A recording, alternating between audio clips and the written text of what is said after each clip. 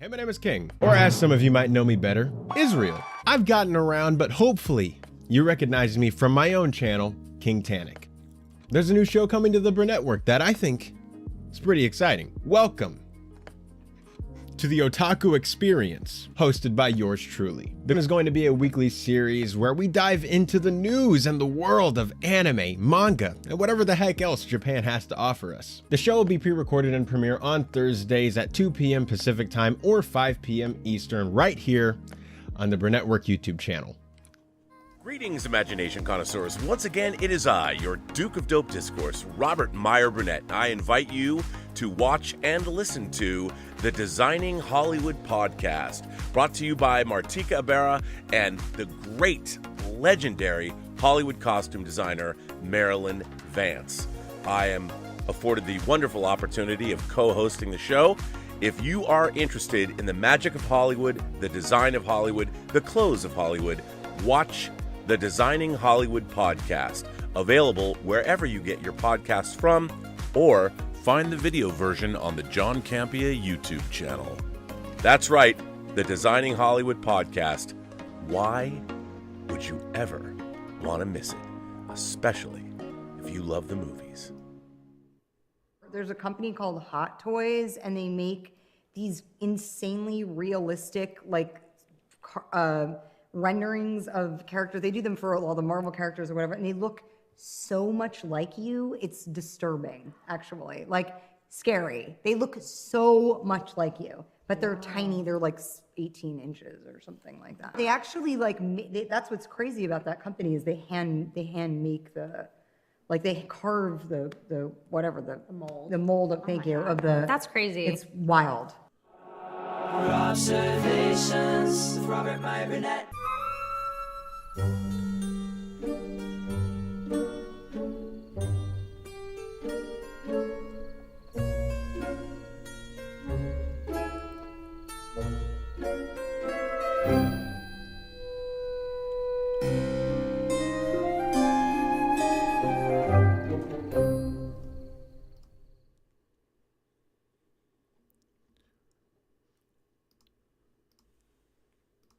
Well, greetings, imagination connoisseurs. Once again, it is I, your Duke of Dope Discourse, your master of fun and wonder and viceroy of verisimilitude. Call me whatever you want. Somebody will make a picture and I'll put it up and I'll add it to my pantheon of names that should be embarrassing, but they're not. And what can I say? This is Midnight Musings, episode 43. And you know what? Lael Rockwell is here backstage. He's wondering if we can hear him. We can. He sounds great. And I can't wait to talk to him because, as far as handsome men go, you can't do better than Lael Rockwell unless you're talking about his lady, LaToya. Come on. Coco Tulip. She puts us all to shame, but we'll talk about that. Let me first bring on, you know her, you love her. She's and you too are lovely. But let me tell you, when it talks about, I don't want to say anything about billowing. That's not my bag. I gotta wait. So, how are you today? I am doing so well, Robert, and it's so wonderful to be here on Midnight Musings. Oh my I can't God. wait to talk about what's going on. There's so much going on. Now, if for you and for Lael, and I'm going to bring Lael in just a second. I only am not bringing him right now because I'm still putting him at the show. So you guys are, of course, it was a big week for you guys. Let's face it. Somebody came back. Somebody that you know, somebody you love, somebody you follow maybe to the ends of Mandalore. And You mean this guy? that guy. And we're here to talk about what it all means. What does it all mean? It means a lot. And I don't think that there's two more qualified people to discuss what this all means than you and, of course, our compatriot, Lael Rockwell. But before I bring Lael in, I want to ask you, thumbs up or thumbs down on the first episode of The Mandalorian Season 3? Thumbs up, Robert. Thumbs up. This is going to be a tough conversation. I think we're going to have a tough conversation. Well, okay. That said, it's great to see you. You're billowing. We're going to talk about it, but we can't talk about it without Mr. Lael Rockwell. Lael, What's going on? How you doing, man? welcome, man. It's good to see you. Now, I mean, I notice many people have noticed you like Star Wars. Yes. So for you, also a big week in Star Wars. Yeah. And pretty big week. just before we get into it, by the way, this is just a teaser. We're going to veer off from this, but what did you think of The Mandalorian Season 3? I loved it. You loved it. I loved it. I see where this is going to go. Okay. I love this. I love this setup. We'll talk about it, but I love this setup. The setup is good. Mhm. I have no problem with the setup, but you know, I mean, I might maybe I'll have a problem with some other things, but we'll talk about it. But you guys loved it. Setup was good. Grogu was good. By the way, great Grogu, I have to say. I for any criticisms, I have to say, Grogu. However, I have no criticisms about Grogu. Do you? Not at this time, no. I am going to elaborate a little bit more about how I feel that the character does need to mature somewhat. And when he uses the Force, there has to be consequences, or else it's going to become meaningless that he has that ability. Ooh. Now that is certainly intriguing. I like to hear that. Wow. Okay. All right, hang on. I'm changing our lower third. Because on this particular frame, it's a little, we'll bring it up and center it. All right, so let's bring that up a little bit more. Hang on, just doing a little editorial here. Stick with me. Let's change your lower third. There we go. How about that? Okay, first of all, let's start with something I wanted to talk about last week, which was Quantumania. Quantumania, a big drop as far as the Marvel Cinematic Universe is concerned. Now, we haven't really talked about we talked about Quantumania 2 weeks ago, but we haven't talked about the drop. We haven't talked about what it means for the MCU going forward. We haven't talked about the delay in Captain Marvel the Marvels, and we haven't talked about the next film, Guardians of the Galaxy, coming out in May. So, let's start with you. How do you feel about Quantumania's 70% drop, and what do you think it means for the MCU going forward? Well, to be honest with you, Robert, I am somewhat surprised because I personally felt that it was a great film for families. And I thought that families were going to kind of rush out and go and see this film because it looks like it would be a lot of fun. I mean, I could see someone bringing their whole family to watch it and enjoy it. All the different things that happen there together. You know, it's an adventure. There were a lot of fun moments in it. And I thought people would kind of look at that and say, yeah, from a family perspective, this is a film that I think I could take my kids to and they would enjoy it. But I was a little surprised that there would be any drop at all with the holidays coming up, with the, the seasons of spring break, Easter, spring break. I thought it would just completely shine and do very well. So for it not to continually make the bank that I thought it was making, I am a little surprised by that. And I'm not quite sure why. I don't know whether it's because of the way that it was marketed. I don't know the reason. I don't really think there's anything wrong with any of the characters. In fact, it just looks very wholesome and family friendly. It looks like the kind of film that Disney might make. So I'm kind of surprised by the reception, let's say financially, for them not to really continue with sort of a high profit margin, because there's really nothing wrong with the film, except for maybe one character that looked a little odd, but there's nothing wrong with it. Who might that character be? Lael. Other than that, overlook that. I think that it should have done better. Lael, I have to ask you too. I mean, longtime comic book fan, collector. Mhm. I've come to judge things based on how many hot toys that I want to buy. And I will say this. I really want a Kang hot toy. Mhm. I thought Jonathan Majors, who by the way is returned to theaters tonight in Creed 3. Yes, yes, yes. I He love Came back from seeing it. we're going to talk about that then. I love Devotion. I think he is a force to be reckoned with. He's great. Yeah. Loved him as Yeah. Kang. I love the look of him. I love that outfit. Mhm. And I want to get it because, I judge everything by how many Hot Toys figures. But you know what? That was the only Hot Toy figure I wanted from that movie. And I ask you, well, what did you think of Quantumania's second week drop, and what do you attribute that to? I mean, I kind of I contributed to a lot of things, a couple of different things, man. Like, I mean, I kind of anticipated the drop, and I want to say a lot of it was negative press.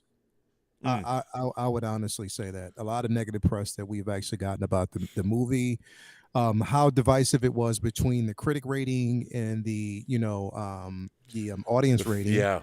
Yeah, and I mean, I know a lot of people are like, well, you can't really judge it off of Rotten Tomatoes, but a lot of people do.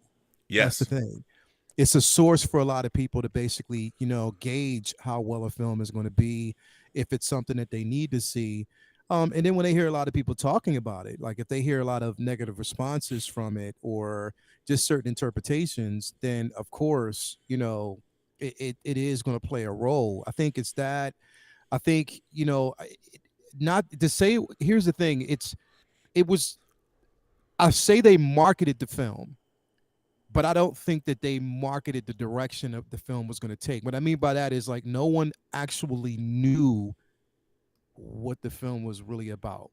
You know what I mean? Like, and I don't think that they really pushed that. They didn't really focus on that narrative. And all we got a chance to see was just like a certain portion of it. I think that if they would have marketed it a totally different way, then it would have probably been more of a draw. But also, I think that a lot of it, look, again, critics, of course, rightfully so, if that's what they do and that's their job to critique a film, that's fine. I don't think that a lot of it was fair, in my opinion. It wasn't really a fair assessment, but that's just my opinion. But I also think that, a lot of these critics there were some critics, really, really, credited critics, reputable critics. But I think a lot of them were also social media pundits that really didn't, I don't know. It was just weird. But at the same time, I think that, again, it should have been judged fairly. But at the same time, like, I mean, everybody has a right to really, have an opinion about it. But I think it's just so many different things that go into it. Word of mouth, people were talking or saying certain things. Then you have people like me just trying to tell people, like, look, you have to see it for yourself before you pass judgment. Right. Don't go off Sure. of what another person is saying. See it for yourself, draw your own conclusion. Then say that, okay, it was something that I didn't really like. But I think there's a lot of things that kind of go into it. And then on top of that, I think that, within that first week, there were certain people who actually went to see it the first time and probably seen it 2 times on that weekend, but already drew their conclusion on how the film was, and they didn't go see it for a third time, or they didn't tell anyone about it. And, of course, there's a lot. And I think it's just the space that we're in. The decision to scale back on a lot of the Disney Plus content and some of the Marvel content, I think was the right decision because it gives them more time to really focus in on writing, making sure the content is good. So there's a lot that goes into it, I agree. I mean, for me, it's very funny. We had puppies this week planned, but I didn't realize how much work it was going to be. And while I was waiting for our dog, who was in labor for like 24 hours, to give birth, I went back and I watched Endgame because I realized I had not watched Endgame on Disney Plus with IMAX enhancement. And I wanted to see what it was like. First of all, I love watching things streaming. I always am comparing them to physical media. And I have to say, it's getting very, very close. The image quality is getting very, very close. And on Disney Plus, the image quality is quite good. and Endgame looks spectacular, and you can really tell when you're watching the Professor Hulk stuff, like in the diner, when they first meet him and the kids, and they tell him about time travel and, hey, do you want Ant-Man's autograph? And the kid's like, no. But that sequence looks fantastic. And one of the things that struck me about that film, and it also struck me about Infinity War, that's the culmination. It's movie 21 and 22 of the 23. Spider-Man Far From Home is the final, the denouement of whatever, the whole thing. But one of the things that struck me about watching Endgame is it feels very grounded in our world. And my own personal theory of why the MCU is successful is my Rob Burnett unified theory of what makes a successful superhero movie is that we have to believe when we're watching the movie that what's happening in this movie, for it to be totally successful, could happen outside our door. And the MCU has done a very good job up to a point of making us believe even Endgame. The opening scene of Endgame, lest we forget, is Hawkeye, Clint Barton, at his house, his farmhouse, teaching his daughter how to shoot arrows. Yes. And he doesn't even know what's going on. He's under house arrest. He has no clue as what's going on. And when he turns around, his entire family's been snapped. And he doesn't know. And then it cuts the Marvel logo and you hear Mr. Fantasy playing over the opening. And what that does is it grounds all of the cosmic trillions of lives, Thanos' snap, opening Endgame, it completely grounds us in that world because we've all seen that location. We've all been there. Clearly they're shooting outside, in a real farmhouse and with a real picnic table with real trees behind it. There's no volume, there's no green screen, it's real. And when his family disappears, I've probably seen that movie 12 times. I love Infinity War and Endgame. I love them, love them, love them. And every time I watch that, I feel the same. I'm like, oh, like maybe this time it's going to be different. Maybe they're not going to disappear, but they always do. And but every time I see it, it gets me. Yeah. And him looking around and the way it cuts to black, and then the Marvel logos, it gets me every time. And what it does is for the audience is it roots us in the real world. Because if they were on a volume stage and you were in some super fragilistic, expialidocious sci-fi world and people disappeared, it wouldn't work as well as it does. Because it's in the real world and then you see this crazy Thanos snap affect that world, it immediately grounds you. And you're like, I get it, man. And if you watch Endgame, even the crazy stuff, you go through the quantum realm and you see them traveling through time for an instant, but then they're back in the Baxter Building, the Avengers Tower. And all the shenanigans that happen. I mean, yeah, you go to Vormir and there's the Soul Stone, but it's, comparatively speaking, it's few and far between. Most of that movie takes place in, quote unquote, the real world, our world. So we're very grounded, even when Hulk is going out against the Ancient One. It's on the top of a building in New York. She's like, well, Stephen Strange is operating a couple blocks from here. And, and it's not a fantasy realm. And I think that one of the problems with the MCU, if you follow up on Thor, Love and Thunder, all of it takes place in wacky fantasy realm. It's not, there's no grounding in our world. So I think that both like Thor, Love and Thunder, and to a certain extent Wakanda Forever, but less so because it's terrestrial. But Quantumania too suffers from you're in this great 70s prog rock album cover, but it's very, you're watching something that's artificial. You don't feel it. And like I keep harking back, I can't help but hark back to the original seeing Star Wars for the first time. Because they shot in Tunisia, when you see Tatooine, they can, you know that they're in a real place with real sand dunes. And it feels real. And for the most part, the MCU for the first 23 pre-volume technology, it felt real. And I think what's happened with the MCU, and it's happened a lot in Phase 4, is it's been very distancing for an audience that expects to have some kind of grounding in the real world in some way, shape, or form. All right, so let me ask you a question. Okay, so when we say this, I'm going to pull up 2 films. I want to ask you if okay, so one film, Guardians of the Galaxy, first film. Good. Okay. Yep. Okay, so we have Guardians of the Galaxy. How does that movie open? So it does open in the real world. Okay, so we see that. Okay, but then it goes into this really fantastical universe where everything is, whatever. We see that point, right? Another film. But wait. I would ahead. say that Guardians of the Galaxy does a few. So we go to Nowhere, which is a celestial head, which is a fantasy environment. However, even on Xandar, and we see, but here's the thing. We're supposed to be in outer space. So once they go into outer space, you now have the audience is grounded. Like, okay, we've been to outer space before. We know what it looks like. Okay. But even when you go to Xandar and you have that great Rube Goldbergian device when everyone's trying to get the Infinity Stone, they don't really know it's an Infinity Stone yet, but it's at an outdoor mall. And even though it's on an alien planet, we still are like, okay, this seems real. Like, I believe that this place is real.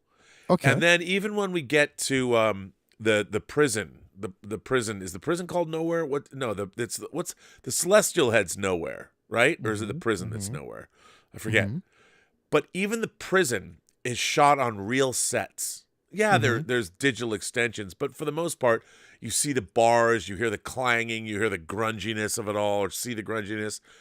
You buy that environment, because we've seen futuristic sci-fi prisons before. So, and because it's in outer space, there's still a reality to all of it, and then the fantasy, it's sci-fi space fantasy, so it just has more color in it. So we buy it. But the thing about so there you go. Go ahead. That was only my point. Second film. A film that you said you quite enjoyed. Yeah. Aquaman. Good point. Okay, but now and the reason why I'm saying this is because I know it's very astute what you're saying. I get it. That was basically created underwater. I mean, I've heard you gush over how fantastic it was to just experience that underwater. Oh, you're a very smart man. Throwing this back in my face. Because of the simple fact that they set that up, and we knew that was a world that Aquaman was supposed to exist in. We knew that's a world that he was going to get to. Now, and I want you to hear me on this. Oh, no. The reason why I'm saying this is because in Aquaman, not Aquaman, but in Ant-Man 2, Ant-Man and the Wasp, they already set up the fact that we needed to get back to the quantum realm because of what Janet Van Dyne and what we saw in the quantum realm. Yep. So we saw a little bit of it in Ant-Man 1 too. And exactly. So we knew we had to get there, and it was a lead up to get there to see what was there. So again, now, mind you, we had Ant-Man 1 and we had Ant-Man 2 that was grounded on our Earth. It was on the planet. Now, the thing is, I think they had to go here because there was a goal that was already set, and they already planted that seed in our minds to get to that particular point.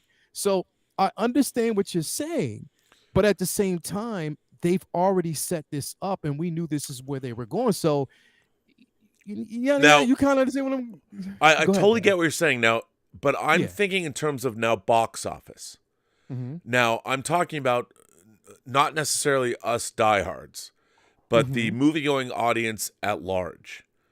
I really do think that the great success of the MCU has been because, Joe Popcorn out there, not us diehard fanboys and fangirls and fan people, we get it, but when you drift too far away from reality, like my mother would not dig Quantumania. I mean, Mhm. she would be lost. Mhm. Yet, she'll watch The Wizard of Oz and be just fine. Okay. So, like with Aquaman, that expectation's already, to me, the character of Arthur Curry and Atlantis and all that is inherently fanciful, because we know that there is not the 7 kingdoms under the sea or whatever. So Yeah. I don't have a problem going there. And it does begin, even though it's completely, there's nothing about Aquaman that looks remotely in the real world. It's a fantastical representation when you see the lighthouse and you see Tamora Morrison and all that. And Black Manta probably wouldn't wear a helmet that's that big. I mean, but Mhm.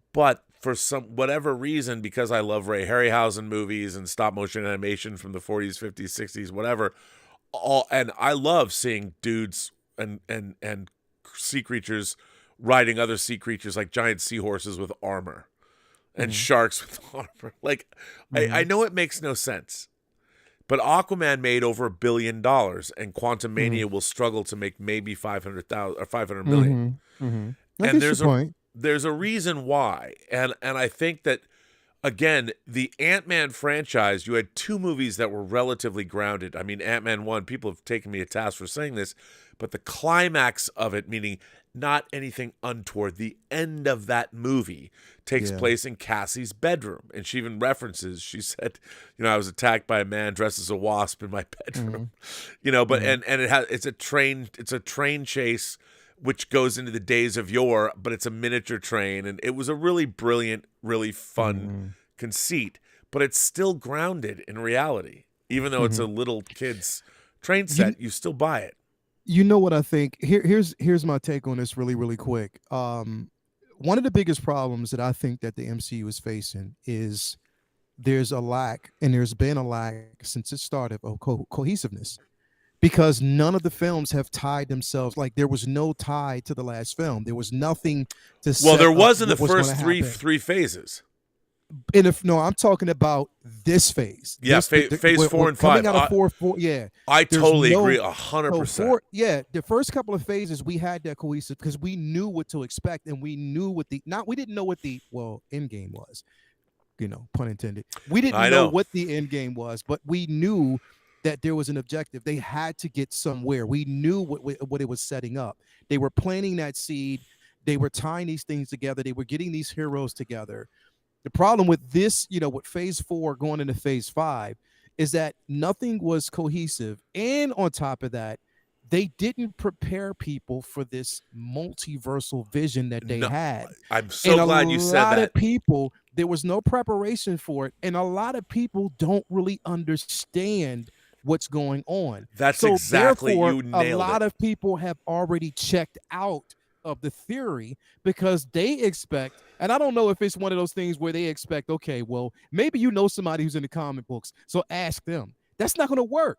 You have to set this thing up a certain way. You have to know that if you're trying to gauge this audience, an audience that doesn't read comics, that, these are your casual viewers or people who just love the MCU, you have to set it up a certain way where they can understand where you were going, plant the seeds the right way. And they haven't done that yet. And a lot of people have already checked out because they're like, yo, I don't know what the fuck is going on. Yeah. And I don't really want to follow it right now because it just doesn't make any sense to me. You're bringing certain villains in. These villains get killed off, or we believe they're getting killed off. None of these heroes seem to know each other. They don't really you don't see like a Captain Marvel showing up, in a Spider-Man film or a Thor film or anything like that. You don't see a Doctor Strange, we saw that with Spider-Man, but that was it.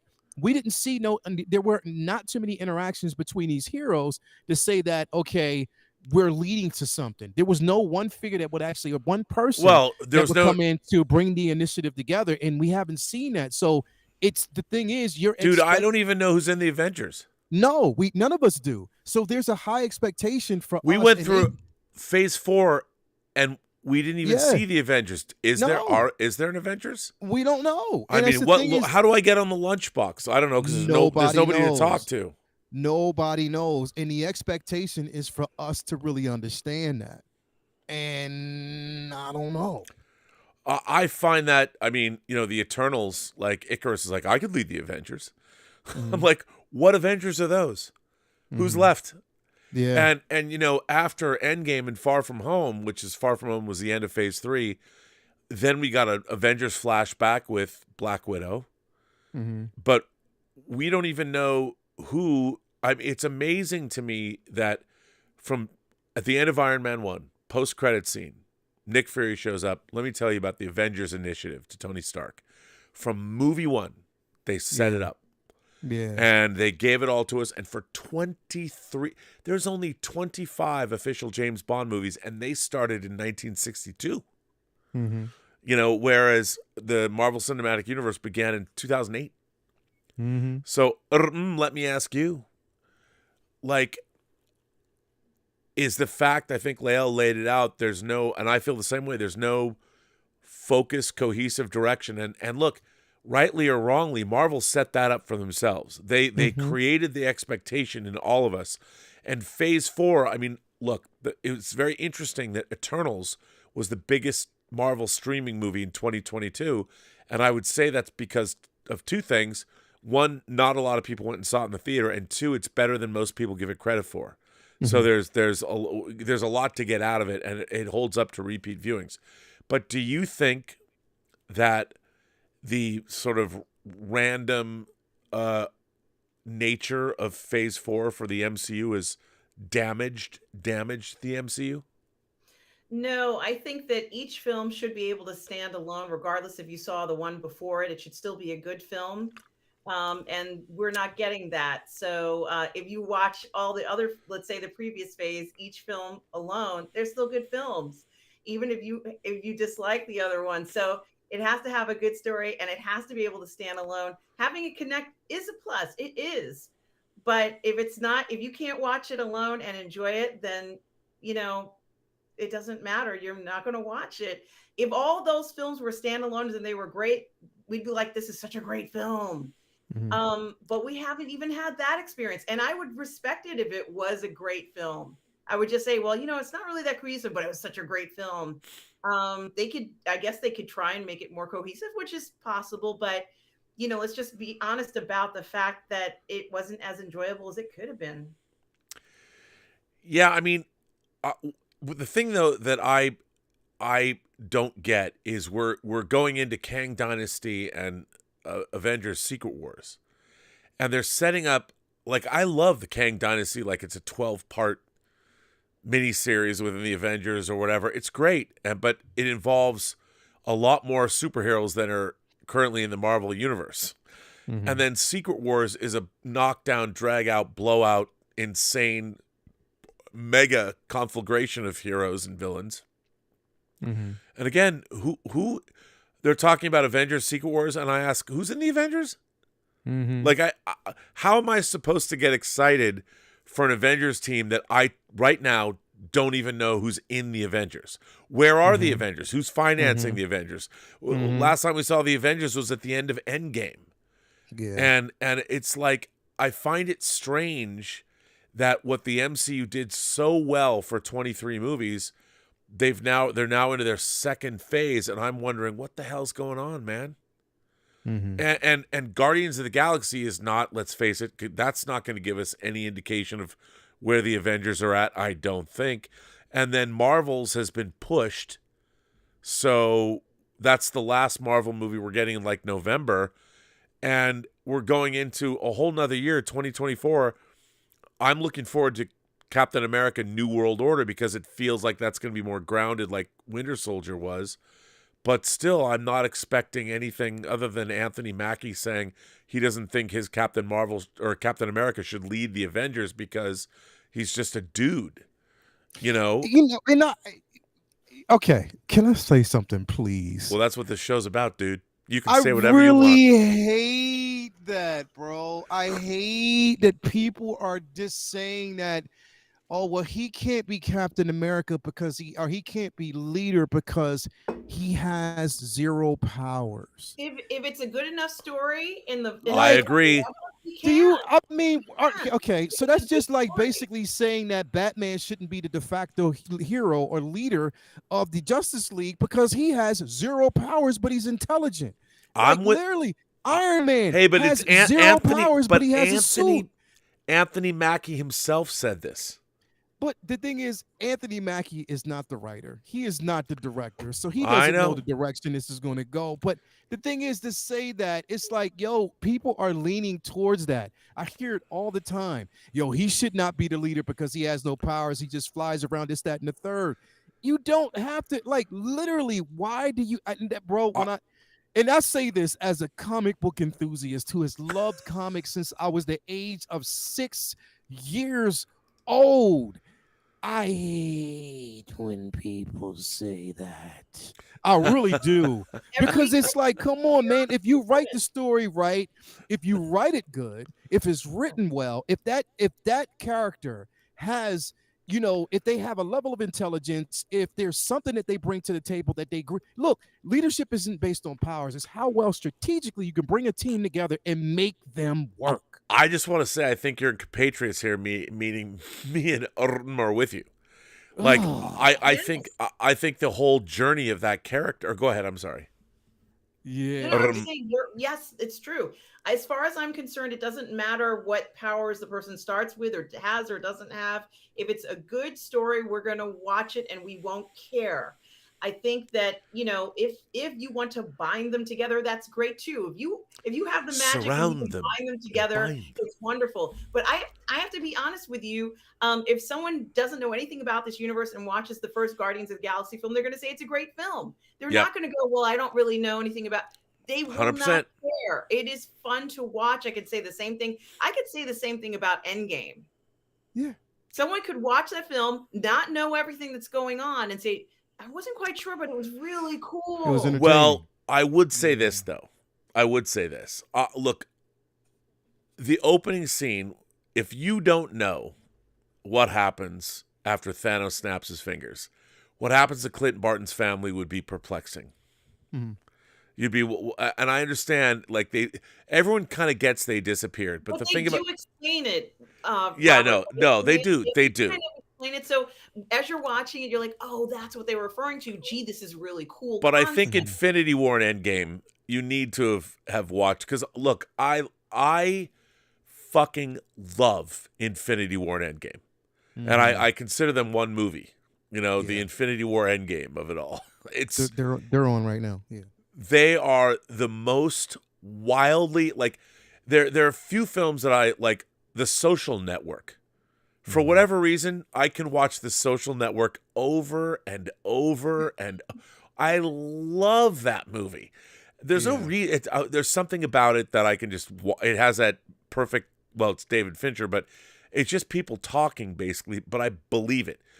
Godfather 1 and 2. You know, they passed the HBO test. But Infinity War and Endgame are some of the most wildly entertaining fantasy films ever made. And I know it's because I grew up a Marvel, a superhero kid. I love, but I'm spitting. I'm so excited to see those movies. Like when you see the scene in the Sanctum Sanctorum, when you've got Doctor Strange, Wong, Hulk, Iron Man, and they're talking about Ben and Jerry's ice cream and Thanos and the Infinity Stones. I'm like watching this going, yeah. And then they walk out and there's Ebony Maw and Spider-Man shows up. There's an alien, and it's in the middle of New York.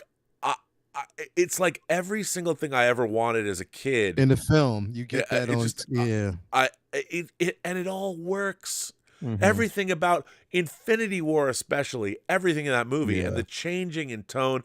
And Endgame is different. You know, it has more, to me, Endgame has more heartfelt stuff. But now I have to say, like, I liked Eternals more than a lot of people. The Deviant stuff doesn't work for me at all. It doesn't make any sense at all. Not like, because the Deviants were like a race of people that had agency and all that.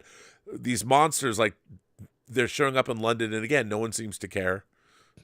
No one seems to pay any attention. It's barely on the news. I loved Shang-Chi. It's a wuxia movie, and that's how I looked at it. And by the way, can we just stop for a minute? How great is that hot toy? it's Bro, I'll know once I get it in my hand. me too. Me too. Yes, No, I'm waiting. Once I get it in my hand, man, I'll honestly know. But then. those Yeah, accessories no. with the 10 rings, I mean, come on, man. That shit's Yeah, dope. incredible. Bro. I wanted to get that because I've always loved the character, but that's a great. It's not an ostentatious hot toy. It's pretty, but it's pretty great. What a great head sculpt. Really good stuff. Anyway, I just want to throw that out. Yeah. You know what? I think that what we're experiencing with the MCU right now, like literally, bro, and it just boils down to lazy writing. Like lazy writing and having the expectation, or they think that we should be the ones that understand the direction without them taking us there. Sometimes we need you to hold our hands and guide us through certain things, especially if you have an But idea. they created that expectation. I after know, and they did it. They did it, but here's the thing: they listen.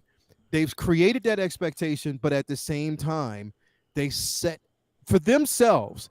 I don't really think that they even realize how high of a bar that they set with Infinity War and Endgame, that they set with those first few phases to get to that particular point. So you're here. If you're here, then you have to really try to get here or rise above what you've set. Right now, it's just like we've seen a slow decline. It's been a slow decline. But I will say this, though, and I want to ask everybody, even in the chat, it might just be it. Do you think it is an expectation that we set for things to be as good as those films because that's what we said, that we can't let that go? Or do you think that it's fair assessment to say that, no, you set that bar, Marvel, Disney, you set that bar for us thinking that, okay, you can push past that. We can see something more productive. We can see something better. You know, when you basically say that Kang is more of a threat than Thanos, show me. Oh, I'm with you 100%. Like, look, dude, I don't understand why they've put. First of all, if you show Kang get defeated, how much of a threat is he? Yeah. And we've seen multiple Kangs. I look, I love what he's doing, and I love what his performance is like. But what does Kang want? What is it? We don't know. I have no idea. And I already watched him get defeated and once. Is he sleeping with Michelle Pfeiffer? Oh man, he dropped the D. You know he did. Come on. You know that Michelle Pfeiffer just didn't want. It all comes down to the fact that, and let's face it, that's got to be. Have you seen Jonathan Majors with his shirt off? That's pretty emasculating. It's pretty. Yes. Even I'm a straight man, but I look at that man and I'd lick his sweat off his pecs. I mean, that guy is a hunk of burning love. Same with Michael B. Jordan. I mean, come on. I can't wait to see those two sweaty guys knock it out in the ring because they're both so good, bro. I don't think there are two men on the planet Earth that look better than the two of them. I mean, Lael, you do too, but I mean the two of them. My God, the physical specimens that they are, it doesn't get any better. You got to see the movie, dude. I'm a Creed fan. I cannot wait to see Creed 3. You have to see this movie, man. I loved it. I loved it. Well, and the funny thing about it is, like, I didn't expect the Creed franchise to be as good as it is. I was blown away by Creed 1. Because I'll tell you right now, I'm a huge Rocky fan. I've seen all the Rocky movies in a theater first run. I mean, when I was a kid and saw Rocky 2, I wanted to get out of the theater and find Rocky and run with that group of kids down the Philadelphia streets or whatever and up the, and dance around. I mean, I love the Creed movies. And I think, I think Ryan Coogler did a wonderful job creating the character of Adonis Creed, and it all worked very, very well. And the fact that this is a personal story, I think it's I can't wait to see it. I'm so glad it's great. And it made $5 million Thursday night. Yeah, we covered the Rocky from Rocky to Rocky Balboa in PGS Moving Image, and we're going to cover Creed separately in one of our next upcoming episodes. By the way, do me a favor, plug that right now because I'm really enjoying what you're doing there. Explain to the folks at home that might not have tuned in, what did you just say? What? Well, I'm talking about a show that I have right here on the Burnettwork, soon to be Imagination Connoisseurs Unlimited, called PGS Moving Image. And it's a great show. It's I take the idea of looking at a cinematic IP and looking at a set of films and looking at its legacy and what it means and what they've been able to accomplish and why we keep going back to certain successful cinematic IPs. So it's a fantastic show. Our last show was about Rocky because we anticipated Creed coming up, and we did the first 5, I guess, movies, including the new updated one that came out last year, the director's cut or redirector's cut. The no robot cut. The no robot cut. The no robot cut of Rocky Of 4. Rocky, and I knew we were going to wait until Creed came out to do the next 3 films in the franchise, just talking about how and why we love these films and what they mean to us and how their legacies have continued to either evolve and change through time. So it's great to hear the PGS members talk about that. And that's what I've been doing with the show. It's called PGS Moving Image. And I'm glad you like it, Robert, and everybody else who's watched it have made comments about it and seem to enjoy it very much. We have The Conjuring, we have the Wizarding World coming up, we have the Creed series, and many, many more this year. Very good. I mean, I love that first your debut Planet of the Apes episode. Oh, yes, was really, really good. Really, really good. Thank you. It was a pleasure to do it, and it was great to hear everybody else's opinions about it too. So it's just so much fun to do shows like that. But yes, certainly this Creed series with Jonathan Majors, who has just been such an outstanding star and athlete. He also wowed people at Sundance with Magazine Dreams, which I'm dying to see. Of a bodybuilder, which is not the easiest thing to do. And they said it was a gut-wrenching experience. Of course, you mentioned Devotion, and the people who put out Devotion said they didn't care how much money the film made. All they wanted to do was to make a film about pilots during the Korean War, and they accomplished that. The film was outstanding. I've seen it. I reviewed it and aired it here on the PGS Intermediate Imagination Connoisseurs Unlimited channel. But what I wanted to say is Jonathan Majors is an outstanding actor, and no matter what he appears in, he's always going to look amazing. You know, I think that he's a great actor. He really is. He's a phenomenal performer. They were very lucky to get him. I think he looked very good in this film. I was looking at him a lot in the film. You were. So. Billowing. Yes. And it was nice to have him in the film. And, you know, unfortunately, it just didn't perform at the box office. And I think it was a huge missed opportunity, unfortunately. But it did feel, some parts of it did feel like it was a Disney film, you know, for kids. And I just assumed that's what it was. And I thought it might be like Minions, where all the kids would run to it and kind of enjoy a lot of the cute things in the film. So I just assumed that would attract many families to it. I still don't even know whether families enjoyed the film, but I could see it for what it was. And that's how I viewed Quantumania. I just think that it's wildly uneven in terms of its tone. You know, on one hand, it's the quantum realm it's goofy, you know, and that's the problem. At the same time, Lael looks like I love that. It's cool. It sucks. Interference. I love it though. It looks cool. Lael, are you still there? Over. Lael. Come in, Lael. I'm here. It's the stupid computer. Not the computer. It's the cord for this comm link. This comm link is really cool, I don't know if it's messed up or it looks not. like TV interference. Yeah. You know, we're calling you from LV426, the colony, the shake and bake colony on Acheron. There's things that have come into the colony. We don't know what they are. But the here's the thing. I've never wanted to see what the MCU has not done is done a movie about their villain. I would love to have seen a movie Kang the Conqueror. That should be what they lead. That's what they should have led with. They should have and given us a biopic, so to speak, a walk the line or something about Kang. and give us his whole history so we know who he is. Because Thanos worked in the background. We get it. He's like Darth Vader or something. But Kang is a man, and he has such a rich history throughout the Marvel universe with many different characters. I really think they should have made a Kang the Conqueror movie. And they should. That's actually what should have kicked off Phase 5. And I think it was a really, I've never even heard they even considered it. Well, they could still do it though, right? Because Jonathan Majors is spectacular. This film, and I get that they spent a lot of time and money on Quantumania, but I don't think it's completely a lost cause. I think that they could do something really badass with Kang right now because Jonathan Majors could rock that. But the problem is, it takes 2 years to make these movies. And Phase 5 and Phase 6 all the way through the end of Secret Wars have already been, beat out. There's no opportunity to make a Kang movie. But I really think the problem is the only people that know who Kang is are comic book fans and geeks.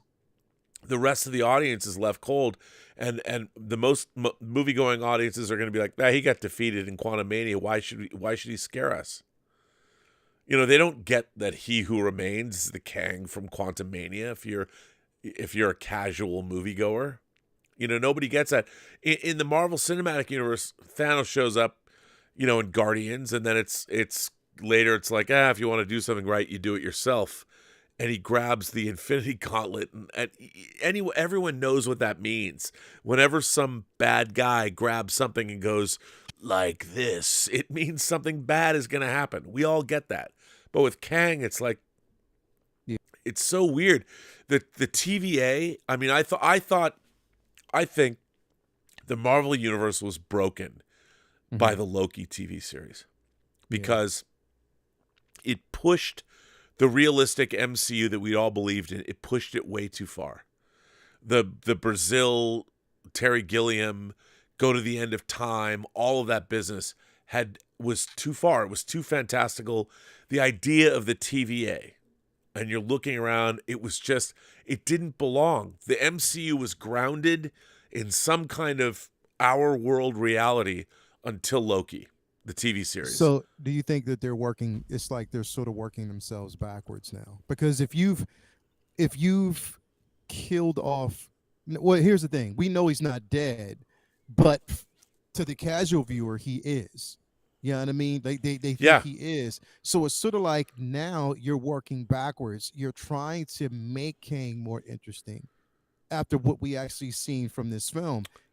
I didn't like, I know a lot of people were, raving about the post-credit scene, with the, Council of Kangs and the Council of Kangs. And timely. That's the only thing that I think I didn't like about the film was the Council of Kangs, because I think that is something that we shouldn't have seen. Right, and it's too weird. It's too weird. The audience is like, what is that? Why am I scared of that? Exactly, but you basically, you want us to understand who Ramatut is. You want us to basically, and a lot of people aren't going to actually get that. Never, and even that, no one's going to really understand who Ramatut is. Like, no one's who's going to, understand who the Rescarab is. There's nobody that's going to actually understand who these characters are. Iron Lad is who?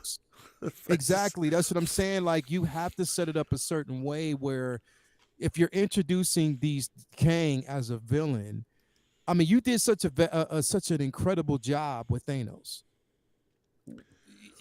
It's again, here's the thing though. If saying that though, I have to also tell myself that Lael, Infinity War and Endgame was what it was. You have to let go, and you have to move forward, and you have to expect something else, and you have to prepare yourself and just see where their vision. Now the thing is, and I get that, we want to see your vision and we're hanging on to your vision, but you have to execute that vision the right way for us to gravitate towards it, to bond ourselves to your vision. You have to execute. And I don't think that lately the execution has been there. I don't think that it's been, because the thing is, you can't have hit and misses. Now, me, myself, I love Multiverse of Madness more than anybody else. I love that film. I had fun with it. I love what it gave me. But at the same time, I understand where other people may not understand it. Just why I understand that some people will not understand Quantumania. Some people did not understand the Eternals, but we did, Rob. Yeah, But I love the everybody Eternals. else didn't. You know what I mean? So it's But again, and I don't fault. And here's the thing: is I do not fault people for not understanding. I do not fault people for maybe their interest kind of fading away because they have to do a good job of bringing people in. And yeah, that's but what they I have to would focus say, on. look, Marvel has the most receptive audience worldwide of maybe any audience has ever waited for a Yeah. film series ever. Yeah, And for them to lose that audience, look, Yeah. Wakanda Forever, I really liked, and I thought love that Ryan film. Coogler had an insurmountable obstacle to overcome. An insurmountable obstacle. Your main character and your star were taken from you too early. A lot of people would have said, "Shut that shit down. We're not going to make that movie." But I give all the credit in the world to Kevin Feige, and I really enjoyed Wakanda Forever. It's a flawed film for sure, but I really enjoyed it because everybody was working at the top of their game, and I can't fault anything in that film. And when you know the last scene they shot him in Puerto Rico where Shuri meets T'Challa's son, that is a beautiful sequence.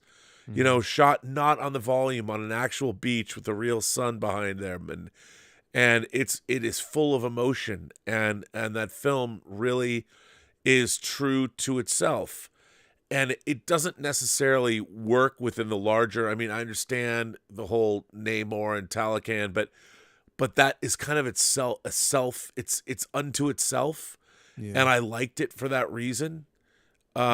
I saw it twice in the theater, and I really enjoyed it. But again, it's sort of unto itself, and so is Eternals. You know, and Shang-Chi is unto itself, even though the 10 Rings and all that. But we've been watching a succession. At least 3 of the movies of Phase 4, they don't tie into anything else, and nor does Black Widow because it's a prequel.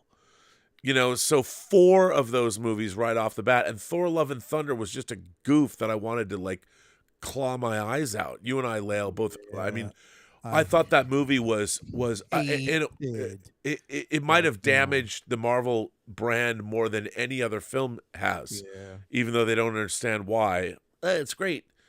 No, but I just feel that it's interesting to me because I look at these movies. If you look at their return on investment, the biggest movies of the last year are horror. You know, a guy like Roy Lee produces Barbarian, $4.5 million spend. It grosses $45 million at the domestic box office, 10 times what it cost. That's what every studio wants. Smile, $17 million spend. Makes. We're doing a watch party of Smile next week, by the way. Are you watching the unedited version on? Yeah. And we're doing an unedited version watch party of Megan tomorrow, right here on the Burnettwork. Wait, what time? It's going to be at 5. Okay, because that's after our member call. Yeah. Because we have, or just on the tail end of your member call. Let's hope it's way after our member call. But I just think that horror films have to know what they are, and whether it's Terrifier 2, horror has been crushing it at the box office, because I think the thing about horror is horror makes you a promise to terrify you, scare you, whatever, and the audience knows a horror film either has you at its cold open or 10 minutes or 20 minutes in, or it doesn't. And there's nothing more depressing than a horror film that does not grab the audience.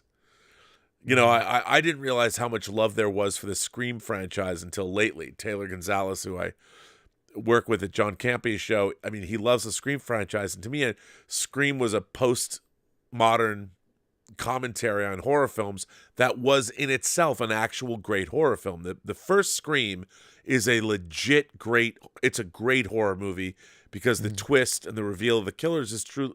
Sorry, spoiler alert. There's 2 killers. Is unexpected. And it actually, all the meta commentary they're doing, they flip the script and they make it a real horror film by the end. And I have to say, I'm actually looking forward to Scream 6.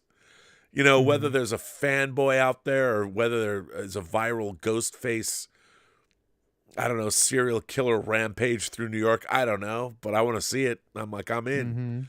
But the Marvel Cinematic Universe has made me dread it in one phase because I like things and I haven't liked things, but overall I'm like, I'm looking at a franchise that I dearly loved, that excited me, that made me feel elated, and now it just, even when it's great, still makes me go, Spider-Man No Way Home, a movie that should have left us breathless about the rip in the fabric of space-time. I'm like, yeah, whatevs.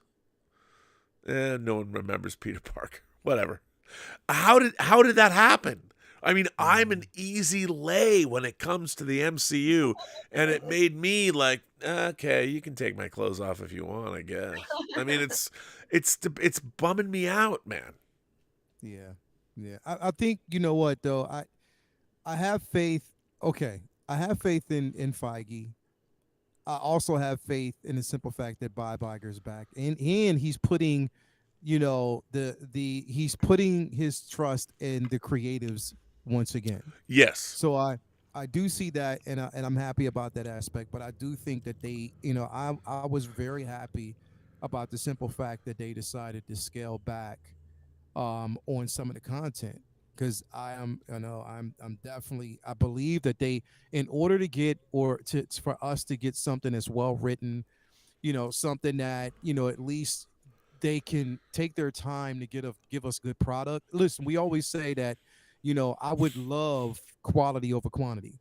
And I think that's what they need to think about right now. Agreed. Quality over quantity. Instead of giving us so many, give us something that literally, like, you know what, have us wanting more. You know, and I hope that, here's the thing, is like, I hear a lot of people talking about, well, you know, here's Guardians. Guardians is coming out. What if that's successful? Okay, yeah, but that's just one film in a few phases. And that's kind of removed from, exactly. I don't see Kang as their big, I mean, they've got the High Evolutionary in that movie, which...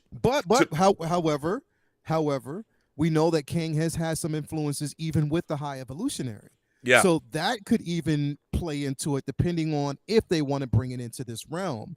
But at the same time, you know, bro, here's the biggest disappointment to me is the simple fact that you are leading up to the Kang Dynasty, but most importantly, Secret Wars.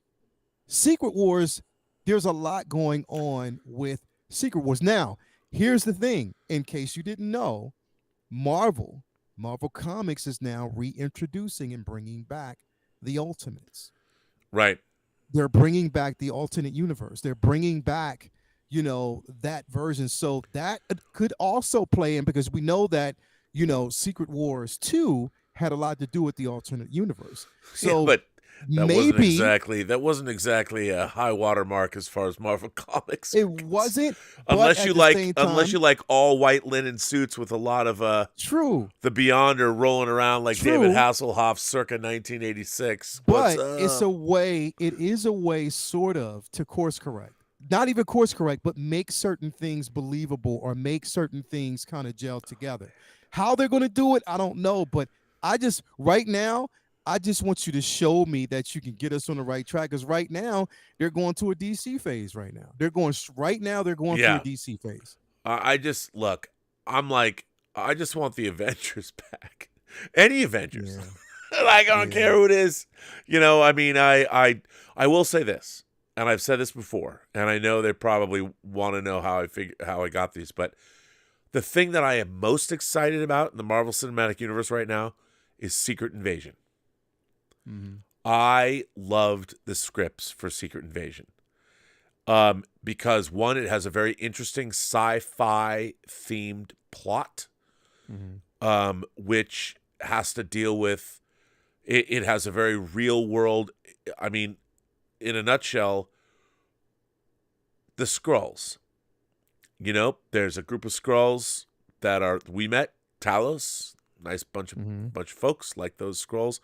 Well, what if there's a bunch of Skrulls, and like we all know from human history, that would like to right now, going on right now, we have a strong man trying to reestablish their dominance in a world. I mean, the funny thing, you know what really frustrates me is that we have a war being waged against a civilian population by Vladimir Putin. Not to get political, take the politics out of it. But when was Russia's glory years? You know, when did they have this great shining beacon of a time period where everybody who lived in the Soviet Union was having a great time and loved living there, and their technology was great and everybody was smiling? Never. Since 1918, there was never a time in Russia where anybody was having fun. There was no golden era. And now you have, you know, it's. I feel like we live in this world, and now Americans. I read people in their Twitter bios how they proudly declare themselves Marxists as they talk about Star Wars and Star Trek, and I'm like, have you studied what happened with Marxism and communism in the 20th century? Well, they just didn't do it right. Okay, yeah, let's go ahead and let's see what's going to happen when you try and apply. The first thing you have to do with communism is get rid of the people that don't like communism. So you're going to murder half of your population. You know, let's get into that. And I feel that's kind of where we're at. We're at an inflection point in our IPs where, and I don't mean to be glib and compare the 20th century and everything that happened in the 20th century and communism and fascism and all that with the Marvel Cinematic Universe, because that would be unfair. But on the other hand, I do feel that, look, at the end of the day, storytelling is being compromised. I want great stories well told. That's all. That's all I'm interested in. And great stories are self-evident because the audience gets to speak to whether or not the stories are great. And we already know from Marvel what stories the Marvel Cinematic Universe already gave us great stories. Yeah. 23 of them.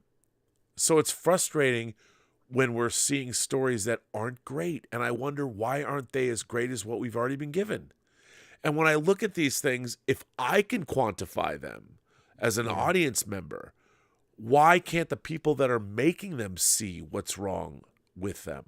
Or do they not think that anything is? I would say, I mean, Multiverse of Madness made a lot more money than Doctor Strange 1. So you could say on a spreadsheet, a hit. Almost $1 billion movie. Eternals, Black Widow, Shang-Chi are all new. So if you go back and you actually look at the box office of Captain America, the First Avenger, you'd be surprised at how little money that movie actually made. So introducing a new character. But they're leading up to, I mean, after Avengers, Infinity War, and Endgame, we should be leading to an event like Secret Wars, thinking it's going to be the most mind-boggling box office bonanza in the history of humanity. And everyone's kind of like, eh. And how does that happen? Yeah. Execution, bro. I know. Well, that said, let's talk about Grogu. Let's talk about Mando. Let's talk about the Mandalorian. I've got two die-hard-in-the-wool Star Wars fans. I mean, we talked about it a little bit, but so apparently we're going to deal with the retaking of Mandalore, and now there's 10,000 hot toy Mandalorian suits of all shape, size, color, and creed. We're going to have to buy.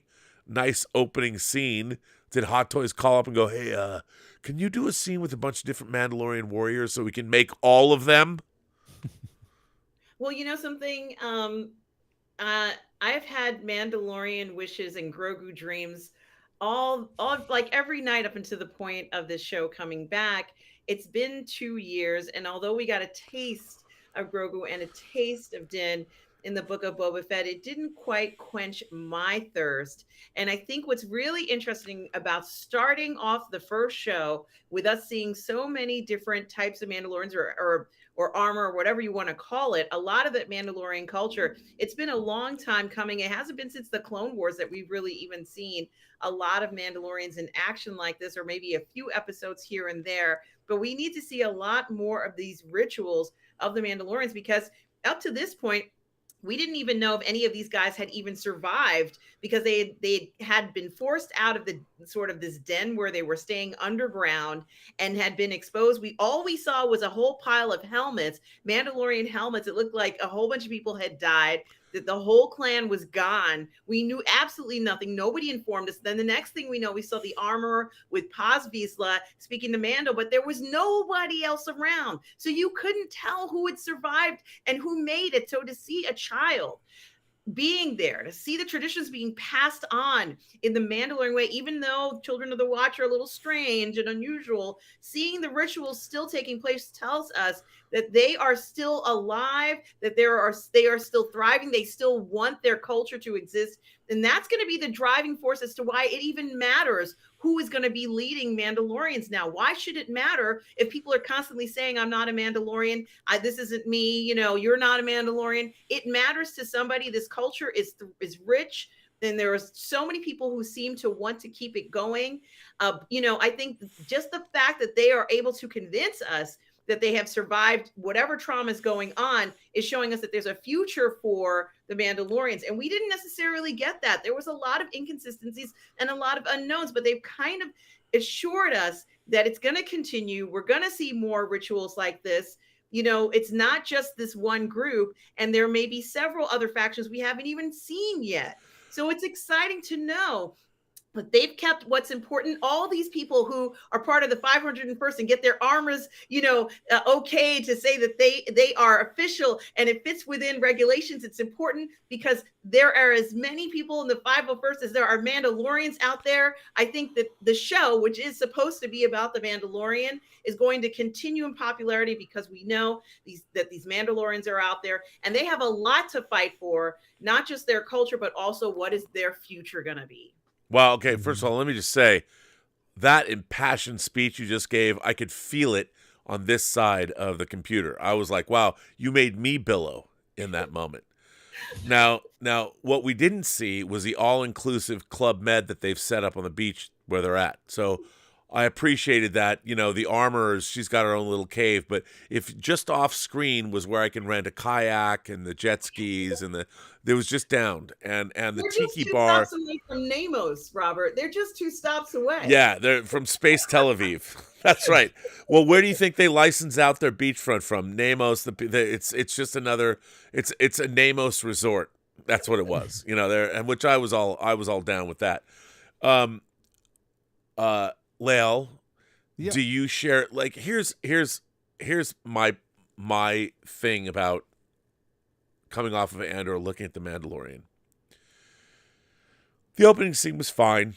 All those Mandalorians, it's all cool. You see a kid taking the vows of all that, and then the Mandalorian shows up. He didn't have to do that. Here's my problem with this first episode is you don't have to go somewhere to tell somebody you're going on a mission and they go somewhere else. If I had started this season, I would have had Mando's N1 Naboo starfighter land on Mandalore. Mm-hmm. His cockpit would have opened and Bo-Katan would have got out holding Grogu, and the Mandalorian Din would have got out, and they would have been standing in front of a smashed visage of the main city on Mandalore, seeing the wrecked civilization and gone from there. I didn't think anything in this first episode needed to be like what is Katie Sack? Does Bo-Katan just sit in her throne waiting all day?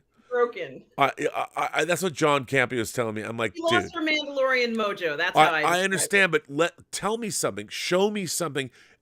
Give me insight into her character. If her resolve is shattered and she's a broken woman, a broken Mandalorian, show me in that scene when Din goes to see her, he walks down this really, really long corridor. No information is being conveyed other than this is a grand temple that's empty. I mean, okay, I get that, but you're not telling me anything about Bo-Katan other than the fact that she's stuck around. I mean, it's screenwriting 101. Whenever I wrote screenplays and whenever I've read people's screenplays and given notes, there's always scenes where people are sitting down in rooms talking. Mm-hmm. And the first note any buddy who reads a screenplay or any screenwriter with their salt will tell you is that, okay, we've got this scene.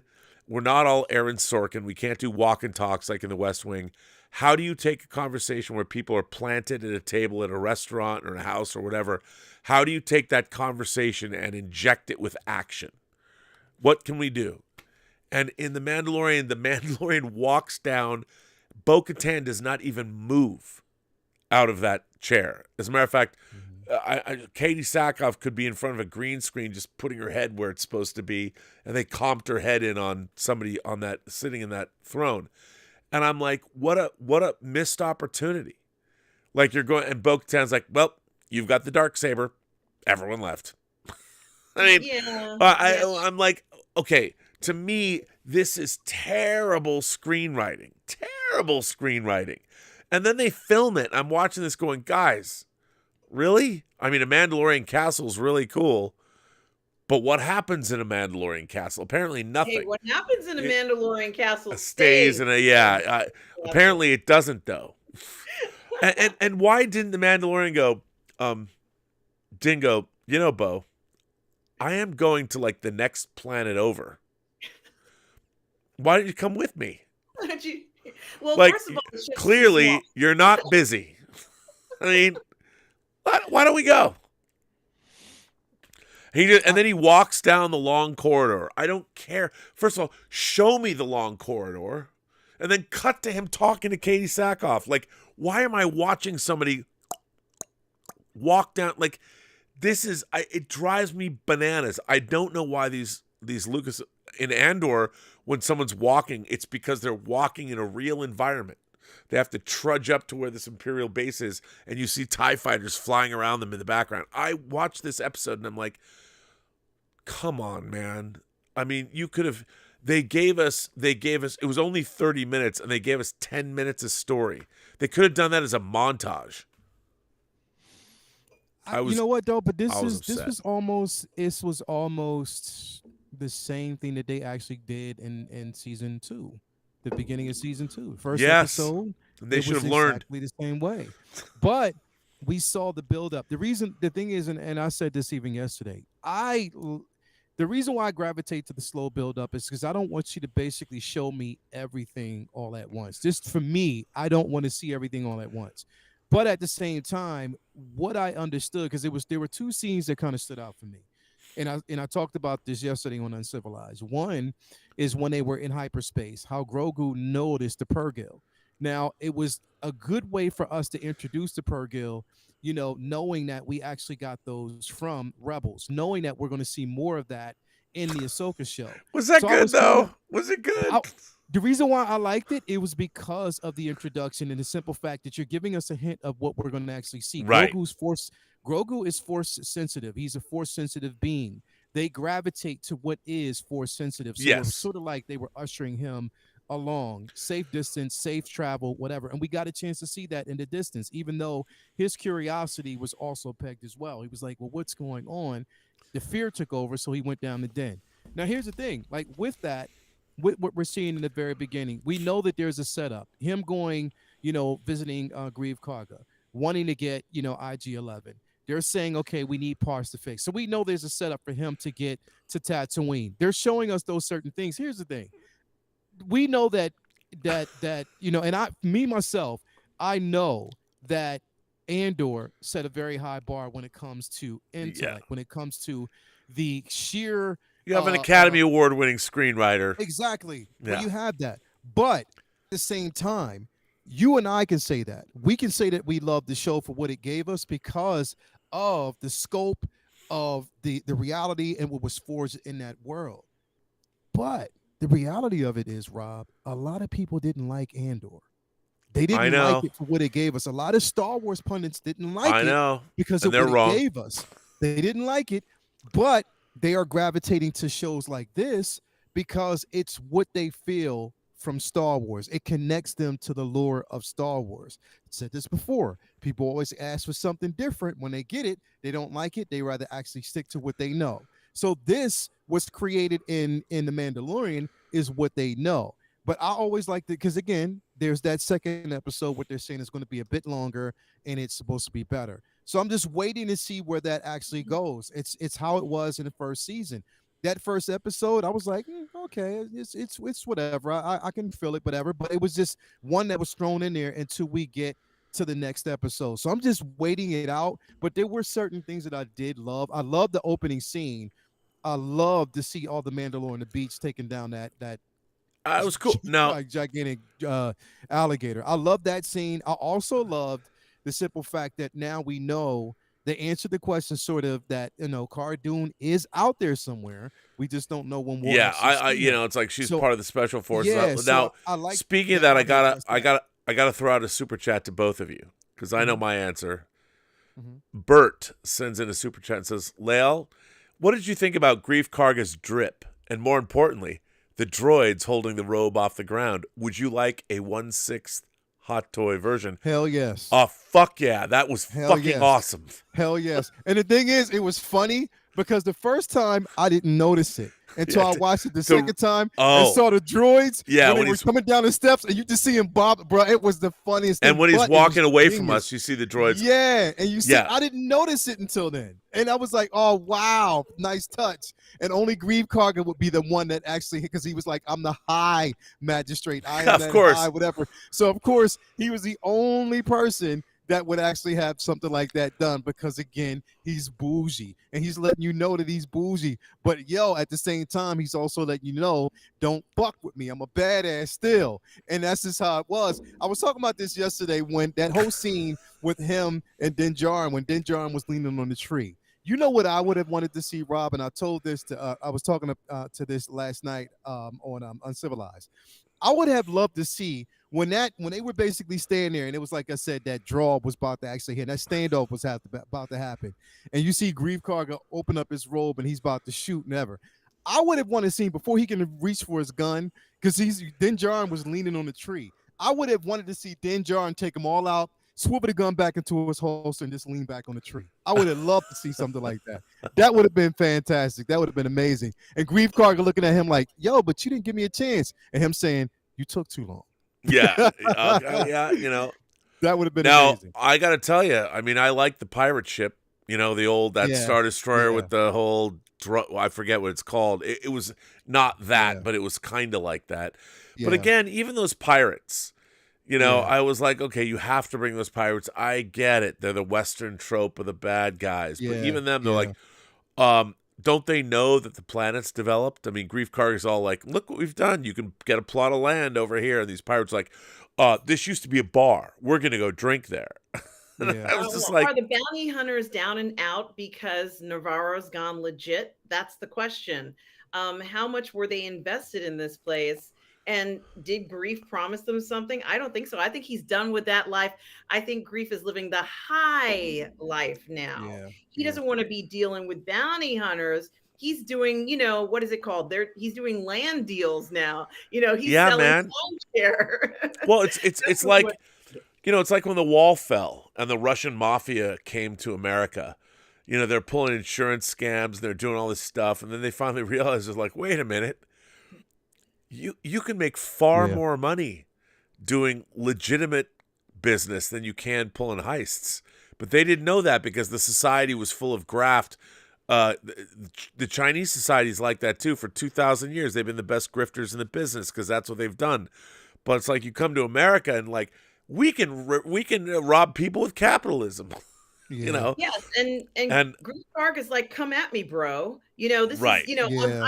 I'm dressed to the nines, like, I'm just styling and profiling, but come at me, bro. Like he's ready to Styling, profiling. he is. He Yeah. looks very dignified, and that thing fits him like a glove.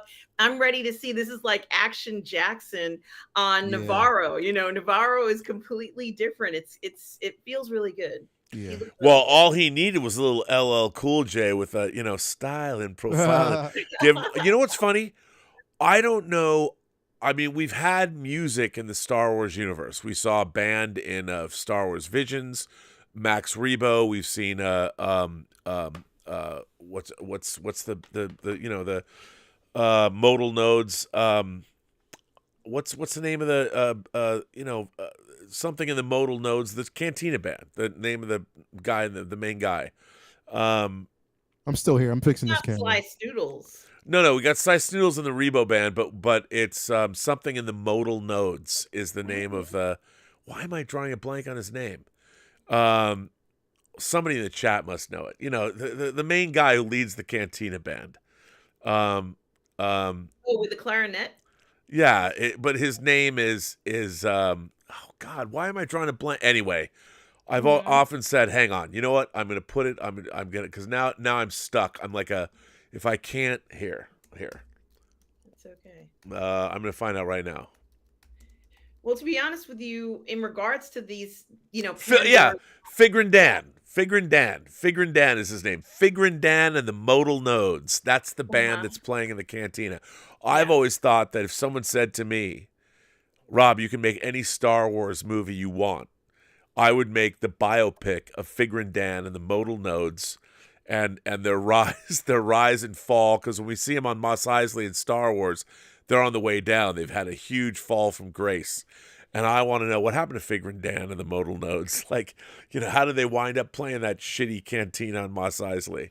And I think that would be a lot of fun. But a 7-member band. The question that I have to ask myself is when Din shows up and speaks to the armorer and he tells her, she's like, you're not a Mandalorian anymore. And she's essentially saying, get the fuck out. He comes back with, well, we have a redemption clause. It's right here in item number 4-1 says there's a redemption clause. I can redeem myself. And she goes, well, look, what you're talking about doesn't apply anymore because the whole freaking planet's been blown up. And his response is like, well, no, I have this chip. It says it could be there. And she goes, okay. You know what? I don't believe her. I don't think she is ever going to accept him back into the clan. I think he's kind of going on this Pandora's box wild goose chase. And I want to know why he is so determined to be part of that clan. I know they raised him. I get it. But he's a clan of 2 now.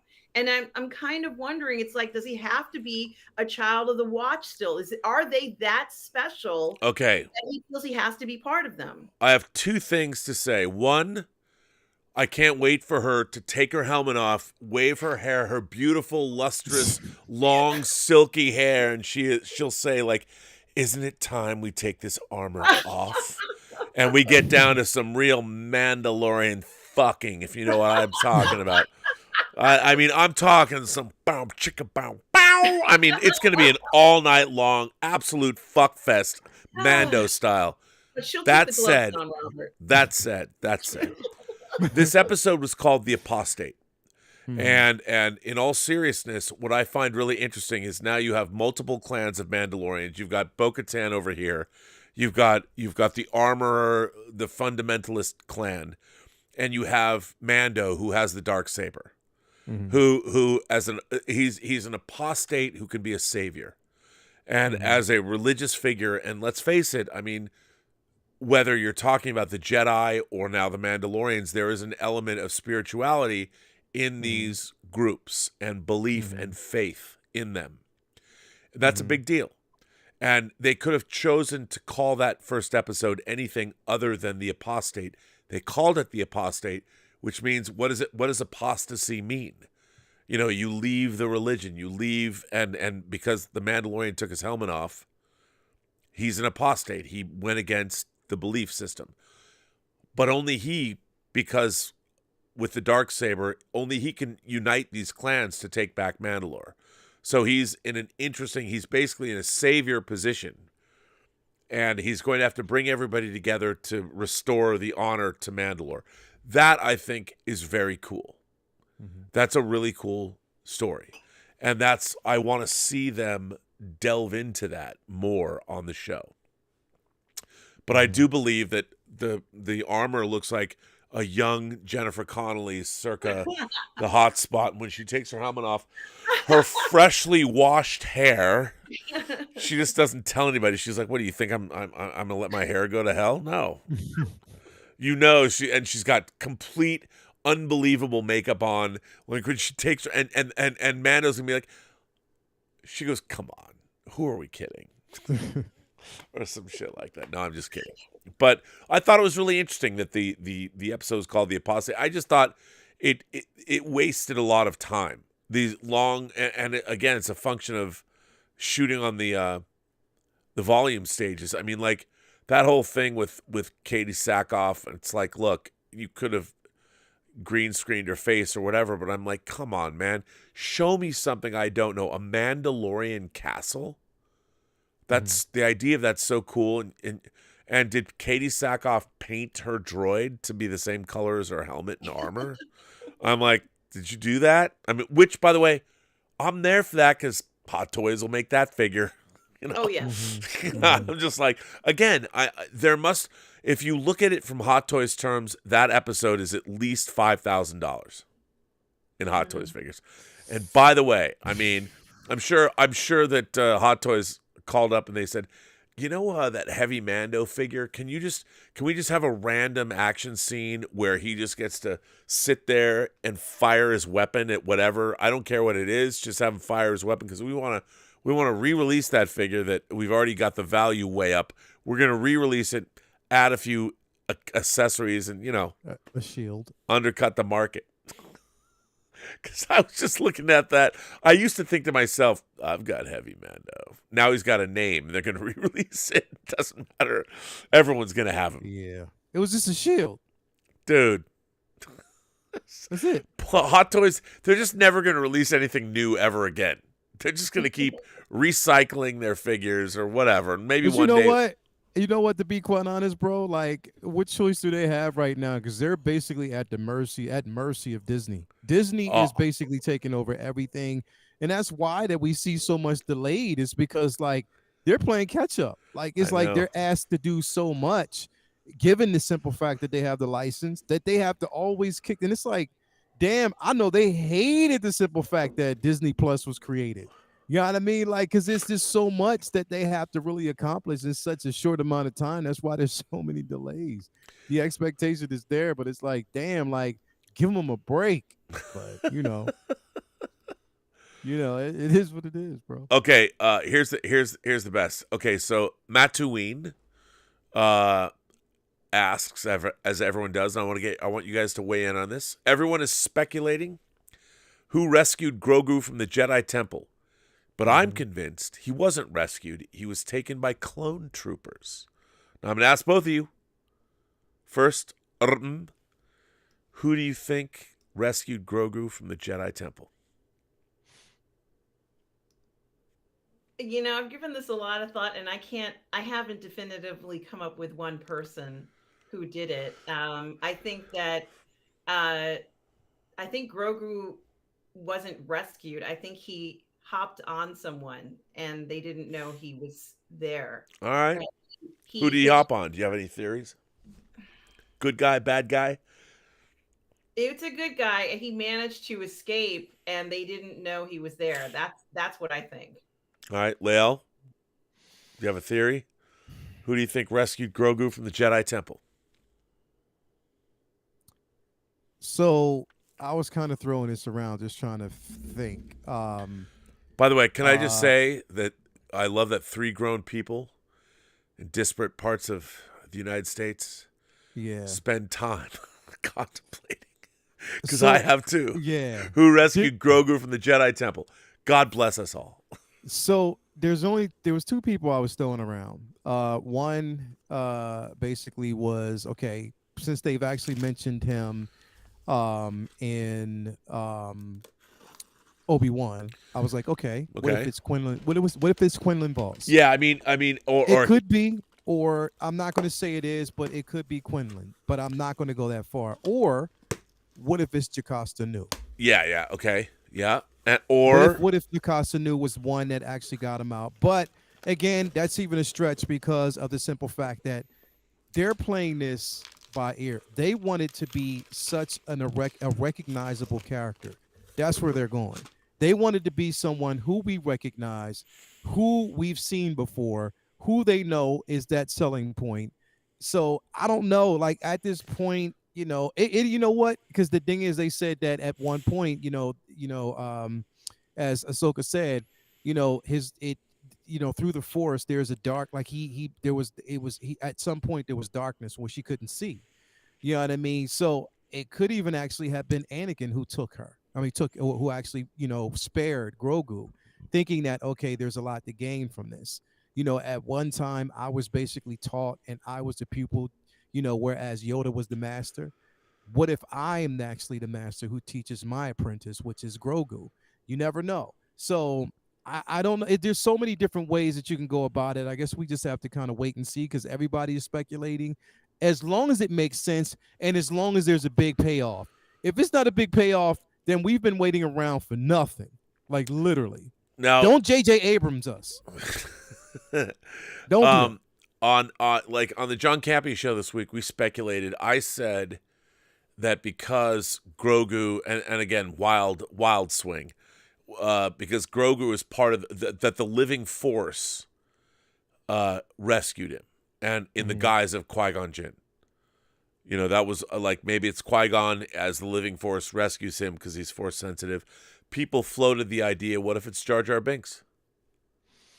And here's the thing about that, is that Star Wars is all about redemption. And people have talked about it. If it wasn't for Jar Jar Binks calling for the vote, of no confidence, would Chancellor Valorum have been replaced by Palpatine? Don't know. But I like Chancellor Valorum.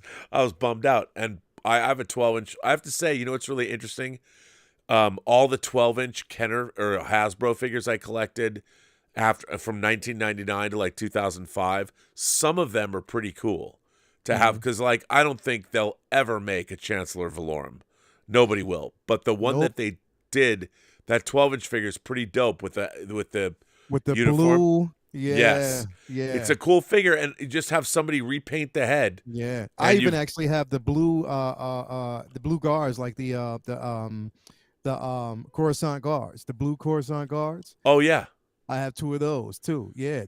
So yeah, because like for you in your case, I mean, it's the face that betrays the figure in the modern age. And if you have a figure, like if no one's gonna make, and yeah, of course, the clothing is made of like felt or some shit like that, but still, it's some of that stuff's pretty cool. Like the Queen Amidala, the red, with the big headpiece. That's a dope ass figure. I have that figure. You put, and the black Amidala, and it's not Attack of the Clones Amidala, but it's still, they're still cool to have. But anything else doesn't work. But without, like, I wish that I had. I'm sorry I couldn't give you Asajj Ventress, because somebody went in, stole it.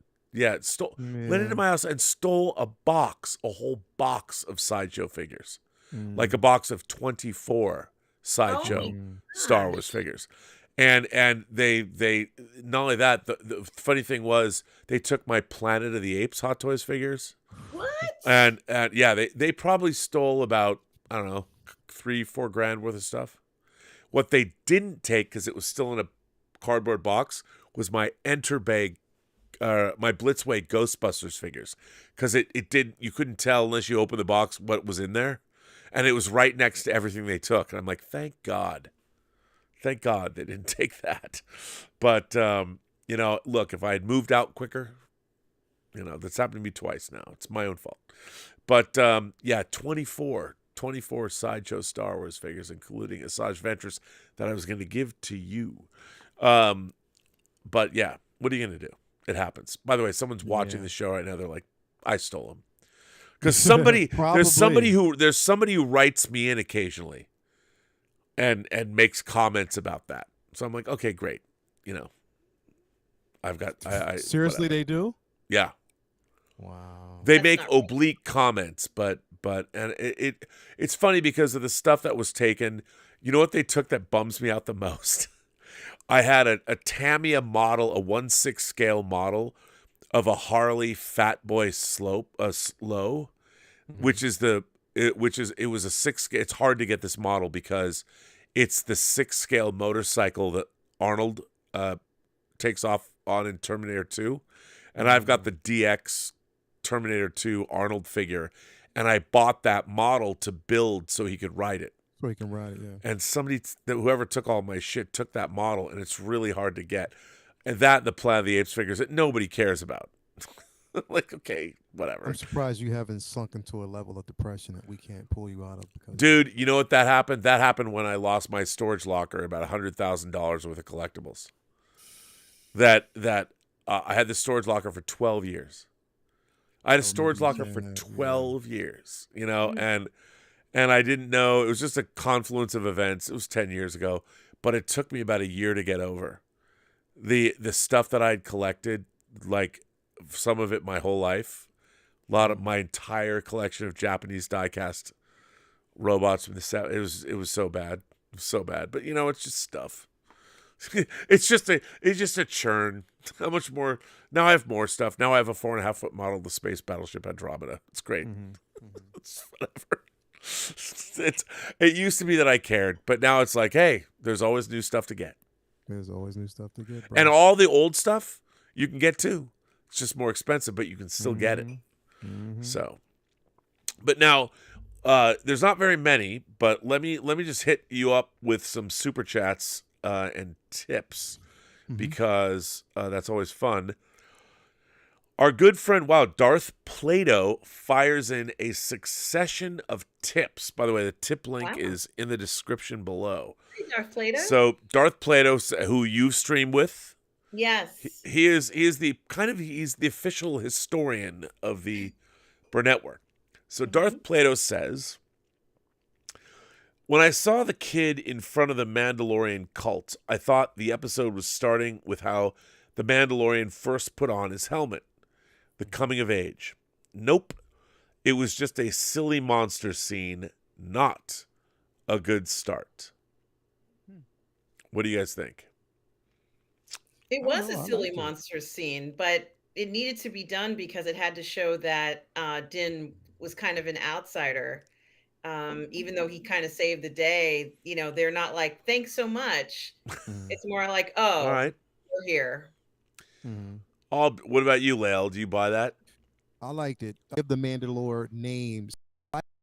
You know what they gave us so far. It's the start. It's mainly the start, and I didn't expect the start to hit me with a bang, because I know that we're leading up to that, and we're going to get more. So the next episode I think is going to be dope, and everybody's going to be talking about it. Watch.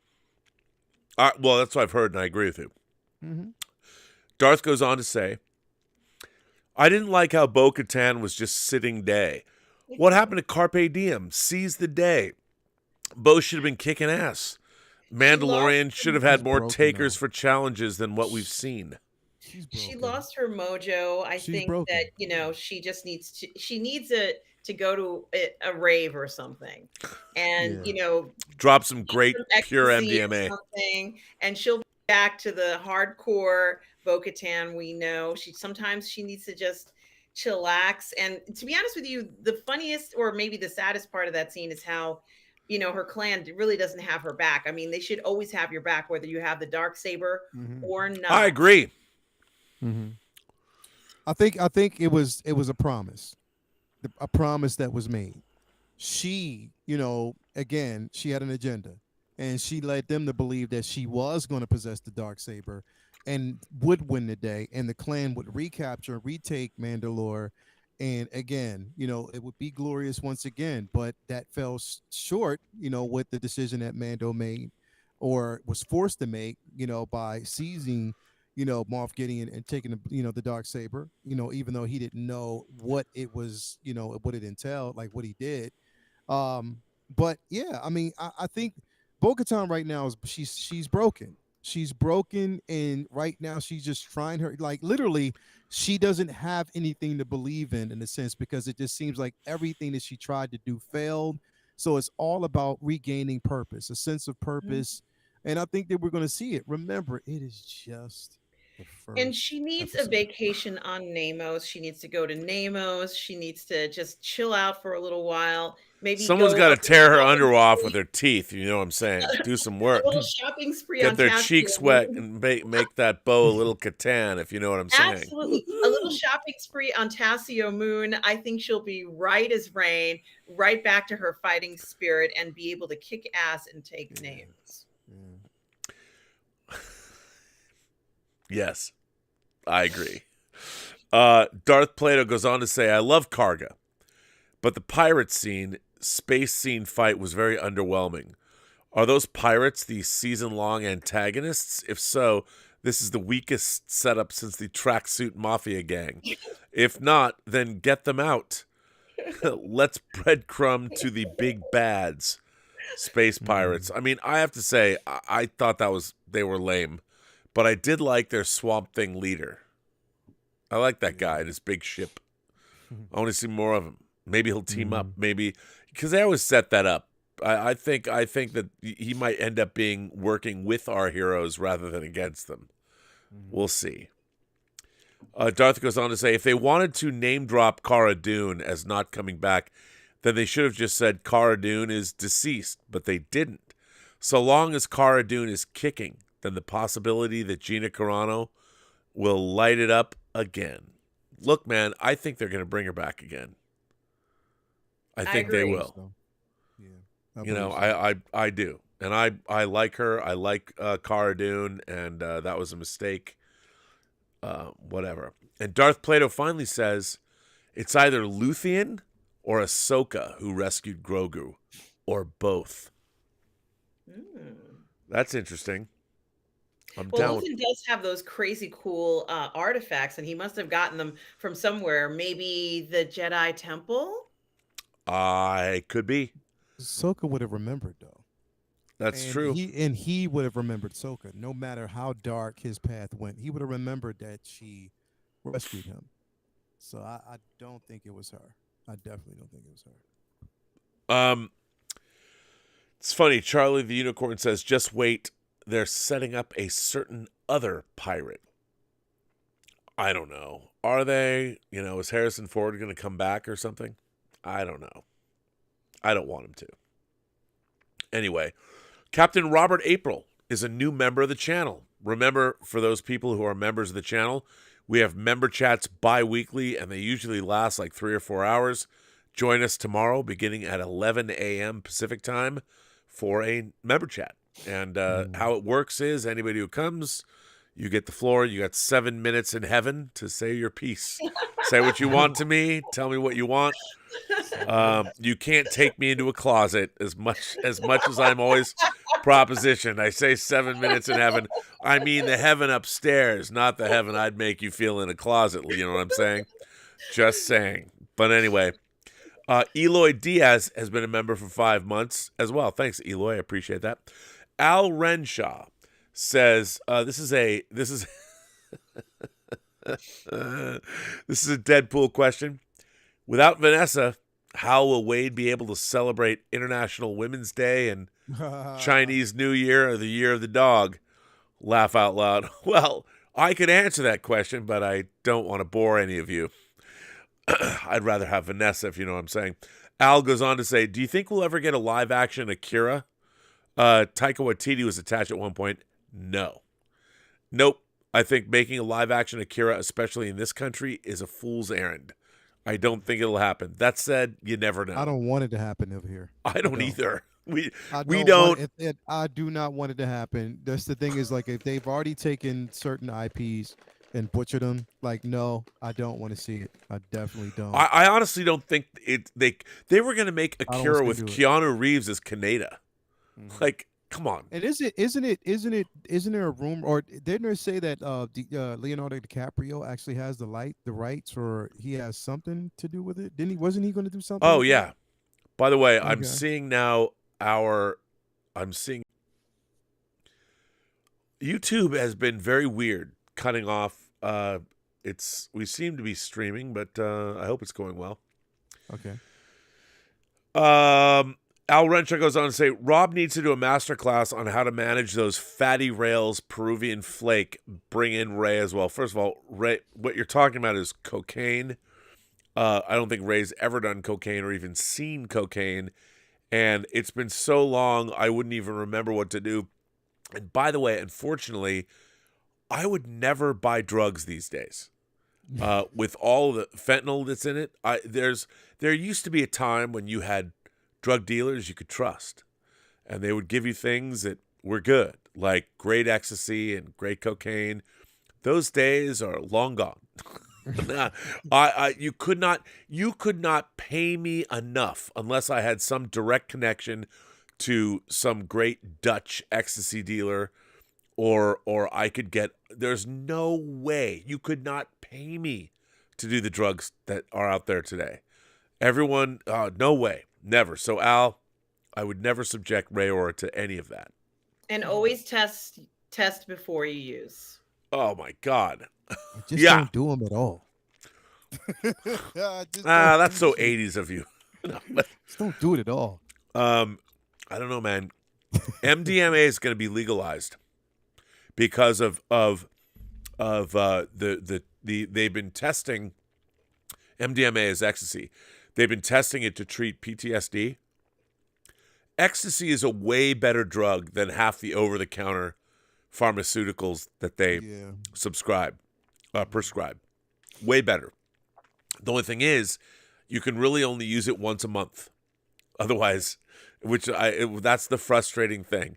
Great MDMA are not as potent if you go over once a month. Yeah, and it's a great drug. It was, by the way, created in 1913 by a German pharmaceutical company, and it was only outlawed in the United States in the 80s. It was turned into a Schedule I narcotic because so many people use it as a party drug, compared to all the other crap they sell us. But that's just so. Al Renshaw goes on to say, have you seen all the Pedro Pascal internet daddy memes? Mm-hmm. I guess that means, yeah. I mean, on a horse with Ellie and then Baby Yoda in front of him. Yeah, I saw that one. It's amazing.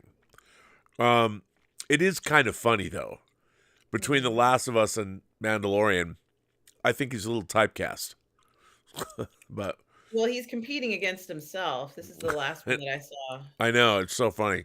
Al Renshaw says, I just got my Ahsoka Tano premium format figure. It's absolutely glorious. And it's dangerous because I already have Boba and now I want Mando. Well, Al, the answer to the question is whatever you want. It's always yes. Buy it. This is true. Get it. Kinky Sphincter has been a member for 26 months.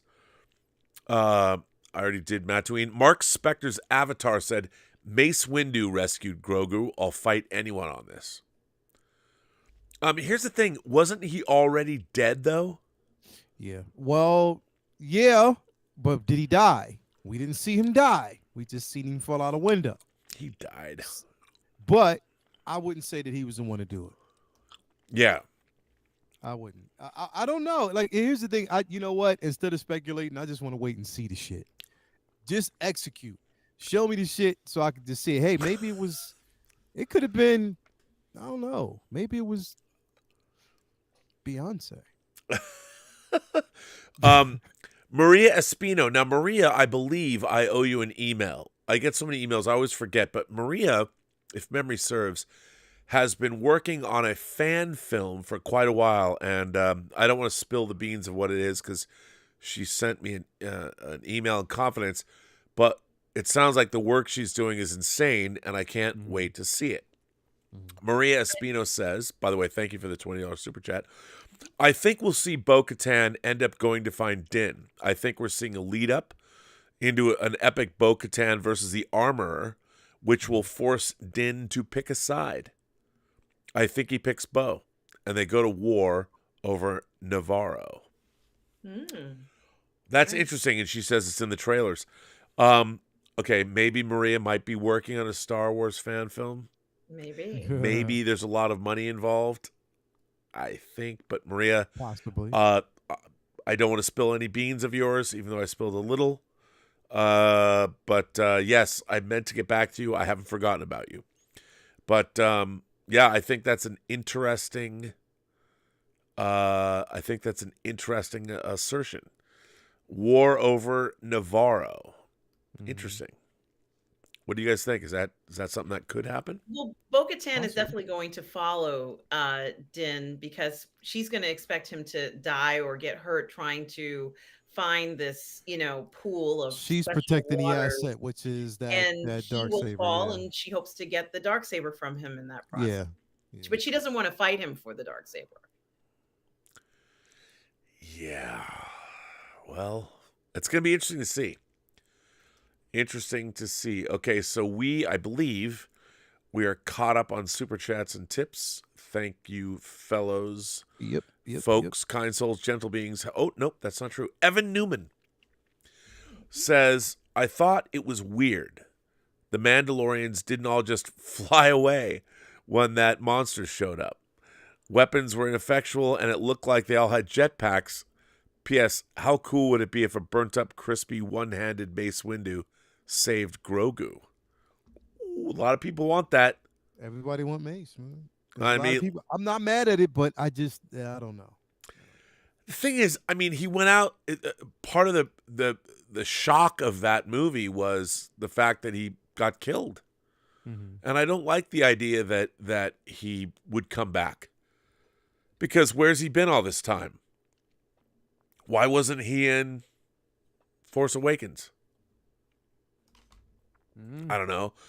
I love Mace Windu, and I thought that I wish he was given better dialogue. But I don't know. Mace. But you got to admit that if they showed that on screen, and if he really was the one that did it, people would go crazy. Fucking crazy. They would go nuts. Toys in the attic. We are crazy. It would be a great Straight up. opportunity to add to it, because it's Luke showing up in the last season is a hard act to follow, and that could do it. Yeah. If Mace Windu showed up, and yeah. But then where has he been? If you're Mace Windu and you're a Jedi and you rescue Grogu, how do you lose him? He still could have died after rescuing him. That's true. That's a possibility. It's true. Or he got him where he thought he needed to be and went into hiding himself because he knows the risk factor, the danger of being around Grogu and both of them being on a run. Number one, they're hunting Jedi. So I don't know. It just depends. It's interesting. It's true. Okay, here's the next question. Do you think we're going to find out who rescued Grogu this season?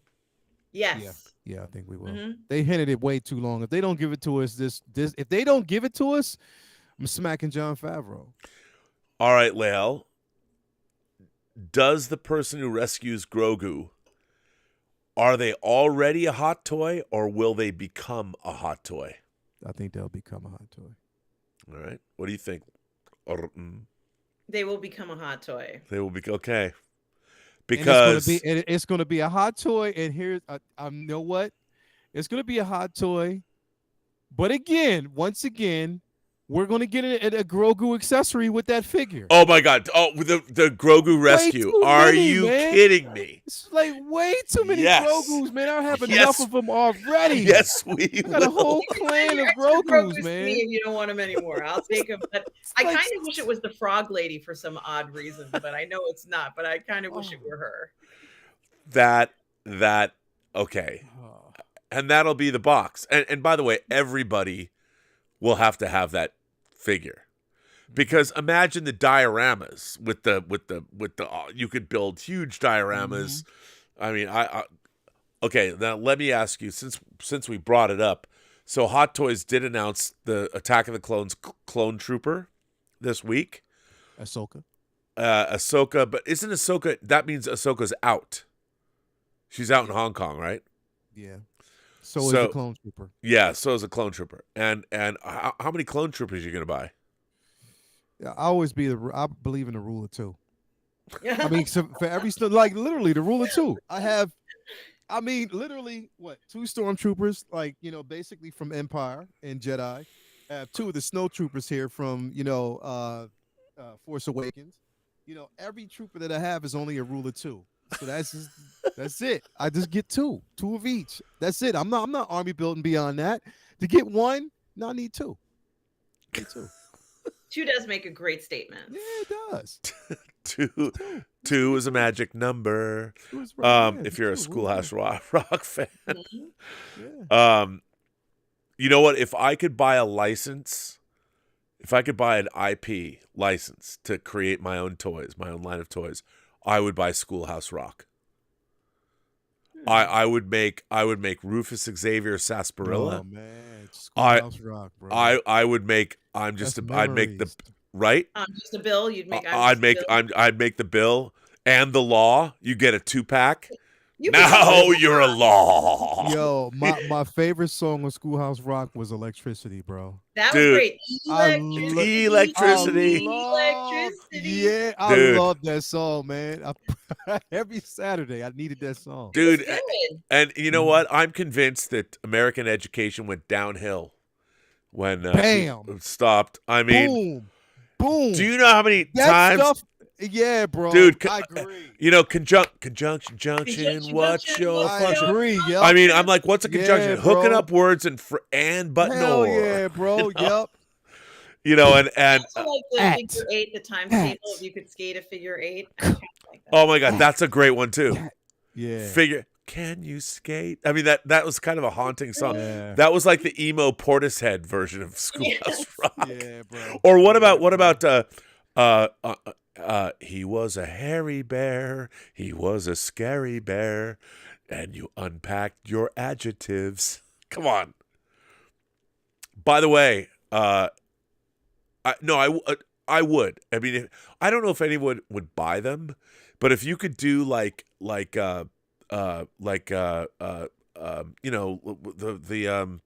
line, I guess. Or... No, whatchamacallit? That everybody buys, the pop figures. Yeah, Funko Pops. Yeah, the Funko Pops.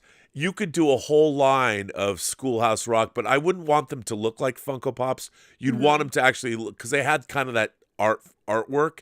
You'd want to make it look like but I don't know if anybody would buy Schoolhouse Rock things because it's the new generation doesn't know Schoolhouse years Rock. old. Bro, Great American. Give me Schoolhouse Rock. Give me the Electric Company. Give me the Great Space With the Poster. around the world. Give me The start of the revolution. Yeah, man. You know what we should do? And then if I own the rights, we could do EDM versions of all those songs. Oh yeah, I would love that. We could do EDM versions of everything. Yeah. All of it. EDM over everything. And Lael could produce them all. Yes. You know, we'll bring in local talent a year. Actually, how great would it be? We can go fly to Harrisburg, and we'll get a hotel, and and I will just be there, and Lael will produce, and we'll bring in local talent to sing the tunes, and we'll do techno Schoolhouse Rock, the techno version. That'd be fun. We'll just cut a whole album. Multiple albums, because there's grammar rock, history rock, science rock, and math rock, or whatever. That'd be fun. Right, it was a shot heard around the world. It was the start of the revolution and mother necessity. Where would we be? And stuff like that. Come on, it'd be the best. Everyone's like, "What?" But it's funny to me because everyone knew Schoolhouse Rock when we were kids because we all watched Saturday morning. This is the problem. We don't have, other than like Marvel movies, don't bond. Star Wars doesn't bond us together the way songs used to, or. I mean, the Schoolhouse Rock, I would take tests and forget. I'm like, what is a conjunction? Oh, they're and, but, and, or. You know, I mean, the best Schoolhouse Rock songs. Everyone's going, what? What are you talking about? Some people know. Darth Plato knows. Binary Sunset Media. Where's my figure, dude? Binary Sunset Media says Picard season 3 is so far better than Mandalorian season 3. Well, yeah. What can I say? But remember, there's only been one episode of Mandalorian and 3 episodes of Picard. One episode. People are basing an entire season on one episode. Stop. I know. Gladiator says, why is Doomcock having a meltdown over Picard? Is he? I had to unsub when he attacked me for liking it. Look, I got pissed at Doomcock. I did a stream. I thought he was over it now. Oh, I don't. He's probably upset still because all the fans are liking it. Here's the thing about, look, people have always asked me, why is it that I sometimes fraternize with people that people don't like me to fraternize with? And here's the thing. Ultimately, as a science fiction genre fan, I've been going to conventions since I was younger than 12. And it was very apparent to me when I would go to conventions that there were people that I really liked and people that I didn't like. But here was the thing. We were all bonded by our fandom. And while there's a lot of people who say shit that I don't approve of and don't agree with, we all love science fiction, horror, fantasy, comics, video games. We love all those things. And if there are people that we can't talk to, well, I'm not going to talk to this person because of their... Look, I don't want to talk to neo-Nazis. As a Jew, I don't want to. People that want to see the Jews eradicated from the earth, I would say that's a mistake because we'll do more than the neo-Nazis ever will. So you shouldn't be killing us. But anyway, that doesn't mean that I wouldn't try and convince somebody with neo-Nazi beliefs that I or any of my fellow Jews are not worthy of respect, and there's nobody I wouldn't talk to, as hateful as they might be. My job is to find common ground. And I think the one thing in the world that I know, that fans, at the end of the day, fans, if you love science fiction, fantasy, horror in all of its myriad forms, there's hope for you because you inherently believe in the power of imagination. And to do that, it means you can imagine a better world. You can imagine a better place. And the reason you became a fan in the first place was because you knew that your imagination, being sparked by something, will lead you to a better place than you're in now. And I honestly believe that. I've seen it over and over again. And I'm not saying that I'm the ambassador, as Cuba Gooding would have said, and Jerry Maguire, the ambassador of Quan. I'm not that. I can't bring your Quan to you. I can't do that. But what I want to do is bring the joy that fandom can bring all of us. And the joy that there's a reason why we're on YouTube talking about Star Wars and Star Trek and Doctor Who and the Marvel Cinematic Universe, because it brought us joy. And it surrounds us and binds us. That's what fandom is. And we have a common ground, and I will talk to anybody who's a fan. And I get criticized for it all the time. How can you talk to these people? Well, you know what? I'll talk to anybody. I went through that today. Oh, then he... What happened to Lael? Wait. Where is he? I don't know. You're back. That was a great moment. You said you went through that today. Then Now, he disappeared. And I didn't do it. Crazy. Now, hang on a second. I want to follow up on that. You said you went through that today. What does that mean? What happened? Did somebody say you shouldn't stream with me, or did you go through something about Well, fandom? let's just say that there's a few individuals who I won't be streaming with anymore because of the simple fact that my joy for collecting trumps everything. My joy for collecting is my joy for collecting. It has nothing to do with, whether or not you'd like this, content creator or that content creator or this content. Isn't that weird? It's the weirdest thing in the world, bro. Like, it literally is. And people basically feel loyalty to individuals who are content creators rather than the product, rather than the things that we are talking about, which is fandom, for whether it's comic books, whether it's collecting figures, whether it's pop culture.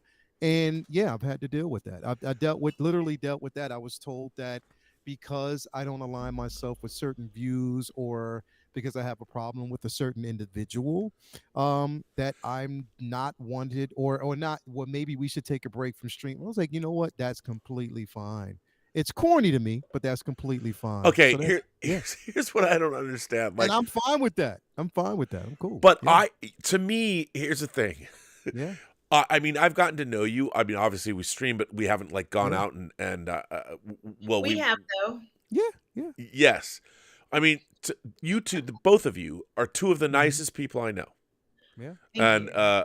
I've met you face to face. You've sat right here. Yeah, well, next to you. Next to you, right, but right, yes, right here. Here.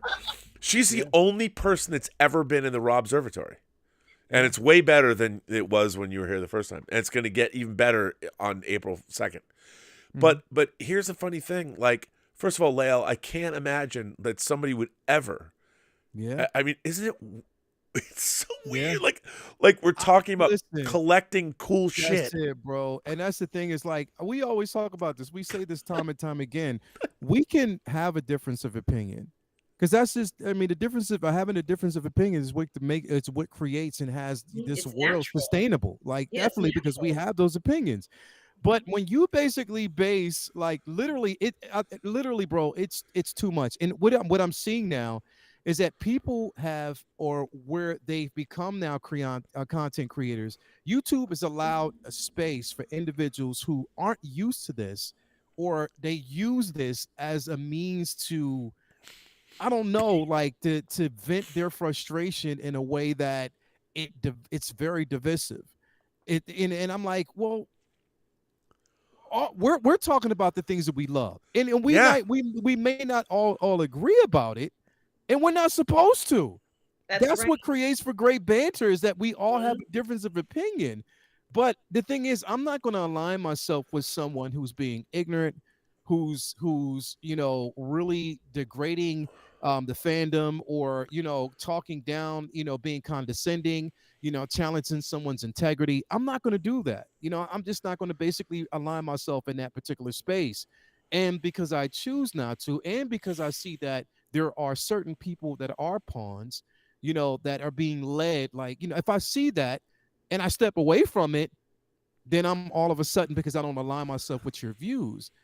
Well, that's cool, because obviously you've shown me who you were, and they always say that person will show you who they are. It's up to you to accept it. I gave you the benefit of the doubt, but because you chose to be this way, I'm like, all right, cool, that's fine. I'll step away from it. And I don't care. Like I really don't have a care in my bone, because the thing is, I'm not here for content creators.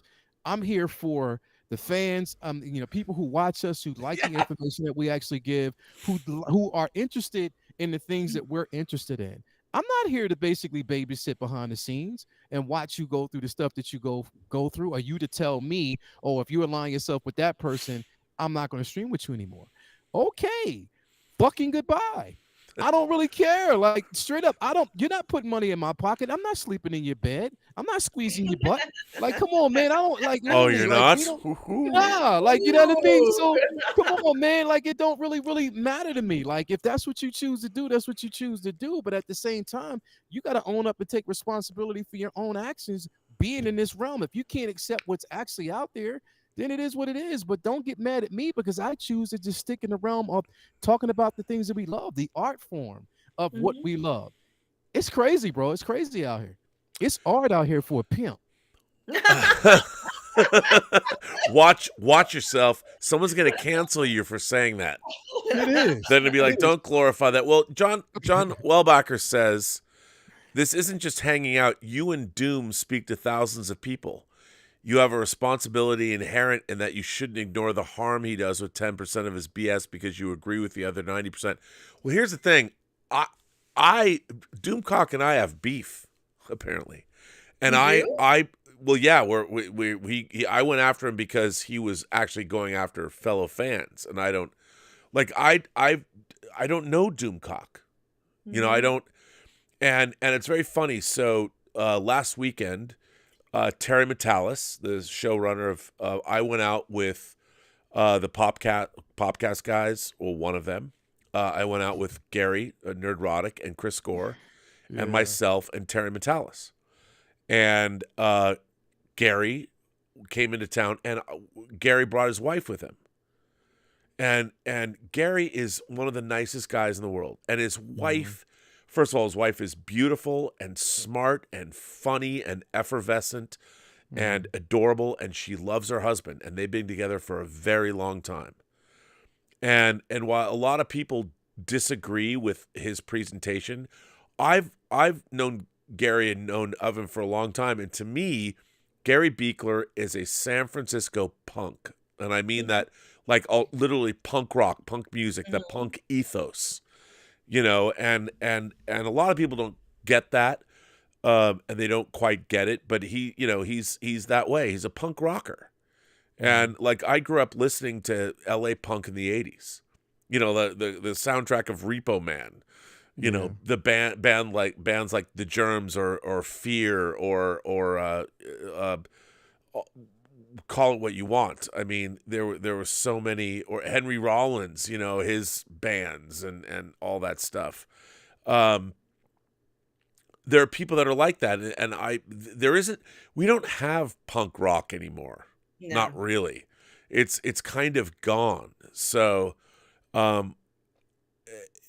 and obviously if you don't know it, you don't understand it. And a lot of people there's a lot of Gary did a video about it's about China and their influence and communism. It's actually a very good video, and a guy named Perry Chan cuts them, and it was really good. Perry Chan, I love him. Yeah, and I actually posted this video, and I'm like, this is a pretty great video, and people they immediately dismissed it, and I'm like, you didn't watch the video. And it was apparent that they didn't watch a video. And there is admittedly a lot of tribalism.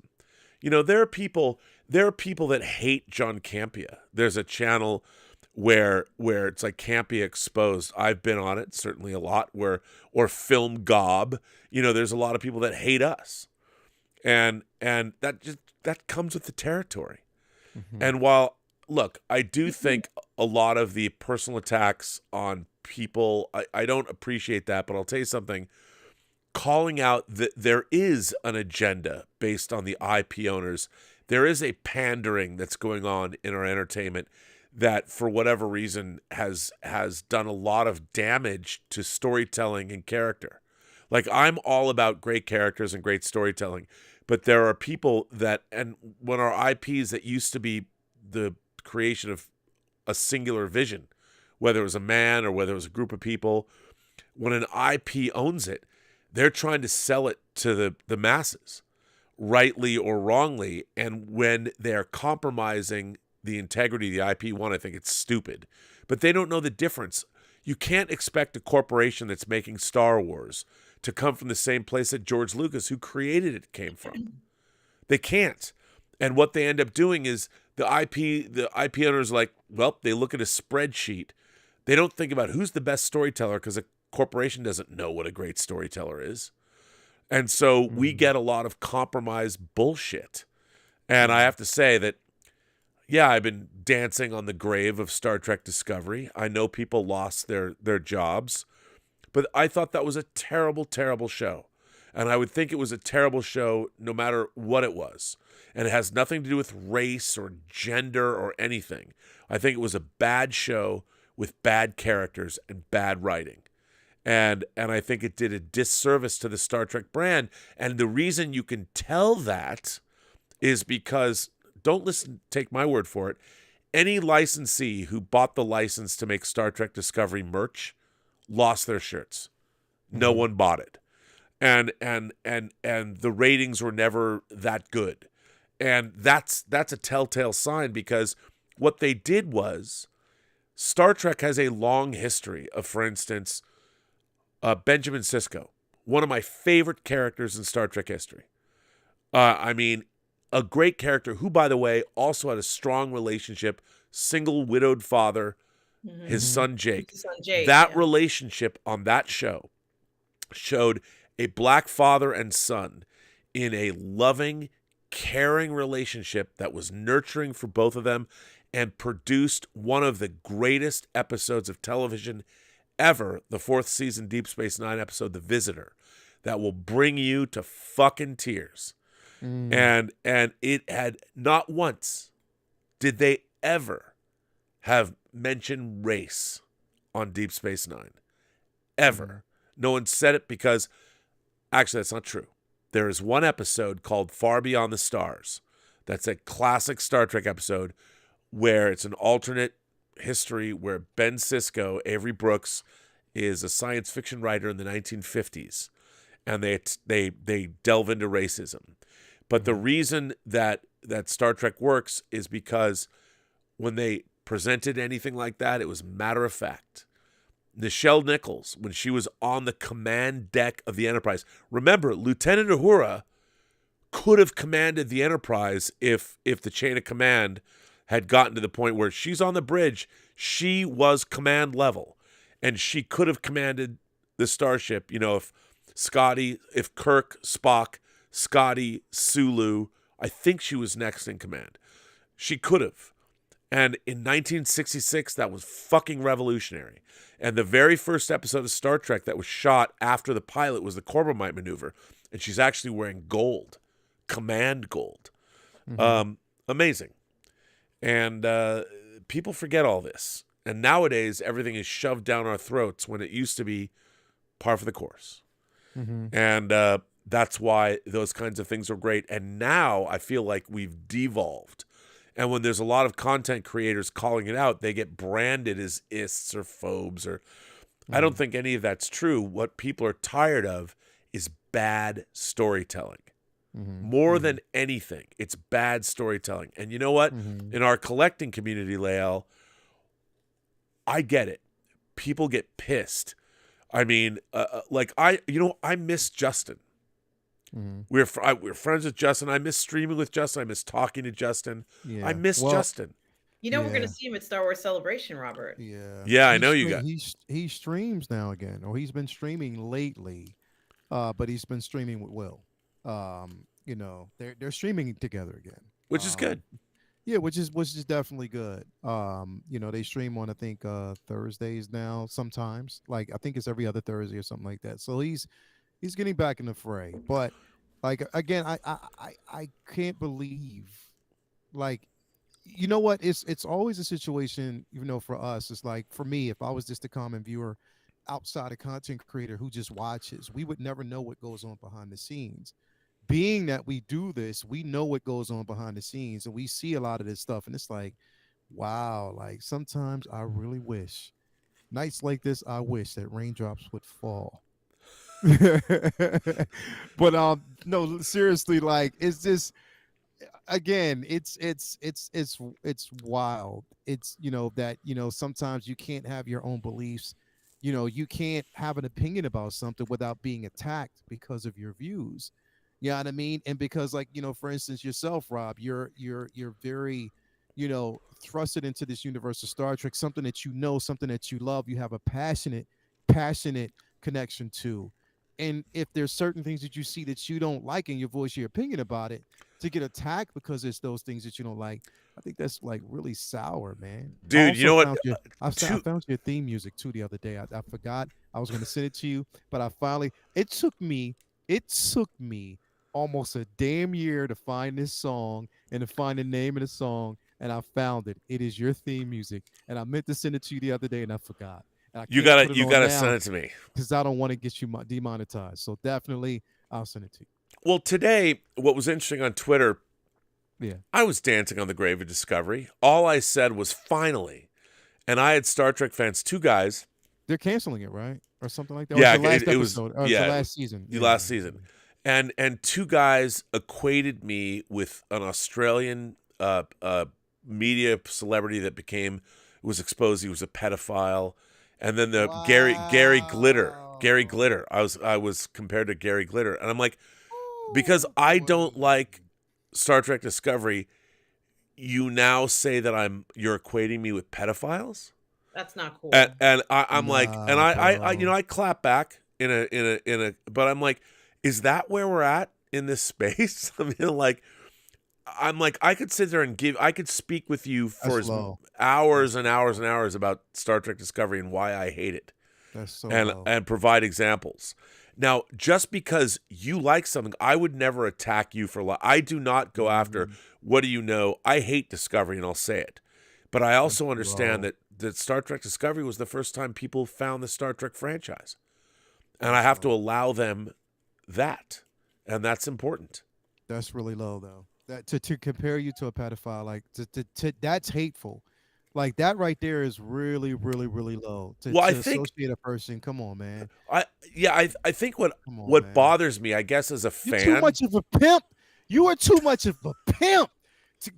everybody out there, Rob pops his collar. He is too much of a pimp to be a pedophile. Well, man. first of Come all, on, man. what people don't understand is I always liked older women anyway because they knew things I didn't know. I might be a pimp now, but it was all because the older ladies taught me everything that I needed to know. Older ladies showed me things I didn't even know I wanted to know, but after learning, I'm glad I do now. Robert Meyer Burnett's theme song is Herb Alpert's Rise. That's his theme song. Okay. That is his theme song. I will take that. That is your theme song. When I hear it, I swear to God, I heard it. I was like, it just gave me. What commercial was that? The guy who drinks, is it like a vodka The most or a interesting wine? man in the world. He's sitting in the yes, that's it. That's it. I think of Rob. That's Rob. And I hear that song. I want to be that guy. I swear to God. The most interesting man in the world. But just with that music in the background, I'm telling you, Rise, that's your theme song, bro. By the way, I haven't clipped it out, but the conversation we had about hip hop was like one of my favorite things we ever did on the show. Yeah. It was. Yeah, because it had the greatest line ever. Yeah. It did. I see some ladies tonight who should be having my baby. Yeah. Baby. No, that was good. That was good. Yeah. But no, honestly, and all jokes aside, though, the thing is, if we aren't allowed to have these conversations, like the thing is, I learn about because here's the thing, bro. I'm not as thrusted into Star Trek as you are. Yeah. I've watched it, like seriously. I've watched, all the, original content. I've watched Star Trek: The Motion Picture. I've watched the Wrath of Khan. I've watched The Undiscovered Country. I've watched The Search for Spock.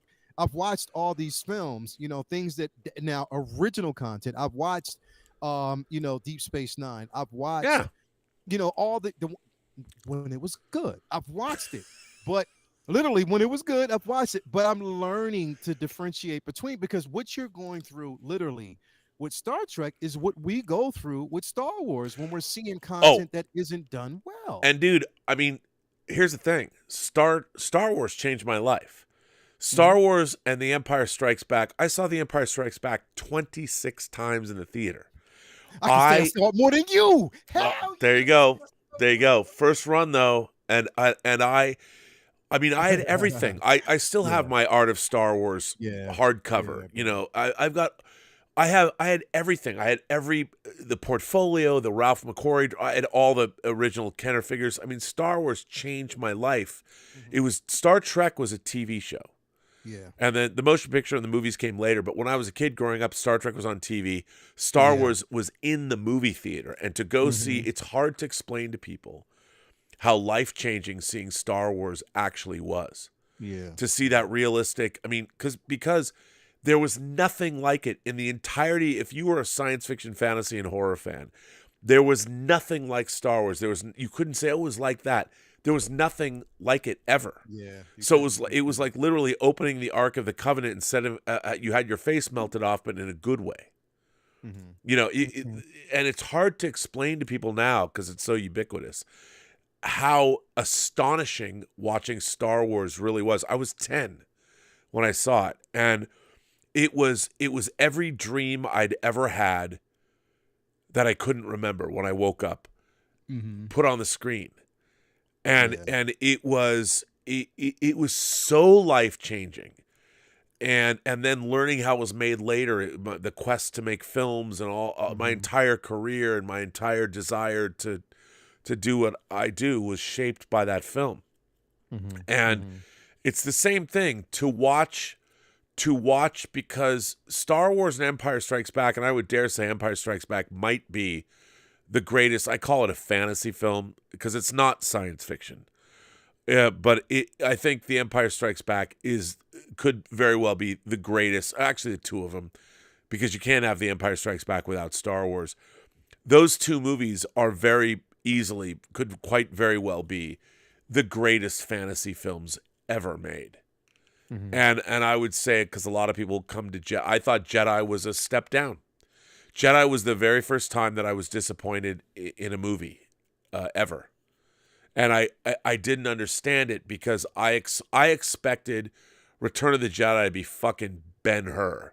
You know, I expected the most epic thing I'd ever seen, and because Empire, everything in Empire was different than Star Wars. Everything was new. You saw Star Destroyers, but there was the Executor, a bigger Star Destroyer.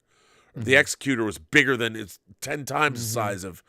It was all, and I got, from Return of the Jedi, it became smaller instead of bigger. It was Star Wars, Empire. I expected Jedi to be up here, and it wasn't. And so Jedi was my first in my growing up. When I was 16 years old, I was like, oh, that was good.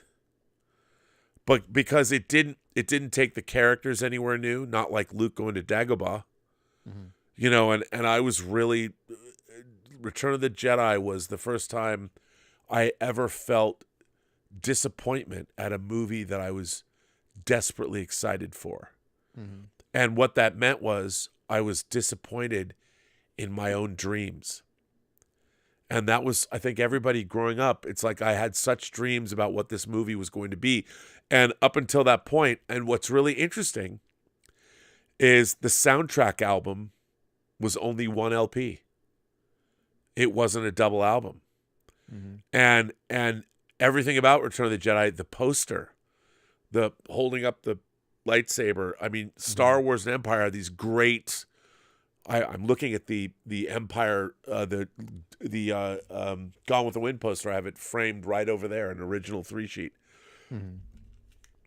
Jedi wasn't that way, and I'm not saying everyone loves, people like John Campion says Return of the Jedi is my favorite Star Wars movie. Now, I never say anything to him, but I'm like, how could it possibly be? Not because I personally think so, but because Star Wars and Empire, Star Wars was way more transcendent. Jedi is lacking. I will say this. The opening of Jedi, the swashbuckling rescue of Han Solo, and the confrontation in the throne room, fucking epic. But that movie is those two scenes. The rest of it is inconsequential. I mean, I love the space battle. It's fine, but we saw the barge space scene you're talking about, right? Yeah, The yeah. barge, Yeah, the whole. It's amazing. that HasLab barge. Oh no! The legendary. opening, the swashbuckling opening of You've gotten that. of Han Solo from Jabba the Hutt is peak Star Wars. That whole thing is great. It's fantastic, and the entire confrontation in the Emperor's chambers, Emperor Vader, Luke, fantastic. The problem is the rest of the movie doesn't matter. It doesn't matter. And there's nothing in it. There's no Han Solo and Leia. They should have an equally epic story of something happening, you know. And Princess Leia is almost inconsequential in Even Return. Slave Leia. Slave Leia helps escape, but I mean, she should have a huge part to play. What happens with Leia, her stepping up and becoming general, or she doesn't have. She's relegated. She's a side character, and she has to be rescued or whatever. And it's just, anyway. I don't want to get into that because everyone's going to get pissed. But look, I'm just saying that Star Wars and Empire changed my life. They changed my life, and they, to this day, I look at both of those films. I mean, even you cut to the snowspeeder going over the ground, going over Hoth, you know, and I found them. Repeat, I found them. And then just you know what's so great about that? Even the shot of Han Solo waving and then turning around as if it's par for the course. Yeah, here we are. It's cool life. Survived tonight. I should be dead. I put Luke in a tauntaun, but hey, even that's badass. Everything about The Empire Strikes Back is badass. Everything. So anyway, don't mean to. Where am I going? What are we talking about? Slave Leia. We're talking about Slave Leia. I mean, even come on, that was awesome. That wouldn't happen now. We can't even call her. We live in a world where we can't call Slave Leia anymore because that's not politically correct. Leia. She's Hutt Slayer Leia. When in actuality, Jabba the Hutt literally put her in chains. And tongued literally, her. yeah, and made her wear this bikini. But now we live in a world where, you can't use the word. I mean, it's not like slavery was invented thousands of years ago and it's still going on today. But it's like, it's so weird Do you that think they'll ever remove the scene where Jabba's like, oh, with his tongue? Do you think they'll ever take that out? somebody will say that's that's terrible. But that's the whole fucking point. I mean, it's like, we're not supposed to. Why is it that everybody wants to remove anything bad? Like, why does, like, you should be uncomfortable. That's how you learn to do things to change your situation. But not anymore.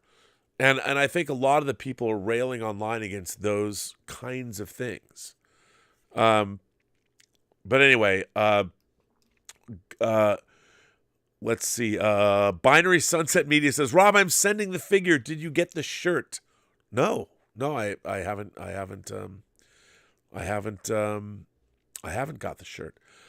And John Wildbacker says, this isn't just hanging out. It's you and Doomcock speak to thousands of people. You have a responsibility inherent that you shouldn't ignore the harm he does with 10% of his BS. Well, now You did that one. I did that one, but yes. But he goes on to say, I wanted, because he sends a bunch in. He says, I'm sorry. it's not just Doomcock, but people like Nerdrotic and the Geeks and Gamers. Gary has done serious harm to discourse in the digital media space. It's okay to defend friends, but don't ignore why people have issues here.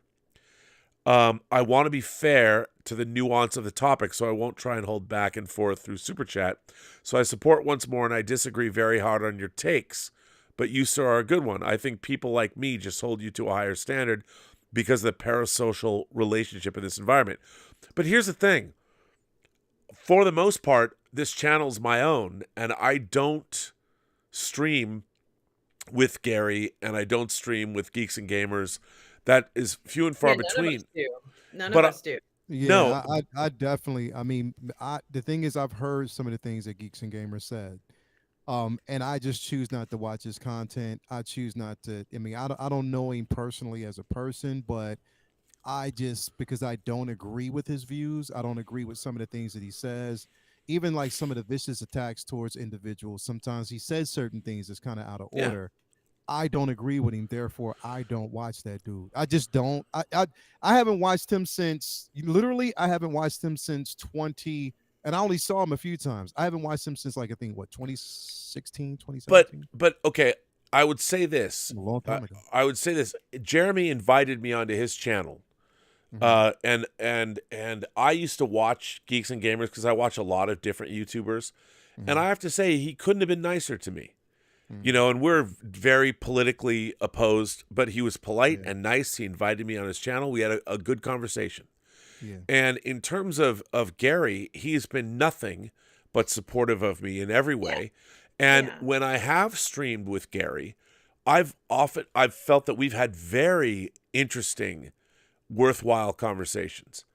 And having, I thought there was no effing way that he was going to love Picard Season 3.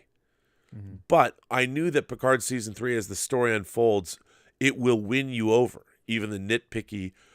And again, Gary's somebody that's always been nice to me. And when I've streamed with him, like with him and the Critical Drinker and I've had incredible we talked about Star Trek The Motion Picture for 4 hours. We had great streams. And to me, a lot of being on YouTube is performative. It's all about... And my whole vibe, my whole thing is that I say we can talk to anybody. My brand is I will talk to anyone and try and find common ground. And I think that's I've always tried to do that in my professional life too, because when you work in the creative fields, you work with people that you might not, let's be honest, might not like. But you have to figure out ways to work together. And my brand, at least what I want to try and do, is try and foster an environment where can we all not speak with one another, and through my actions in doing that, try and get other people to temper their rhetoric. And I remember when I went on Gary's show once a long time ago, somebody said everybody was being on their best behavior because you were there. which I thought was so funny.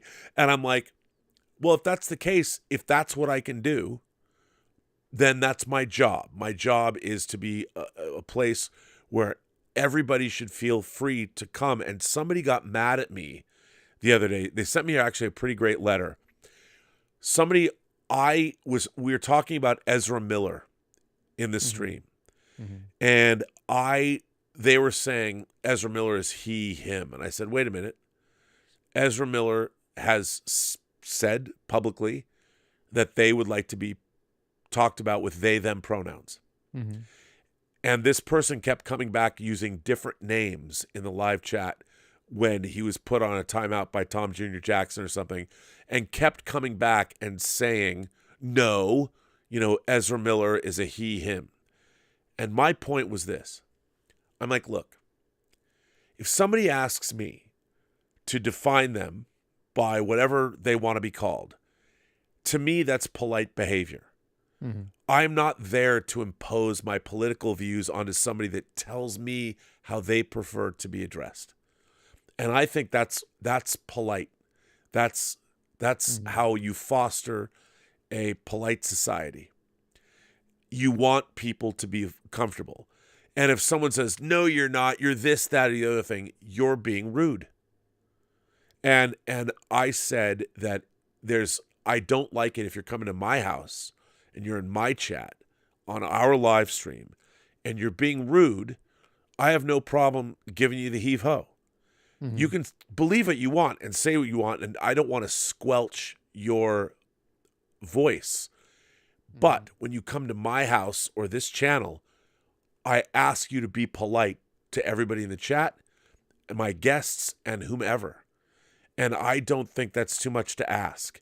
And if you're not going to do that, get the fuck out.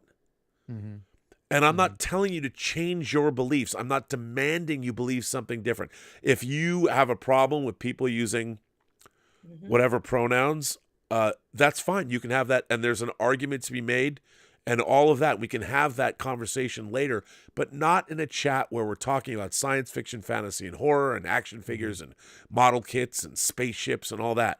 I don't want to have that debate. I'll have that debate if it relates to the story being told.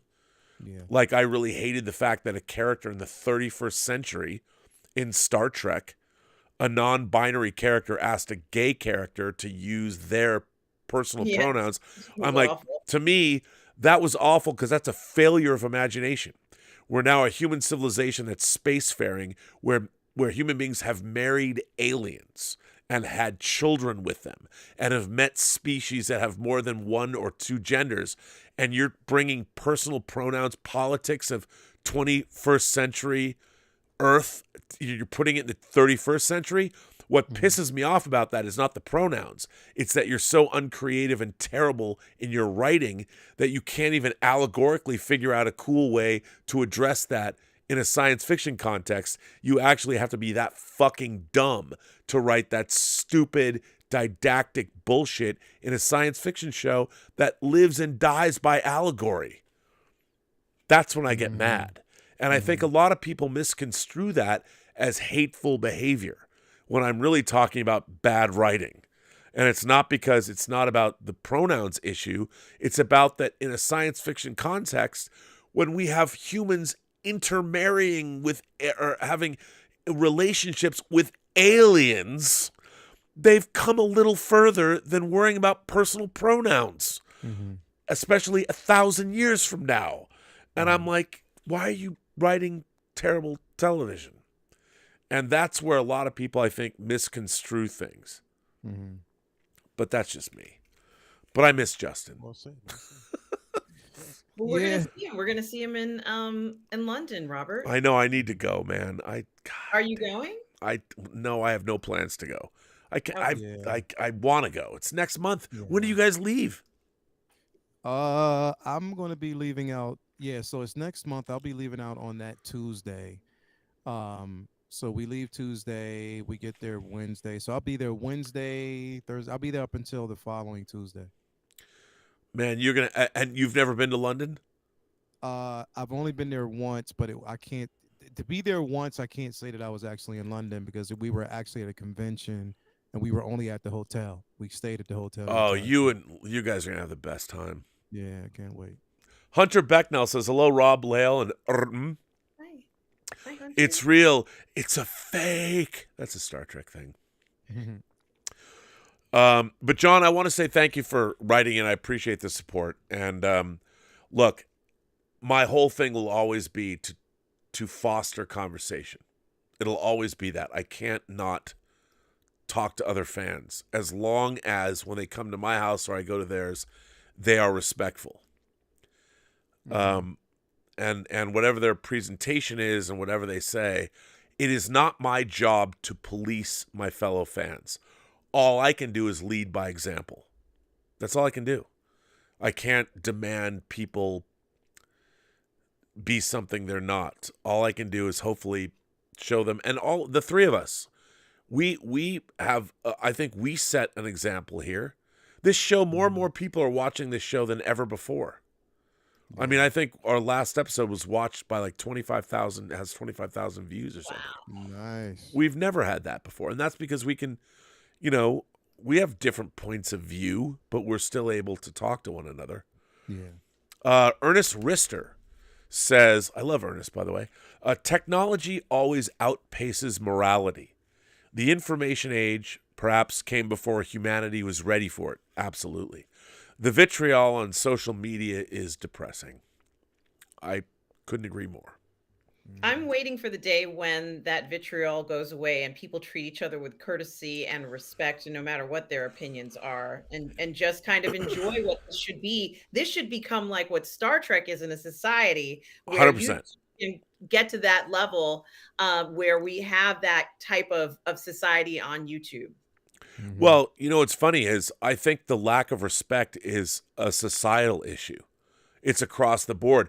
Did you see the article about the movie theater that's no longer going to allow anyone under 17 into their theaters? I heard about that. Yeah.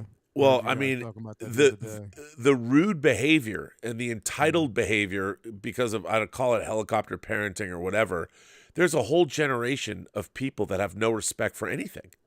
And it's not like me going, you young whippersnappers have no respect. They don't have respect for themselves, much less anyone else. And the fact that and if someone asks them to quiet down, their first reaction is not to go, oh, I'm sorry. Their first reaction is, what the hell do you have to say, old man? Who the fuck are you to tell me what to do? I'm like, how about because we all paid money to come see this movie? Yes. Why are you talking? I didn't come to see you. And by the way, you have nothing I need to hear, you fucking dork. I hate that. Yeah. I hate that.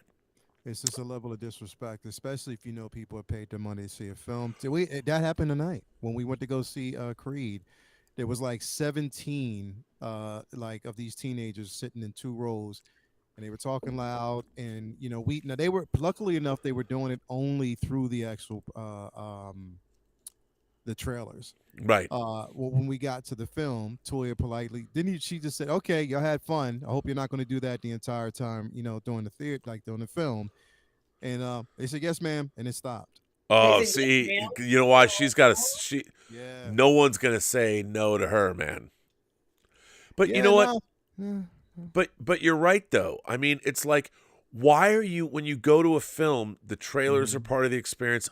Yeah. I do not understand. I will not understand why people pay money to go in to have that, because it didn't happen when I was growing up. Nobody used to talk in movie theaters when I was growing up, unless you went to a specific kind of a movie, like a slasher movie at a certain place where it was expected and everyone knew it was expected. But I don't get it. I don't understand why people do that. Why are you smarter than the movie you paid to go see? And if you want to be a wise ass after everyone leaves. Maria Espino became a member. Maria, I hope I see you tomorrow at our chat in 11 hours. Ernest Rister goes on to say, and by the way, I'll let you guys go because it's time. It's 3:00. Ernest Rister said, all of this unburied fear and intolerance manifested in reactions to entertainment. That's very true. We have a long way to go. it creates an impression that we have devolved. I think we have. I think our society has devolved. And I think there is a fundamental, and I'm sorry to say, but when I was a kid, adults were our teachers. You would never talk back to a teacher. No. You know, you would never talk back to another adult, a friend's parents. You'd never do that. And because parents made sure that you wouldn't.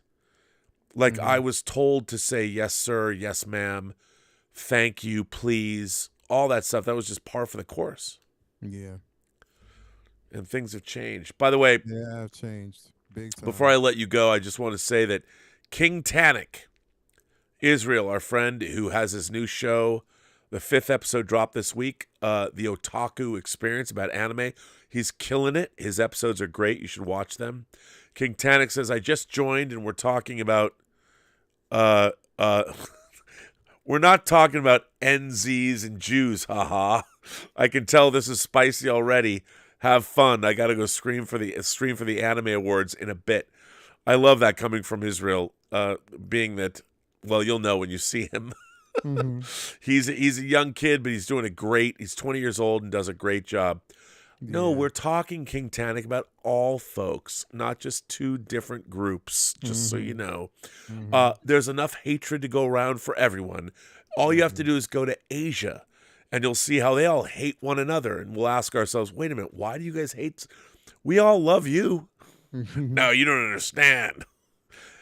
All you have, depending on where you're standing on this planet, there's hatred for everybody to go. There's enough hatred to go around. Right, Lael? You've been around the world. Yes. There's a lot of hatred to go around, and we don't need more. Like, no. Literally. And if people would just remember that in the cosmic infinitude, there's only one of each of us.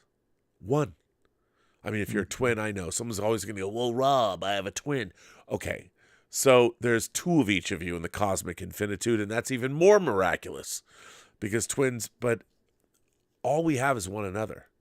And all we have is the fleeting moments that we have on this world. And you know what? It's better to be with other people than to be by yourself. It is. It is. And as fans of science fiction fantasy, as imagination connoisseurs, we're a rarefied group of individuals that still believe that there is wonder in the world. And that's why we love what we love. Definitely. And sex. Well, but sex is wonder. Because great sex requires imagination. Because when you really think about it, if you could stand back and watch yourself having sex, it's kind of goofy. Looks goofy. You got to be in your own head. You know what I mean? But it is great.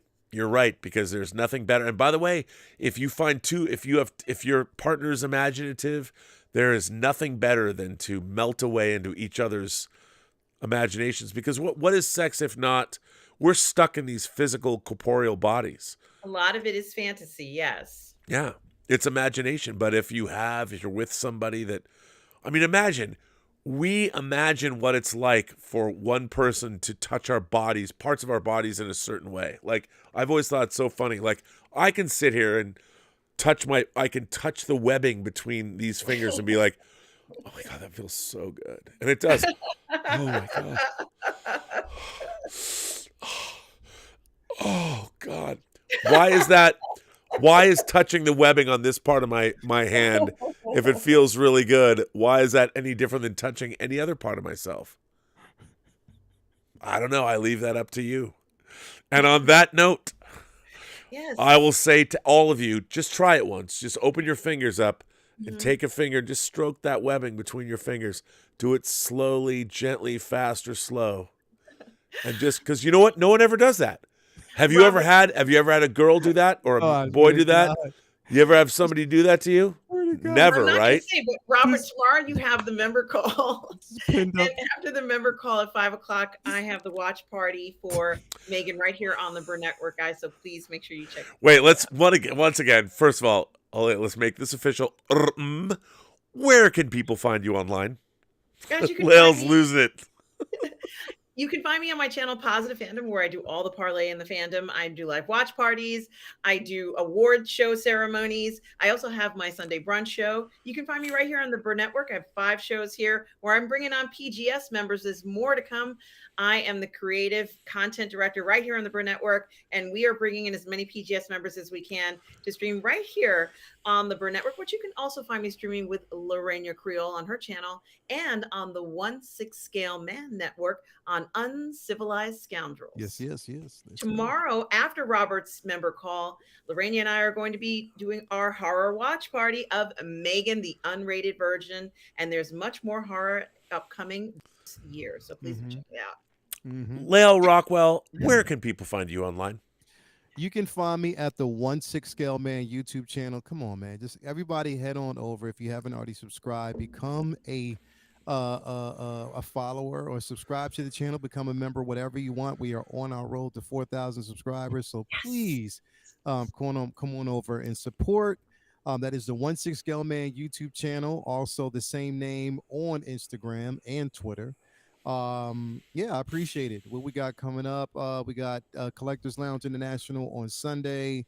Tomorrow I am actually doing part 2 of Figure Flex Friday because we didn't finish it today because I had to head out to the movie theater, so I'll be doing that tomorrow. Let's see here. We got Comic Book Talk with Friends on Monday, Say What Wednesday, Uncivilized on Thursday, and back to Figure Flex next Friday, and it's a full rotation. So definitely it's all positive. And if you haven't already, if you are a collector and you're into just seeing works of art, you can head on over to the Figure Flex Friday Facebook page as well and become a member as well.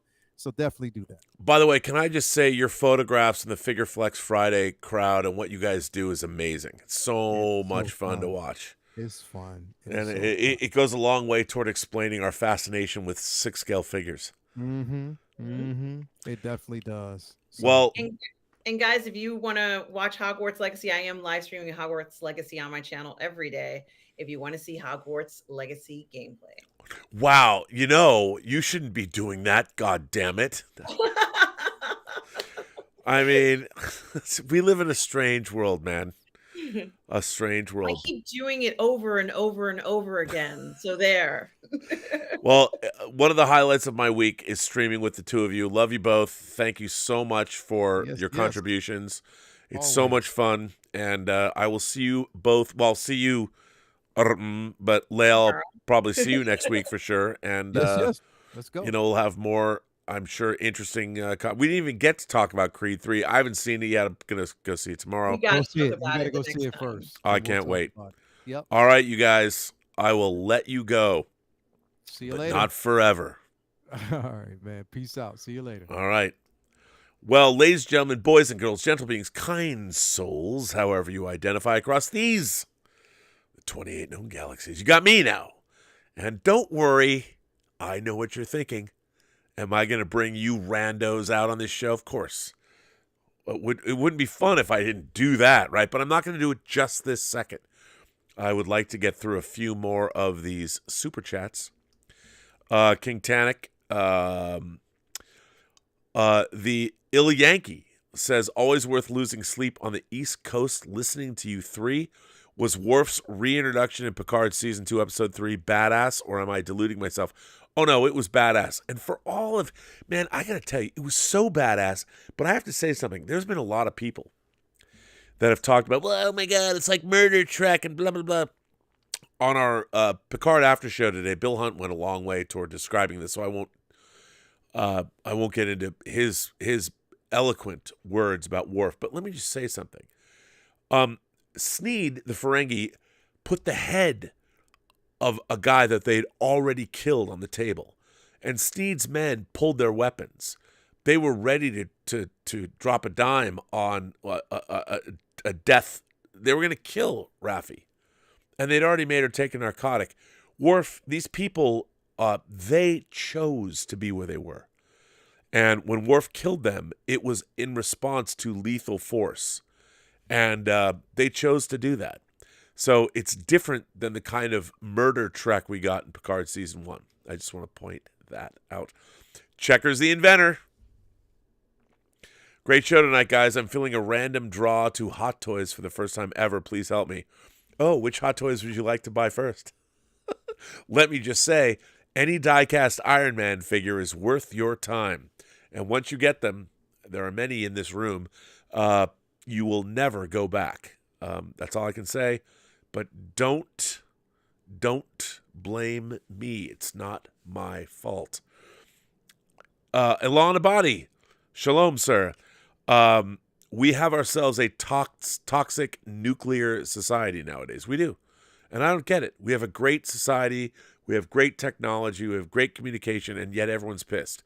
You know why everyone's pissed? I'll tell you why. Here's my theory. My theory of this is, and this is why I love imagination connoisseurs. Imagination connoisseurs, we look outward. To love something Star Wars, whatever, is to love something other than us. We love the journey. We love the characters. We love the stories. We love things that are outside of us. Now we live in a world, think about it. We're making TikTok videos. I'm talking to you right now. Everything's about us. Bring me, bring it all in. But we grew up loving things that were outside of us. And that's what our society is missing. I think a lot of people, especially parents, instill in their kids, it's all about, honey, what do you need? What do you want? What can I get you? My parents never did that. My parents were like, they provided a great environment, but I had to go find my own way. My parents encouraged me to do so, but it wasn't like my parents did. I didn't have play dates. I was so involved and so immersed in my own interests because my parents fostered that in me that I was too busy. Like the idea of, I didn't need play dates. I lived in a neighborhood full of people. I was a very social kid. I was completely busy all the time. And we didn't have social media because I had to make an effort. You know, I always bring it up. It's kind of a funny thing. But in 1977, it's a little dusty. In 1977, I saw William Girdler's adaptation of Graham Masterton's book, The Manitou. It's not a great movie. Michael Lanzaro, who played Kang and Day of the Dove's in it. Susan Strasberg. Tony Curtis. And I went and got this. This is my actual copy of Revenge of the Manitou. And I want to say it's 1978? 79. 79. The week this book came out, I had it already on order. This is my actual copy. Look at that. It's pretty good. The spine is not broken. Like I was so fanatical about not breaking the spine of my paperback books. I would read them like this, and have to turn it like this, and you'd have to like look in, but I never wanted to break the spine because look at that. This font rules. This is like my favorite horror 70s font. I mean, come on, man. Please, if somebody knows what this font is, could you send it to me? I would be eternally grateful. I don't know if this is an actual real font, but if it is, please, look at that. Come on, look at that cover. Read or send me this font. I really want it. I've wanted this font for a long time. I want somebody to make an Imagination Connoisseurs Unlimited logo out of this font. If you can, it might not even be a real font. It might be just created by the company. But please do that, would you? Anyway, yes, Alon, we do. Hunter Becknell asks, any insight you can give us on these rogue founders, Rob? Well, remember, not all of, while the changelings, all founders were changelings, I don't think that all changelings are founders. But that's not the insight. What you really want, so for those of you who don't know, who are spoiler alert, in Picard Season 3, Episode 3, 17 Seconds, it was revealed that there are changelings. They are part of the group, or the group. They are the group that waged war against the entire Alpha Quadrant in Star Trek Deep Space Nine. And as we learned from Worf, who talked to a man of honor, although he didn't mention him by name, he was speaking about Odo. Odo told him that there was a group of rogue changelings that did not agree with the end of the Dominion War. And what is being asked of me by Hunter Becknell is to give any insight I can give you into these rogue founders. I will say this. You all know now, if you watch Picard Season 3, that the founders, the changelings, a group of rogue changelings who disagreed with what happened at the end of the Dominion War, they're upset and they're looking to take their pound of flesh from the Federation. I would say this. One of the great things I really like about Star Trek is the radicalization. I mean, when there is a war or a conflict, that's how a population can be radicalized, when they are victimized by a more powerful nation. And I think one of the things that America has done in the Middle East is not always taken into account the cost in lives and future generations our actions can take a toll on. And I would say that there is a very good reason why Captain Vadic, if she is indeed involved with these changelings, we shall see. But if she is, perhaps she and the changelings have reasons for what they're doing, and those reasons will be illuminated in future episodes. Maybe. You'll have to wait and see. I will say this. I will say that the changelings' reason for doing what they're doing is understood when you find out what it is. And you might think to yourselves that there's more to it than you would imagine. Evan Newman. I already said that. Stub McShave, our friend Stubble, says, one thing I liked the most about Andor was that it always surprised me. I hope the Mandalorian won't play it too safe. I want the writing to be surprising but inevitable. There's nothing as boring as seeing exactly where a story is ending already in the first act. You know what, Stubble? You're not wrong.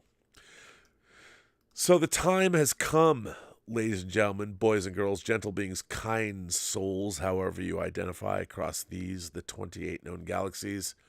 You randos, if you've got a good microphone and a good camera and you have something to say, well then, ba-bam, there is a link. Kenneth Colton, who's been a member for 5 months, says, sending my best to you, Rob, in the Post-Geek Singularity. I am curious what's going on with Secret Invasion. When do you think it will release? I can't wait for John Wick 4. First of all, I don't know.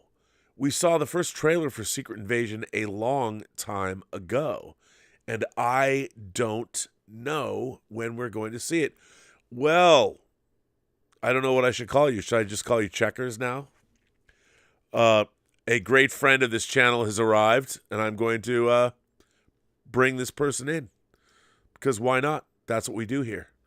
And we always have a good conversation. But Checkers is here. And let's see. I don't want to what can I say? I don't want to use any other name than Checkers. How about that? Your coming out party as Checkers. Well, is it? Even though people have seen you here? Yeah, you don't have to call it your coming out party. Checkers, welcome once again to this channel, and I'm going to bring you onto the show. Everyone, please welcome Checkers. He's with us. He's with us now. And another old friend is here too, but we'll bring that person in shortly. Checkers, how are you tonight? Good. You can call me Joey if you want. I was going to call you. I didn't know whether you wanted me to call you Joey or not, but no. Yeah, I think I told you when I would send you super chats after I would talk to you, like especially in your member call. You wouldn't know it was me. So I was just like, you know what? I'm just going to put my name as I wouldn't know it was you. I didn't know. Well, I would even add the extra from Joey to it, but you didn't seem to register. So I know I did, because it's hard. I just take everybody at their word. I'm willing to be Checkers just for this. Checker. Well, what do you invent if you're Checkers the inventor? Well, it's actually it's a character that I created. It's for a children's program, so it's not an actual. What the character invents is all sorts of kooky, concoctions and things like that. Willy Wonka-esque, not so much involved with chocolate, but And our old friend, I gotta add, I haven't talked to him in a while. Our old friend Michael Elliott is here, and I'm gonna put him in too, because Michael Elliott always is fun to have around. And Michael, can you hear me? Oh yeah, we can hear you. Let me put you in the. I'm gonna put you in the show. This should be an interesting. This will be an interesting conversation. Hang on, let me just.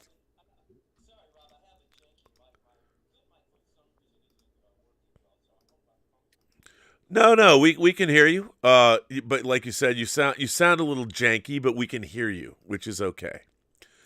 Being janky, there's no reason for do not fret, sir. So I'm gonna.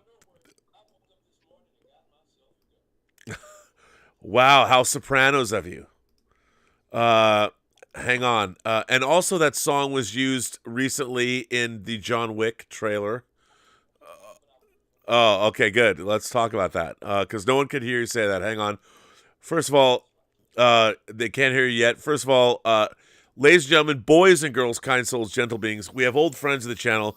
We've got Michael Elliott in the center square, and we have Checkers the Inventor, or as we like to say, the saddest Bills fan ever, Joey. Are we ever going to... I mean, come on. That was like a month ago. Dude, it's been an ongoing situation. We've gone through multiple seasons. To mock me a month later? I do not mock the people on this channel. I ran into a cocky Bengals fan today. And I was friends with the guy, and I was like, I saw him a couple years ago. I'm like, oh, good for you guys. You got Joe Burrow. And then I talked to him. He's like, yeah, Bills are going to be third in the division next year. He was like going all after us. And, I don't know what we did to deserve this. It's not my fault that Vegas thought we were going to win the Super Bowl. I know, but so did you. I did. Yeah, I know. Drank the Kool-Aid. So I got to go. Mr. Michael Elliott was just bringing up the fact that the Sopranos theme song was also very well used in the last John Wick 4 trailer. And with a great reference to The Warriors, Walter Hill's amazing 1979 film, The Warriors. Michael, let me ask you this. What is your level of excitement for John Wick 4? Listen, man, I've been a huge Marvel fan, DC fan, Star Wars fan. I mean, many IPs. I know. You're a big toy collector. Oh, my God. I am so excited for this movie. Rob, this might be the first time in cinematic history that we have a franchise with 4 great films, not just a trilogy. Right. This could be 4 great ones. I don't know about anybody else, but I thought 1, 2, and 3 were absolutely fantastic.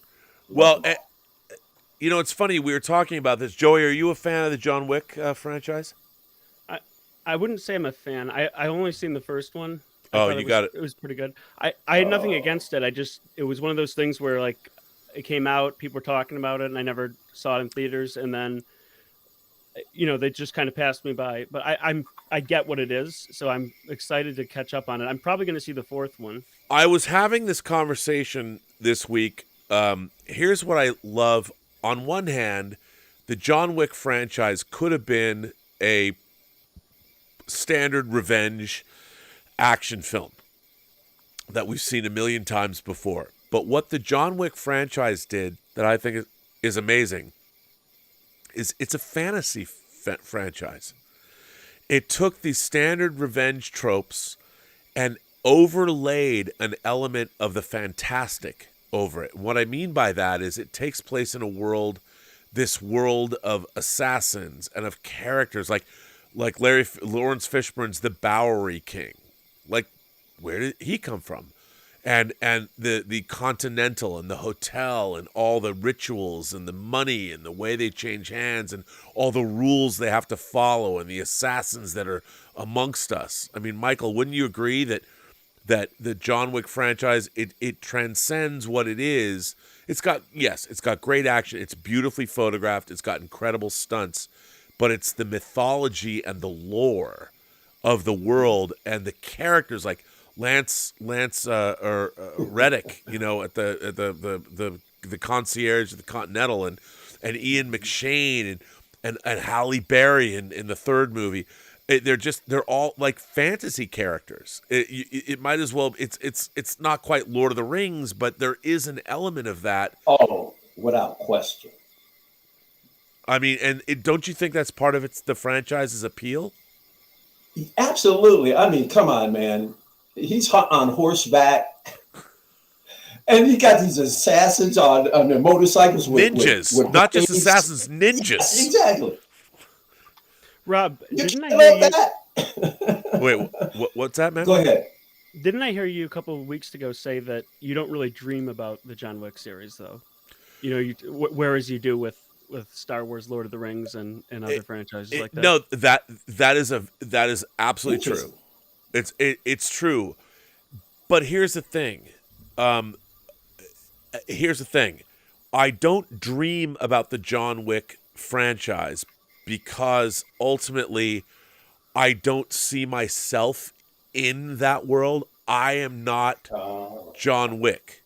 However, I've always dreamt about being Captain Kirk or Han Solo or Luke Skywalker or, you know. Yeah, there's not really an everyman in the John Wick series. No. Everybody in the John Wick series, even Keanu Reeves, is not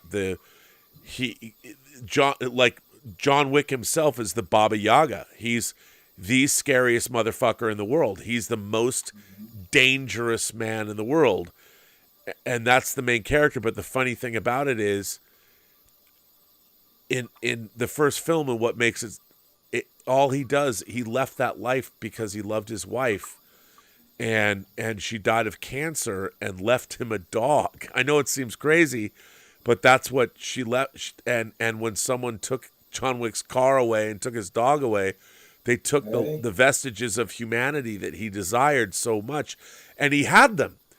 What he wanted was to be a normal human being and leave that world, and he succeeded. And then the fates conspired in a very biblical way to take all of that away, and he fought against it. He didn't want to, you know. The whole thing is, are you back? I think I'm back. And you unleashed hell. It was the same thing that happens in Clint Eastwood's Unforgiven. He goes on the straight and narrow, you know, William Money. I drank and I killed people. I was wicked in my ways. I got tamed by a woman who had kids and a family and a pig farm. And then it's one of my favorite scenes in any movie ever.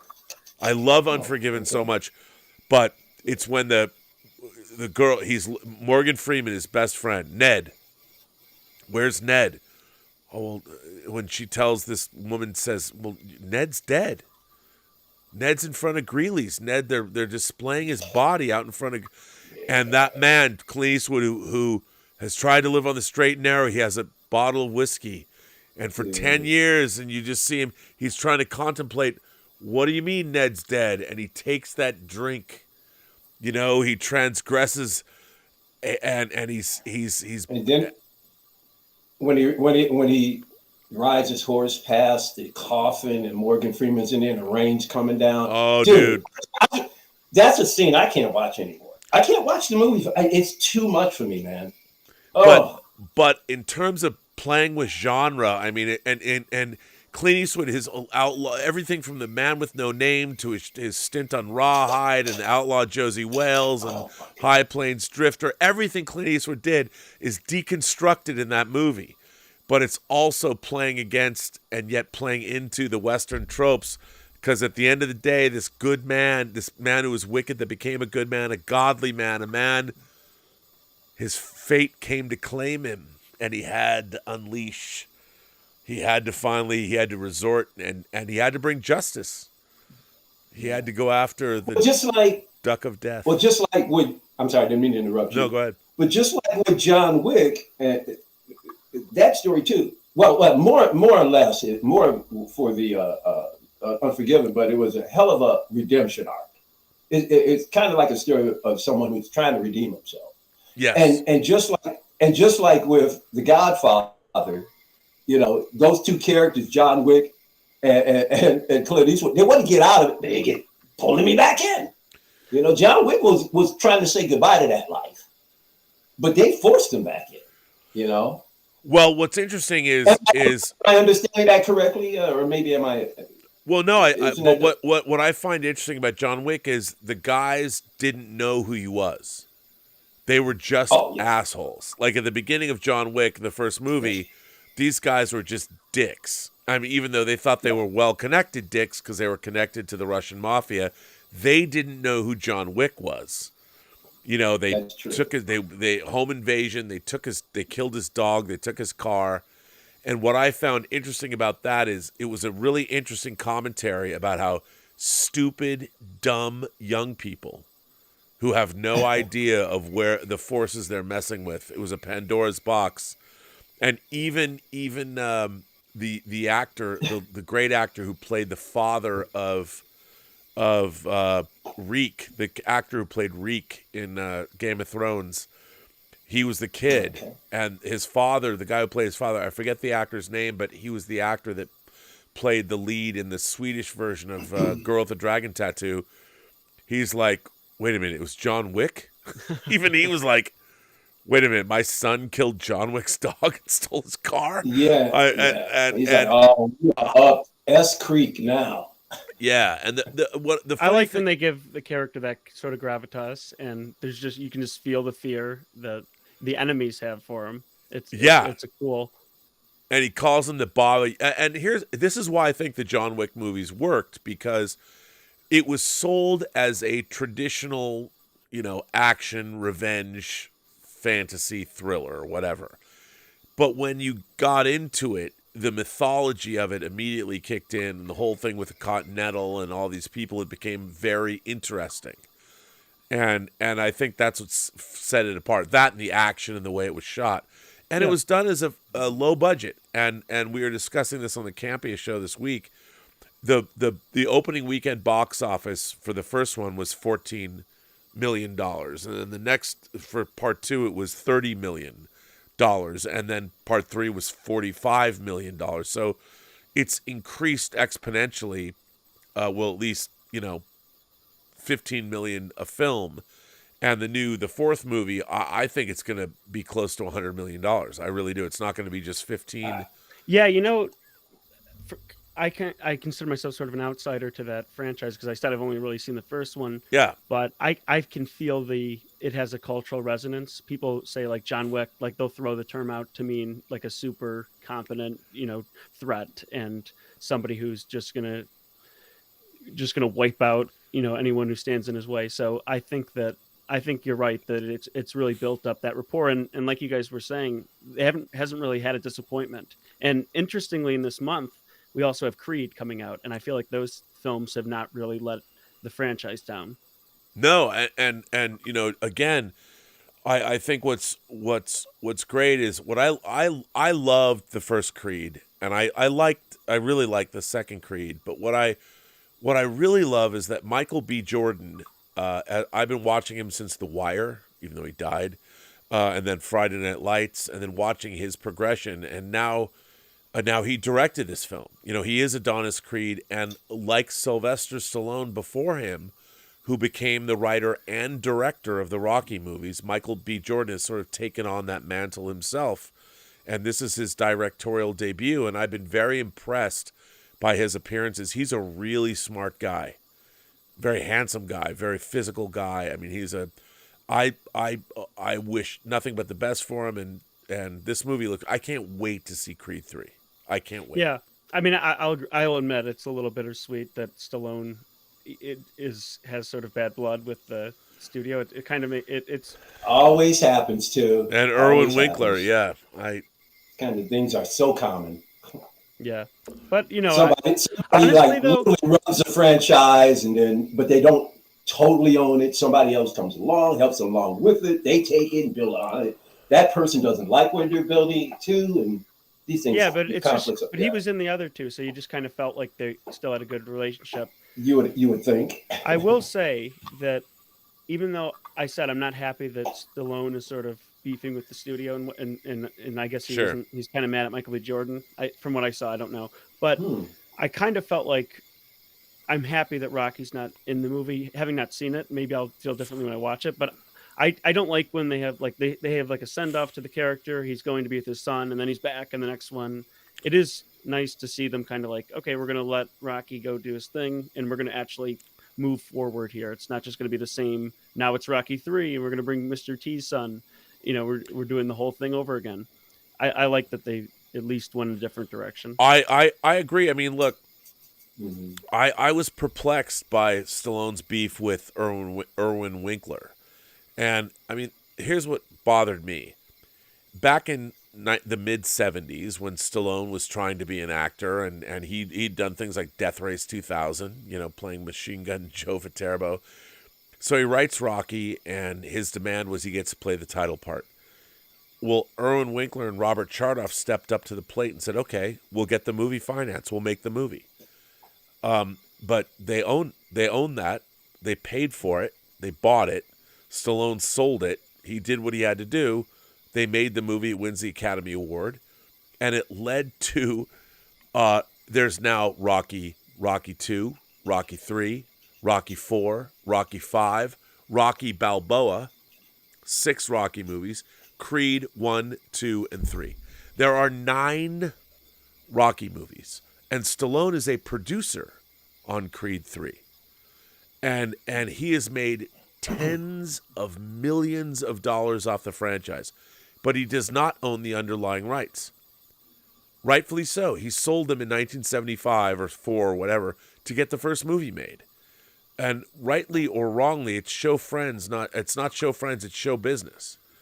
Yeah. And that's what happens when you sell. Roland Emmerich and Dean Devlin, who made Stargate, who created Stargate, have no piece of any Stargate TV show that was ever made. And that was made for over 10 years. Crazy.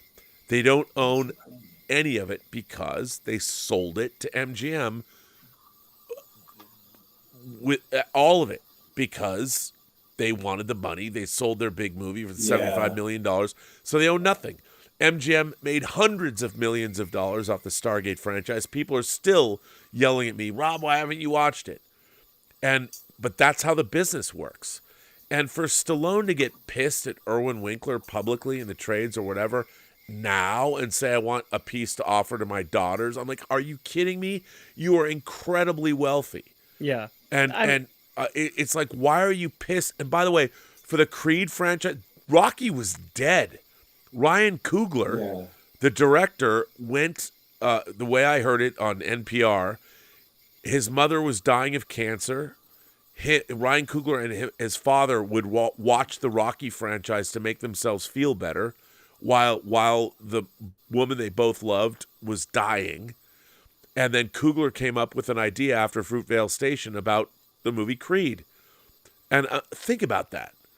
A guy goes to Stallone, doesn't know him, has made one indie film, and says, Mr. Stallone, I would like to make a movie with your signature franchise that I want to write and direct, and you'll be in it. And he was able to get Stallone to say, okay. That's an amazing story.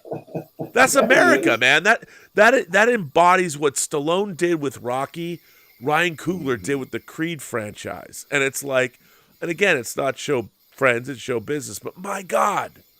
And good on him for giving a young upstart a chance. I mean, the guy had already been doing stuff, but still he's relatively young. He'd only made one feature, though, and certainly not with a star. He made a feature with Michael B. Jordan, though. You know? On an emotional side, I can understand why Stallone feels so attached to the character in the IP, because he really has embodied the character of Rocky. You know, he fully gets. There's almost never been a case where an actor understands the role that he's playing so well. Like, you can just feel it. It's so genuine. So I can feel. We're approaching, by the way, 50 years of Rocky. So but here's the whole thing, though. He had how many decades of success with it? Yeah, I mean, my God. And see, the thing that frustrates me about it, I hate when people, like, let's say Pete Townsend, played a little off key at one show. You got the critics automatically come out and go, he should retire. He should get a second person on the stage to play. Man.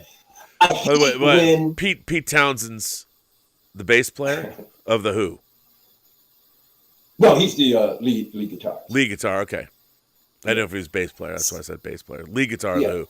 I mean, one of the great guitarists Is he of all not time. worthy of your band behind you? No, I wish I need a bass player for my band. Pete, I didn't realize Pete Townsend. I because the way he plays the guitar, I didn't know if it was bass or lead. I told you I'm not happy. I'm not happy with where Elvis is positioned in that band. He's not going to play second fiddle to Prince. I mean, come on. Oh yes, he is. Yes, I think Elvis would be like, okay, man.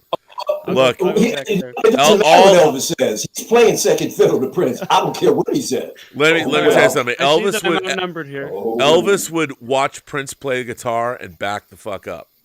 Be blown out the water. Now, here's the thing. I think that Prince. Which Elvis? Talking about the. No, and here's the thing. I think this. Any one of them. If you ever saw them team up, I think Prince would be happy and honored to play while Elvis sang. But here's the thing. Because Prince respected music history and respected those who came before him, because Prince would know that he could smoke Elvis no matter what. But he would show him the respect because Prince was a musical historian. He also famously turned down Michael Jackson in the Bad music video, so he was not in. That's because he wanted him to play the Wesley Snipes character. He said, so Prince has a history of not playing second fiddle. But hang on a second, Prince. If you see him, and he'll tell this story. If you can look at the video, Prince said, "I love this." When you see him say this, he goes, "So he's looking at the lyrics." And he says, he asks, right. So Michael, this lyric, your butt is mine. Now who's talking to who? Yeah, who are you talking to who here? And you know, and there's, I'm like, I get it. Here's the thing. Like, I love Michael Jackson, but Prince could play any instrument. No, yeah, and exceptional. Yeah, he was. I mean, he didn't need Quincy Jones because he was Quincy Jones. I mean, and like it's very funny that people at the time, I understand, because people especially in the early '80s, they made them rivals because they were two giant black musicians. But they other than that, and the fact that they sang, they really were not in the same league. Yeah, no, they were different. Yeah, and I don't think so much that there was a rivalry as there was we just don't connect. No, he's saying it's sort of a manufactured rivalry where the media was trying to Prince and Michael. Yeah. They just don't. They just didn't. Michael Jackson was more of a showman than a musician. He's an entertainer. Well, so is Prince. As a matter of fact, even but more. I'm saying, like, Michael Jackson, it's the Thriller jacket of the music videos. It wasn't so much like the raw musical talent. He was talented, though. I think that the difference is that Michael Jackson was born and bred by his father to be an entertainer, but he wasn't really an artist. Even though he was a great singer and all that, and he was an incredible dancer, but he didn't play an instrument. Right. He was a front man, but designed to be a front man. He was great, and I don't mean to take anything away from Michael Jackson, but Prince was a musical prodigy. And I mean, he produced and he played. I mean, look, I've seen Prince 30 times. He played no less. He played no less than I think they said 16, 17, about 20 different instruments. Yeah. And he produced all his first records himself. Prince For You, Prince, Controversy, and played Dirty all of Mind. the instruments on them. Played all of the instruments. Then he brought the band in. Yeah. And amazing guy. I miss him so much. I do too. I was kidding around, but yeah, like Elvis was more of a pawn than he was more of a pawn in the machine than he was an artist. He didn't write his own music. He had a really majestic voice, but it wasn't so much of like his own his own genius behind the Elvis. It was more of like a manufactured marketing thing that he was sort of put into. But he did have musical talent, though. Oh yeah, 100%, no question. But the thing about Prince is Prince just wasn't. Both Elvis and Michael Jackson were populists. They appealed, like they were. Aside from Elvis's moves, he was a tease. Michael Jackson. Moves, if you go back and watch his dancing, it's not exactly like professional choreographed dancing. It was just random, like whatever. You talk about Elvis? Elvis, yeah. Like if you watch his actual dancing from like the 50s. But the thing about Prince is he was also a great dancer. But the difference is Prince would take those girls to bed and give them the best fuck of their lives and send them home, and they wouldn't have known what hit him, even though he was 5'3". I mean, he was a god amongst men.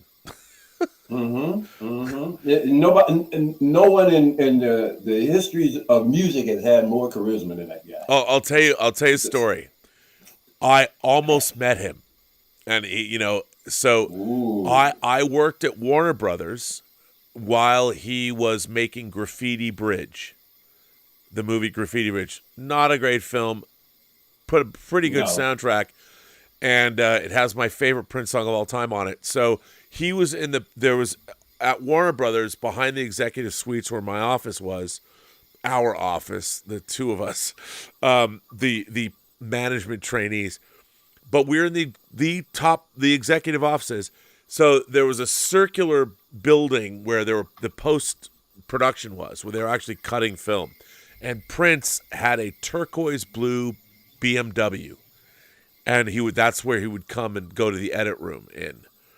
So I had a bike that I would ride around the lot to get around the lot. So at one point, I was just looking, I wasn't paying attention. I didn't know that he was in there. He wasn't driving, and the car backed out. The turquoise backed out. I almost hit the car. I slammed on my brakes, and I fell over on my bike. And it wasn't Chick, but somebody else got out and came over to make sure if I was okay. And I was fine. I was like brushing it off, and I was thinking maybe I should pretend I'm and it was Prince's car, and I knew he was in it. And I was like, and I was already, this was 1989. I want to say 89, 90, but I think it was 89. Batman. And I started working at Warner Brothers in September of 1989 after Batman came out July. Well, he did the soundtrack for that. Yeah. So he was doing Graffiti Bridge. And so he'd done Batman and then Graffiti Bridge, which was the pseudo sequel to Purple Rain. But that was the closest I ever came to meeting him.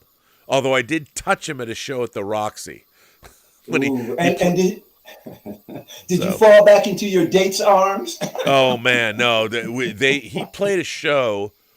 I want to say there was like 2,000 people there, and they announced the show at like 4:00 in the afternoon. And you had to go to, I want to say it was Tower Records or someone else, and get the tickets. And the show was in like 3 hours after they announced it. It was incredible. Because he walked into the crowd. I'd never seen that. And you could touch him. I touched him. So it was crazy. I've seen him twice, but I actually came really close to meeting Michael Jackson. In the 90s is when Detroit was trying to get casinos in. We got 3 now, but this was the process getting to it. Michael Jackson was going to open up a theme park on the riverfront. So he came to Detroit and did a full press conference. So me and some friends went down. There's a marina club called the Rooster Tail on the riverfront. They call it the Rooster Tail because we have speedboat races on the riverfront. Rooster Tail. Unlimited hydroplane? Yeah. Every year. Yeah, we had that in Seattle too. I love unlimited hydroplane racing. Yeah. So that's why they named it the Rooster Tail. Because of the coming off the back of it. Yeah, but anyway, so after he does the press conference, he jumps off the stage, and his security parts the crowd like the Red Sea. But I happen to be, when they parted, I happened to be one of the front on one side, and he walked just inches past me. One thing I can say is, what you see is what you get. He looked exactly like you see him on TV and the magazines. He was as pale as Clint Eastwood's horse, and taller than I expected. So He wasn't like particularly short. I wish there was a famous pop star that I almost met. It wasn't even close. Now there are pop stars that I actually met, but I was just bringing him up because the most famous person I met that looked like where you said it was exactly what you'd expect. I was at the White House Easter egg roll. We were performing at it, and we walked into the area where they had the basketball court, and there was Shaquille O'Neal, and he was surrounded by children. He was surrounded by children, and he was the biggest human being I've ever seen in my life. And it was Shaq. And it was the most instant. I didn't know he was there. It was the most instant, like, oh my gosh, that's Shaq. There was not even like a second where you had to think, like, is that actually him? You just knew because there's no mistaking it, and completely lived up to anything that I would have. Did he have a big smile on his face? Yeah, I actually got a chance to take a picture with him. And wow. Yeah, oh, really? So were you able to talk to him and not understand what he said? Yeah, Shaq, I'd like to take a picture of you. Oh, but he's so great. I was way too afraid to ask him. No, my brother went right up and tapped him on the shoulder. Because my brother, I'm kidding. My brother was a huge Lakers fan growing up, like in the Kobe Shaq era. So I liked the Lakers, but I was not as into them as he was. But he didn't. My brother just went right up to him, tapped him. He's like, "Hey, Shaq, I was a huge fan of you. Can we take a picture?" And yeah, he's like a gentle giant. Like he's a really nice guy. He's exactly the type of guy that you see on TV. Like he's a genuine person. I don't care how gentle he is. I'm not tapping him on the shoulder. I could never reach his shoulder. No, yeah, as gentle as he is in real life, like if you see him like get in fights in the 90s on the basketball court, like I can't imagine how scared I'd be if Shaq was mad at me and he was running at me. I would just like crumble into a ball. Well, hold on a second. If he's running at you, you got a shot. He ain't catching you. That guy's way too big and long. I don't know. Like, so just because you're big doesn't mean you're like I just learned in a trivia competition, grizzly bears can run like 35 miles an hour. Yes. And they can climb trees, so you got to get away. And they can smell you up to 15 miles away. Yeah, it's scary. I met Michelle Obama at the egg roll also, and we were in like I was performing as part of the event because I used to be like a children's entertainer magician. Yeah. And they had us in like this area with performers, and there were some like celebrities and stuff over there, and also just people who were at the event, like all the people that wear like the mascot outfits. And Michelle Obama the Obamas had a very scheduled route through like at the Easter egg roll. It's like an 8-hour event. They're only there for like half an hour. They pop out, take some photos, and she was going to be walking back through like the area where the performers were, and there was like everyone was over there waiting for her, and they were waiting for her to come by so they could to take a picture and see her. I wasn't even like over there. I was standing like 20 feet away, just kind of standing there. And instead of walking through there, she actually walked through the back side where I was. Right. So all of a sudden I look to my right and Michelle Obama is standing literally right in front of me. So I was like completely like caught off guard. So there was nobody with me and I had to get a picture. So I asked, I can take a picture. I take a picture. And she leaves, and I look at the photo, and I miss myself in the photo. So I just took a picture. I just took a selfie of Michelle Obama that I have in my phone that I'm not in. Wow. So there's no proof that it ever happened. Wow. Could have been anybody's photo. By the way, Norwegian Kryptonian sends in a super chat and says, Michael Jackson himself gave a friend of mine a nickname in the 90s, and he still uses it. Did he give the name? Yeah. No, he didn't say the name. And Irene Jobson, our favorite Randy member of the channel, she's been a member for 4 months, says, 4 months. Oh my, oh my, oh butterfly. Irene, I don't even know what I would say to that, because what I would say, I have to zip my mouth. But Irene, she's one of our favorite members here on this channel. She's always fun to have around. By the way, I should tell the story. I did meet Michael Jackson. And why don't you lead with that? I met Yeah, Michael. why am I not from surprised, Rob? Well, Rob's done everything. But here's the thing. So it's in Free Enterprise, but I would go to this comic book store called Golden Apple Collectibles. It was on Melrose. They moved it, but in the original Golden Apple store. And Michael Jackson used to come there, and they would shut the store down. He would come in the back alley in a limo, and he'd come out, and he would spend a lot of money at the comic book store. Well, one day, Sharon, who's actually in, maybe it was Sharon, it was Bill. I don't know who was, either one of them. I don't remember. I was in the store. It was like a Wednesday. It was like a Tuesday afternoon. So it was the day before comic book day or something. And Michael Jackson was coming, and they closed the store in the middle of the day. And I was in the store, but they told me I could stay. And so I'm in the store, and Michael Jackson comes in with a bunch of kids and their parents. Very respectful, and he was shopping, and he spent thousands of dollars. He'd buy all the statues and everything. And we interacted. He asked me what I liked. I was there, and he knew that I was there, and knew that I was trusted people. So, we talked about that guy. He was a total fan. He knew his shit. He knew his comics. He knew the characters. He knew everybody. And he made a point to ask me, what I liked. And I don't even remember what I said, because I was like, oh my God. And I want to say, to date it, it had to have been 94, 95, I think, when this was going on. It was post allegations. Yeah, but look, I don't know what all I know is that the kids that were there had their parents there, and it was all very respectful and on the up and up. I wasn't alive then. Yeah, he was very interested in everything in the store. Like it was like being at a science fiction convention. It was a very brief conversation, but for me it was so cool. Yeah, and it was what was really interesting is the one thing I did tell him was back in the 80s, this is going to seem so silly, but on CDs, there were not pictures on the top of the discs for a long time. That's true. And I worked at a store called Silver Platters, which was at one time the largest optical disc retailer in the world. We only sold CDs and laser discs. And I guess it was CBS.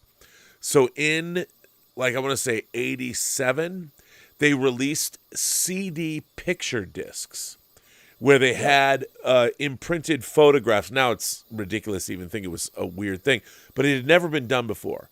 And one of the first picture discs was George Michael's Faith and Michael Jackson's Bad. And they had, embossed pictures of those artists on the discs. And Bad was one of them. And I told Michael Jackson, I said, Bad was one of the very first picture CD discs. And he knew that. He knew that was the case. And he loved that I had brought that up to him. I said, Bad was one of the first picture disc CDs. And he knew. He said, yes, I know. And he knew. And he was so humble about how'd you know? And it was very funny. And I told him, I said, that was so cool. Because I bought them.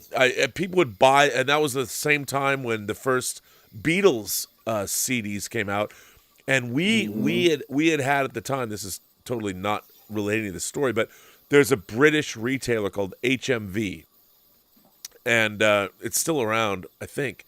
But HMV had released these LP-sized boxes with the very first Beatles CDs. Now it seems ridiculous now. But the Beatles coming out on CD was a huge thing. Deal. It was Yes. huge. I mean, it was gigantic. I mean, when I was working, some of the biggest CD events was like the Springsteen live set that came out in '85, the 3-disc when he was standing on the stage, and it was huge. Yeah, I know what you're talking about. Yeah, you know that with the classic. Yeah, classic that was photograph, huge. too. That live set was huge, but nothing was bigger because CDs were released to the public in '83, and this is, I want to say again, it was around the same time. It was like '87, and when the Beatles came out, and our store was importing that stuff as well. Everybody wanted those HMV, you know, Rubber Soul, and it was if you could get those HMV discs, and somebody in England can probably give me the exact numbers, or times, but it was huge. I mean, people were freaking out, and back then, CDs were still, even though it was 4 years into the CD market, it was still high end, and our store we only catered to people who bought CDs and Laserdiscs. And it was insane. I was the manager and buyer of the Laserdisc division of it was at the time a 3-store chain. But those fucking Beatles CDs, man, and the picture discs and all that, we were at the forefront of that stuff. It was crazy. Michael Jackson owned Beatles songs for a while too. Yeah, he bought the entire library.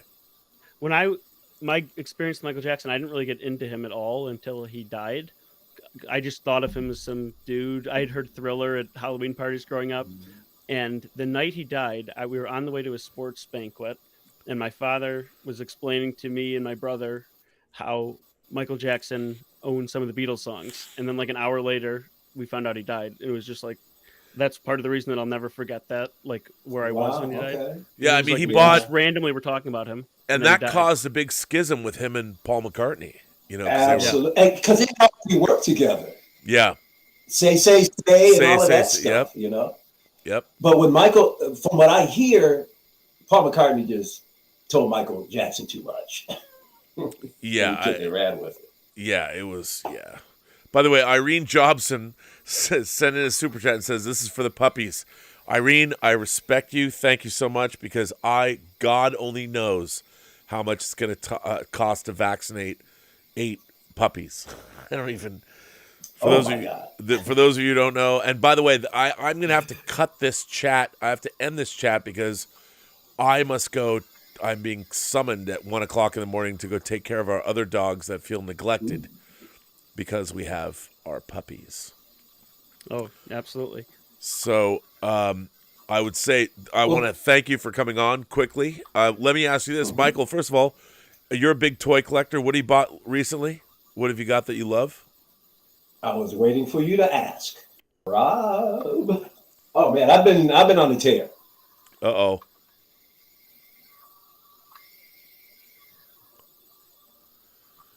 Oh, that's the Exo 6 Spock. Dude. Okay. This is such an iconic part of my past, man. I can't believe. I mean, now, what do you think of that figure? It's a fucking great. That figure, Exo 6. His head sculpt is unreal, bro. That head sculpt is so unreal. Let me jump over to my other. I mean, the figure's great, and also the tailoring on the uniform. Yes. And but there's one thing, Rob. I think the only thing is I think his legs might be too long. Don't you think? They look awfully long. I don't know. He was a pretty tall, thin guy, but that's true. But it looks long in conjunction with his torso kind of looks long. But anyway, that figure, though, I mean, Exo 6, they do incredible work, you know. And that figure, I love the fact that the accessories are, you know, metallic, and it's really well done. Metal, yeah, because this is really cool because it attaches to the side. Yeah, the agonizer with a magnet. Yeah, yes, it's really well done. Those figures, all the Exo 6 stuff is fantastic. Rob, I would like to have others, but I'm holding out. There's one other that I have to have. Man, they have got to do a Mirror, bro. You know what? I think they will. I mean, I think, and by the way, she was my first as a kid.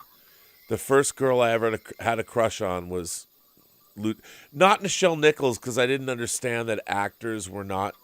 To me, it was just Lieutenant Uhura, and specifically the Lieutenant Uhura in Mirror Mirror, because her midriff was exposed. And I just remember, I know it's sad. She was the first woman. I'm like, I don't know why I feel this way, but I just want to touch her. And she was the first woman I ever loved. I got to meet her, actually. And I missed out on meeting her. She was here in 2019. And I did go to the Comic-Con in 2019, but I didn't go inside where the guests were. I didn't even know she was there. So. Yeah, she was, an amazing. And by the way, like if you see some of the movies she did in the 70s, she was awesome. She was, she was in movies whose names I can't even utter, but and she was amazing. She was amazing. I got another one for you, buddy. Uh-oh. Bam! Oh, wait, is that one of the Clint Eastwood figures from Sideshow, or is that's Indy? Yeah. That's the Indy from Present Toys. Oh, I haven't seen that. Wait, put that face sculpt closer. Dude, this face. A lot of people are saying a lot of people are calling this one of the best ever. But this face sculpt is unbelievable. That's a great. Wow, I haven't seen that figure. Yes, you have. Rob, you didn't know this was out? No, I knew. Rob, I haven't seen that figure though. That's really cool. I knew because the Hot Toys. You gotta get it. The Hot Toys Indy is not so good. Not so good. Oh, it blows. This face sculpt blows it out of the water. Yeah, that's really. Gotta get it, Rob. Now, have you seen the new Sideshow Clint Eastwood figures? I gotta get those. See, Rob. I know you were not a 6-scale guy. You're showing me 6-scale figures. You were not 6-scale. No. I've always. Well, I was 6-scale when I was a kid because I collect G.I. Joes. Right. But as an adult, I was weeding myself out because it was all, like you said, it was all, I started 3.7. Like, this is ridiculous. And then a friend of mine said, hey, man, at least step it up and go to 6 and 7 inch. Do Marvel Legends, DC, and Star Wars. So I said, that's basically what I've been collecting. And then I tripped over and got some other things that came back into the 6-scale, that was outside of Hot Toy Radio. I said, I'm kind of really digging this again. And so I have started now buying. It's an endless present toys. But I don't. They're really good though. Oh, this is just Clint Eastwood, is that Man with No Name? Okay, so yes. Here's the thing. There's a great they're doing the Man with No Name. They're doing Outlaw Josie Wales. They're doing, and it's fully sanctioned by Clint Eastwood. There's a great video where Clint Eastwood goes to Sideshow Toys, goes to the Sideshow warehouse. And it's like, here's a 91-year-old guy, and he just started his Twitter account, an official Clint Eastwood Twitter. Now he's 92. That's fantastic. And those figures, I got to get those figures because that Man with No Name and the Outlaw Josie Wales is awesome. Yeah, there really hasn't been much merchandise from like that Dollars trilogy. There hasn't. Go ahead. I was just gonna say there hasn't been any, which is weird to me, and I think it's because it wasn't like a fantasy franchise or anything like that. It was a spaghetti western, so it makes sense. But at the time there wasn't. Yeah, even Hot Toys has learned, unfortunately, when they've tried to do other things. They've done The Crow, they did RoboCop, they did The Godfather. The people just it's unfortunately Marvel, Star Wars, and DC is what Hot Toys. Unfortunately, we don't get. It's the culture, Yeah, it makes perfect sense. Yeah, but Present Toys has done. And they keep coming out with figure after figure that's banger, bro. Like the other.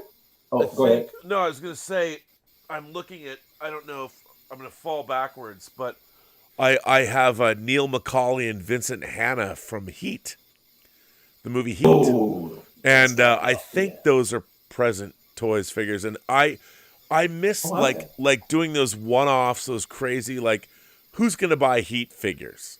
You know, and I just got, you know, But see, the Axel Foley from from Beverly Hills Cop 2 with the Detroit jacket, you know, and the Mumford, and the face sculpt is it's okay. It's not great, but you know, it's representing my city. Yeah, there you go. I mean, look at that. But I had to get this because I love Beverly Hills Cop. And but if you look at the gun that came with him, I got to pose him with the gun, and it'll be good. But the head sculpt is not, you know, it's tough to get Eddie's likeness, but it's okay. Yeah, it's okay. Yeah, you know.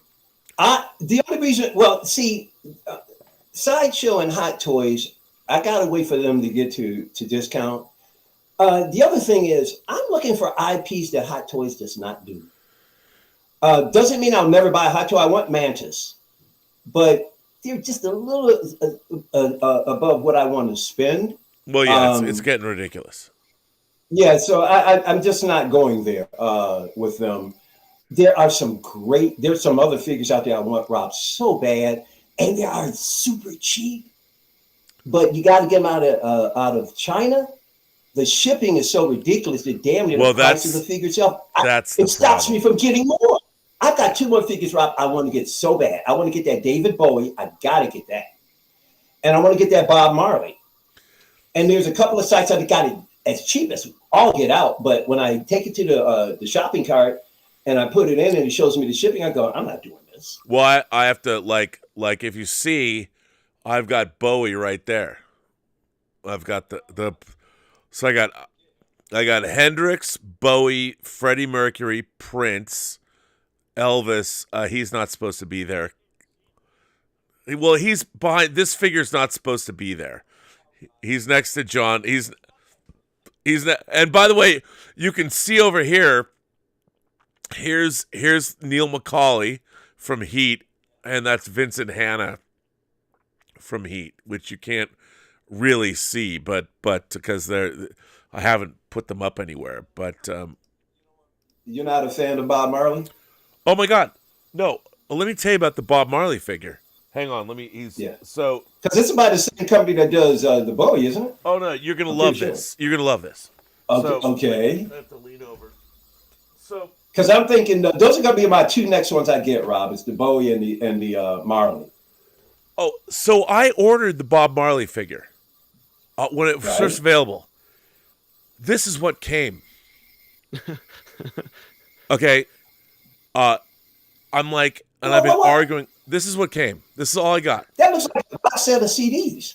Uh-huh. What is it? Is that what it is? No. Is it a board game? No. So I open it up. Now, the figure, by the way, comes with 2 head sculpts.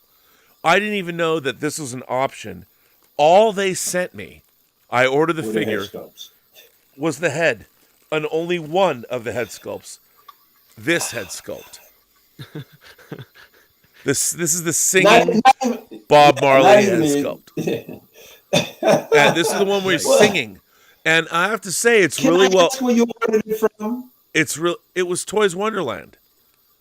And I ordered it, and by the way, I've reordered him. I have to pay for that. I have to pay for it.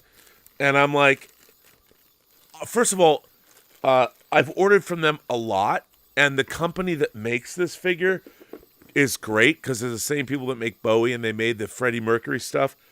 Mm-hmm. I didn't even know that they only sold the singing head sculpt. Like, why would I buy it? Because that Marley figure comes like the Bowie figure with a stage and a microphone and multiple head sculpts and everything. Yeah. You know, I mean, this is the singing. This is all they sent me. Yeah. But the only thing I want to do when I get that Bowie. Now, so you've contacted them? Well, what's the pending issue? Well, now? the funny thing was I reordered the figure, and they, according to the order, it was fulfilled. And what's so crazy is there's no record. According to them, they shipped me the thing, and what's weird is you can't. I've looked into this. I can't even prove that this exists. This only a head sculpt, and it's only the singing the one world whatever. I was so pissed. And, but there's got to be on your records that your head sculpt's not going to cost a couple of $100, man. No, it's not. Or 100. And but according to the order, but according to their order, they sent me the actual figure I ordered. Oh, okay. And see, that's what stops me from ordering from him, Rob. I would love to order from him, but I keep hearing story after story. I know after it's story. I have to say, for the most part, Toys Wonderland, I've had a good experience with them. Okay, but it's also weird. I mean, they have these great sales. Like you could get Shang-Chi, this hot toy Shang-Chi for $150, like the other day, and even with shipping, it's still less than $200. Sideshow is like $250 or something. So, but is that quick shipping? Because I know that's DHL. Shipping. It's DHL. It's like 6 days.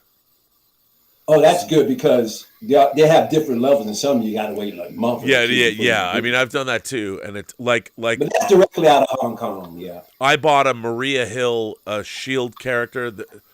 After reading, all I can say is after reading the Secret Invasion scripts, I'm like, oh, I need a Maria Hill. I didn't get the Maria Hill figure from Shield. I'm like, I need the Maria Hill figure. I better buy it now. So like. Click, and that took like 3 months to get here, but I got it really cheap. Yeah. See, well, yeah.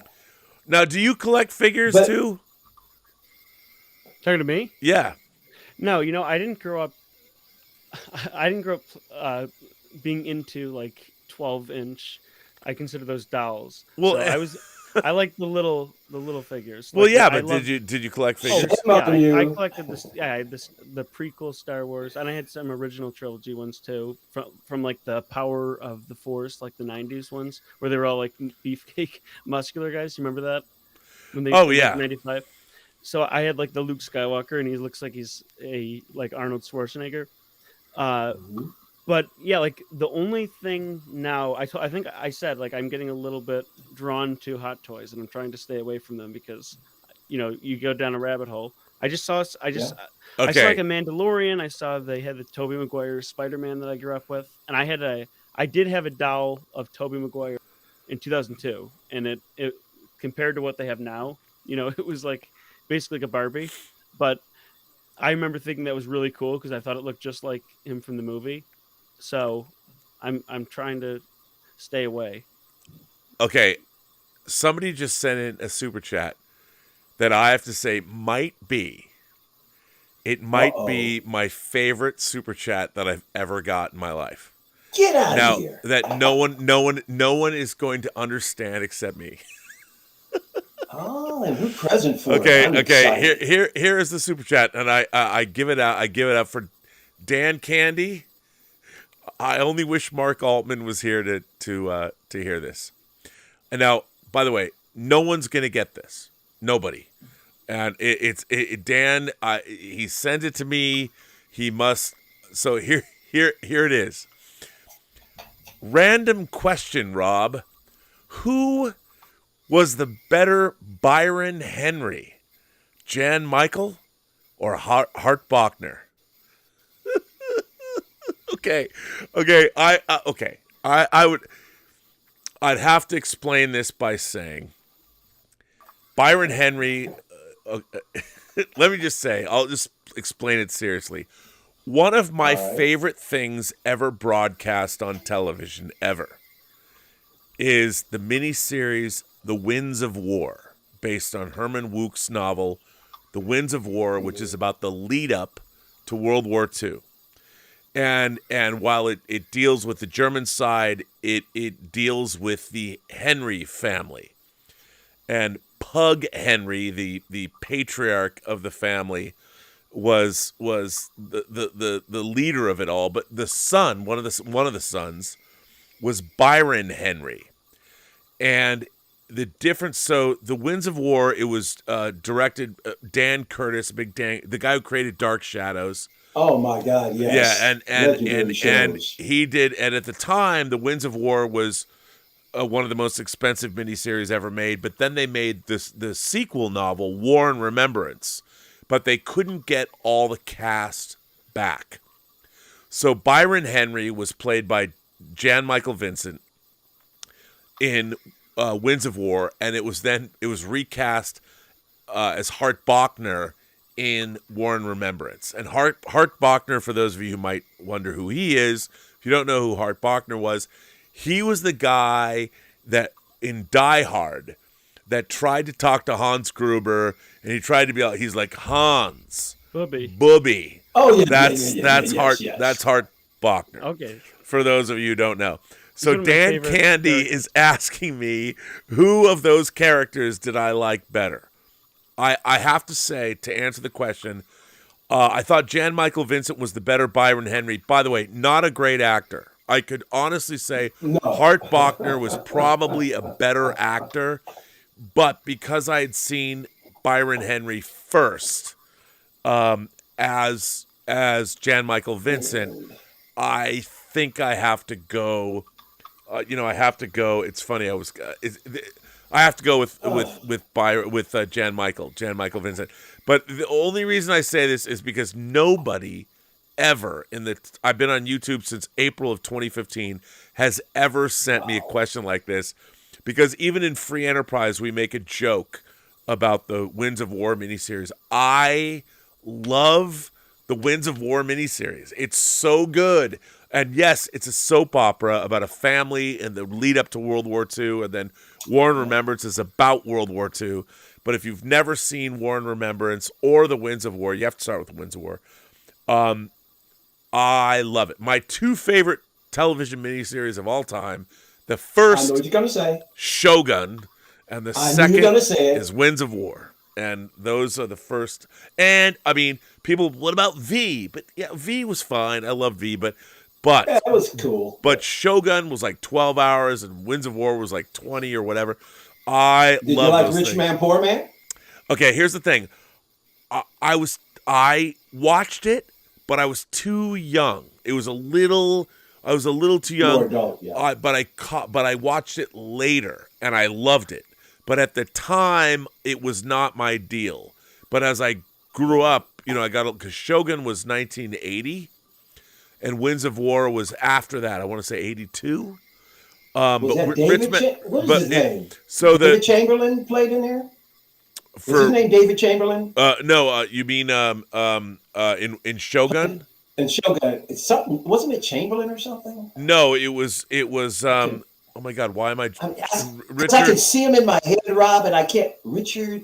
No, why am I drawing? I'm like drawing a blank now on his name. No, it wasn't Richard Chamberlain. It was what am I trying to?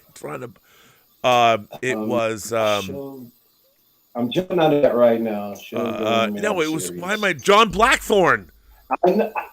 Yeah, no, I see. You see him. He's got the beard. No, it's. Why am I drawing? I'm drawing a total blank on his Richard. It's Richard. Yeah, it's Richard Chamberlain. That's right. Richard Chamberlain. It is Richard Chamberlain. Yeah. I'm seeing it right now. Yeah. Yeah. Go ahead. And he played John Blackthorne. I don't know why I was drawing a. I can't even. Because I'm thinking Winds of War. So, but the Winds of War was, I mean, I love, and I still think of all the people that ever portrayed Hitler, the Winds of War Hitler is the best Hitler. But I mean, Do you remember who portrayed him? No, I don't. But the Winds of War, Robert Mitchum, of course, played the patriarch Pug Henry. Ali McGraw's in it. Jan Michael Vincent, but Victoria Tennant. But let me look. Even John Houseman's in it, and Peter Graves is Palmer Kirby. Now, who's the guy? Here he is. The guy who played Hitler. His name is Gunter Meisner. So he's a German actor. Yeah, Gunter Meisner. He was Gunter Meisner. He was a German film and television character actor. He was remembered for his several cinematic portrayals. Oh, he played Arthur Slugworth in Willy Wonka. Wow. Okay. I remember him. Yeah. Well, he not really Slugworth, the guy who was pretending to be Slugworth. Right. Yes. Yes. Man, that miniseries is just loaded with superstars. Yeah, John Houseman, that guy was like, it's that's the like best. getting Sir Allen Guinness. I mean, Topol and then Jeremy Kemp, who's also played Hitler. I mean, it was amazing, and it's not out on Blu-ray, but Shogun is. I have Shogun. I'll have to watch Richard Chamberlain and John Blackthorne. I don't know why I was drawing a blank on him, but Shogun is. There's a couple of quick things before you leave that I don't want to forget. One, you know that there is a 6-scale Prince coming out. Yes, but no, I have one of 30 of this custom that I have, and I knew you had a custom. I was wondering if you had heard that I've pre-ordered it. It looks great. You gotta get it. It looks great. I had to get it, and then there's that, and Kurt Cobain is coming out too. I don't get the patience. Go ahead. I don't get the patience of you guys. So, I said I don't buy Hot Toys, but there was one toy they announced they had my favorite Superman is the Fleischer cartoons, and they were for the first time they were making action figures of the Fleischer cartoons, which when I was little I always wanted action figures like the 3 3/4 whatever it's called. Yep. And I ordered them like 2 years ago, and they haven't arrived. So I can't stand it. Like you said, for years, it's like ridiculous. What is this? But see, here it is. I don't action tolerate figures it. to me are you go to Toys R Us and you get it, and you go home and you play with it. That was my whole life. I can't get into this culture of waiting years for something. I'm sorry, Rob. What is my co-guest name again? I'm sorry. Well, which do you want to? What do you want to call yourself? What are we saying? What are our guests? How do I address you now? You know. Do I call you? Who do I call you? I want to be able to use your name. Yeah, not Michael. But I don't want to say, how do we address you? Let me get my finger. Yes, you. What do we call you? What do we call you? What do we call you? We're pointing at you. You're talking to me? Yeah. Yes. You were talking to him. Oh no. I'm checking the inventor. I didn't want to say. I'll go with the strangest moment. I was watching you two, and I was so confused. No, Checker's the inventor, but we can use your first name, can't we? Oh, Joey, yeah. Of Come course, on, Joey's been here a long time. I think you guys have been on together before. But I'm an older guy. It was a long time ago. I didn't know, Joey. I was like, do we call you? I just wanted Checker's the inventor because I don't want, Well, Joey, I just wanted to make a comment to you about this. I don't tolerate the time to get. I'm in the 6-scale community, but I am an outlier. I don't practice buying figures the way most of these guys do. As a matter of fact, I think they're insane. The way they are, the length of time they wait for stuff. And they pre-order. Yeah, how about the fact you have to pre-order? I never pre-ordered. I've never pre-ordered. I'm tempted to pre-order Prince, but there's a good chance that he'll still be around because I'm like watching a lot of other streams. A lot of these other folks, they don't know how cool he is. Yeah, they don't. No, they don't. Yeah. And nor do anything that's not Marvel, Star Wars, or superheroes. Yes. Nobody cares. Yes. I'm going to get that Prince. I'm not concerned about that. Plus, he's under 200. Well, he's at the 200 point. It's kind of it's not even just the price for me. I said it. I just can't stand the wait. I don't have that kind of patience. Don't do it. It's bad. Well, gentlemen, I must go because I have to go deal with my other dogs late night. And then we've got these puppies that Elizabeth is dealing with. But okay, Joey, if I can call you Joey. Checker's the inventor. Yeah, no, there's nothing. It was just logistics. And Michael Elliott. Both of you guys, long time watchers of this channel. I want to thank you both for being here on Midnight Musings. Get a plug in? Yeah, please. And I was going to ask you, Michael, where can people find you online? Please. I've just started a new channel. It's called Action Figure Academy. Actually, if you go to YouTube and put it in, I don't think it's populated enough where I'll pop up, but I did do an introductory video, and that when I put in Action Figure Academy, it went to that video. That's So a there's an great title, introductory- by the way. Thank you. Because my channel is going to be educational as well. Sometime in the future, Rob, I would love to have you on. And we don't even have to do a live session, and it doesn't even have to be a long one, even if it's only 15 minutes. Oh, I'll do it. My plan is to bring on different professionals and different degrees of occupation, but who are collectors, and maybe sit for a few minutes and just talk about collecting. But I want you to bring some of your expertise, and then we'll figure out what it is. But I want it to be set up like a college. So the guests that come on to talk, you're going to be my professors. Oh, okay. Yeah, cool. That's very cool. If you go to the intro video, and it's only 2 minutes long, get a chance to take a look at it. It'll give you an idea what it's about. And I love that. Action Figure Academy. And it's set up for all scales. All scales. Joey, can people find you online? No, I don't have anything to plug. I mean, you could probably find me Not the online. plug, but people find you. I mean, magic. Magic. Come on, man. Michelle I mean, Obama, Google- magic. Michelle Obama. Yeah, I actually have the picture somewhere. This is me in check. I can't see it. Is it blurry? No, Can you yeah, see? scooch over. Wait, hang on. Bring it there. Stop. There we go. Now push it forward into the camera. I got to bring it back to me because it won't be in focus. Oh, yeah, well, All right, there you get go. the point. That's me in check. And then here is Michelle Obama without me, real quick. But yeah, I mean, Google my. Can't remember. Just her looking confused. Wow. Love it. Yeah, well, I apologize for ignoring you guys for 5 minutes when you're trying to talk to me. Not at all, man. We'll just cut that in post. Yeah. Well, we didn't actually make it. I didn't know. To say checkers, Joey. I completely forgot I did that. So I thought you were talking to each other. I'm like, what are these guys going at? And then you're talking to me. It's all good. Rob, You're a friend of the channel. Yeah, Rob, I don't want to. Oh, I'm sorry. Go ahead. No, Yeah, you can I'm hyped up. You can Google Checkers the Inventor and check out what we do. Check. But, yeah, I love it. Well, listen, gentlemen. I just wanted to finish. I didn't get a chance. Just one quick second to finish, Rob. Yeah. I'm sorry. Well, if you go to my channel, it's a new channel. I need subscribers. I'm not shooting for 300 or 500. I'm shooting for 1,000 off rip. I have a $1,000 subscriber giveaway.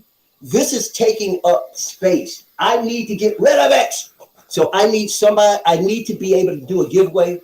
It is an awesome giveaway. Rob, as a matter of fact, I'll say what's in this box, you own.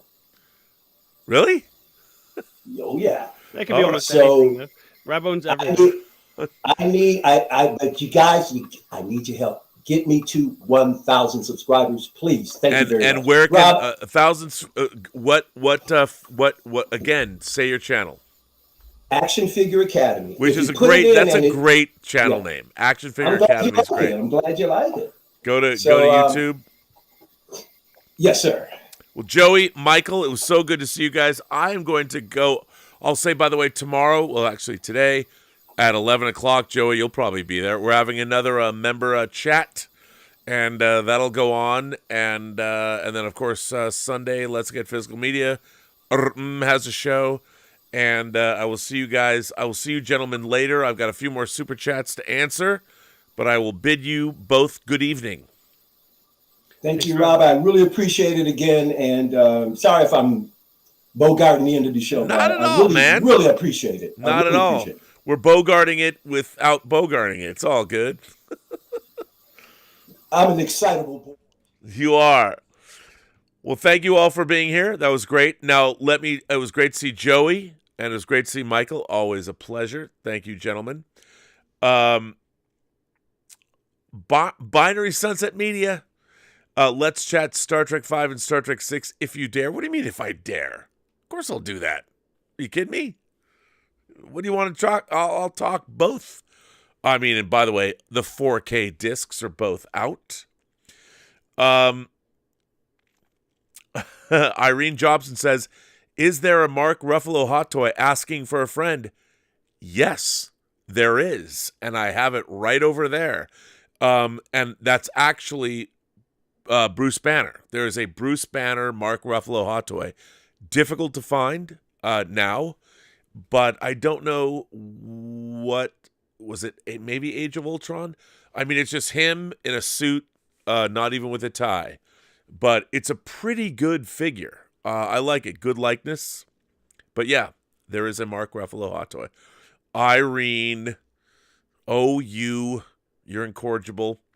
Binary Sunset Media says, come on, let's chat. I'll come on, let's chat on your show or whatever. You want me to talk Star Trek? I can't do it now, though. I literally do have to go deal with the dogs. And I'm sure Tom Jr. Jackson would love to go to bed. So anyway, I'm going to bring this episode 43 of Midnight Musings to a close. I want to thank all of you for being here. I want to thank, of course, Joey and Michael and of course Lael Rockwell for coming on the show tonight, and all of you who generously support this channel through super chats and tips. And for those members, don't forget, tomorrow or today at 11 a.m. Pacific time, we are going to have, that's Pacific Standard Time, we are going to have another Robservations member chat. There's so much fun. I hope, we have a lot of new members. I hope new members join us. Not that I don't love seeing everybody, but there's been a lot of new members of the channel, and I always feel like you should, I'm going to do, there is a big rebranding of the channel coming. There's going to be more stuff for members, but I wish that these new members came and joined us, because I have to say I love the member chats only because I love seeing all of you guys. It's so much fun to see people and to put faces to names. And I mean, there have been people, for those of you who've been coming to the member chats, I mean, there have been people whose kids have joined the military and now are Black Hawk pilots. Amazing. It's so good. It's so much fun. I really do love it. And even though I know our member chats go on for a long time, you can watch them. They're live on the channel. But as the Evil Dead say, join us. Anyway, it's fun. I will see you guys tomorrow. What is it? 2 o'clock in the morning. So that's 9 hours from now. All good. I got to go out and take care of my bubbers. Gilbert and Sebastian are wondering why they're locked out of their room they live in. So anyway, on that note, I want to thank everyone. And Irene, if you remind me, not what you have just now, I'll have to get my Mark Ruffalo hot toy figure and put him up so you can see him. It's pretty good. It's good. He's well dressed. As a matter of fact, just type in Bruce Banner hot toy and he'll pop up, and it'll be great. So, Irene cracks me up, man. Don't go. Come on, Binary Sunset Media. Don't go. I have to go. I got work to do. I got dogs to snuggle with. They feel neglected because we're not letting them into their house. I don't know what to say. So anyway, remember, every person you meet has a story to tell that you have yet to hear. And all you have to do is listen. And with that, I would say to all of you, have a better night. And we'll see you next week on Midnight Musings.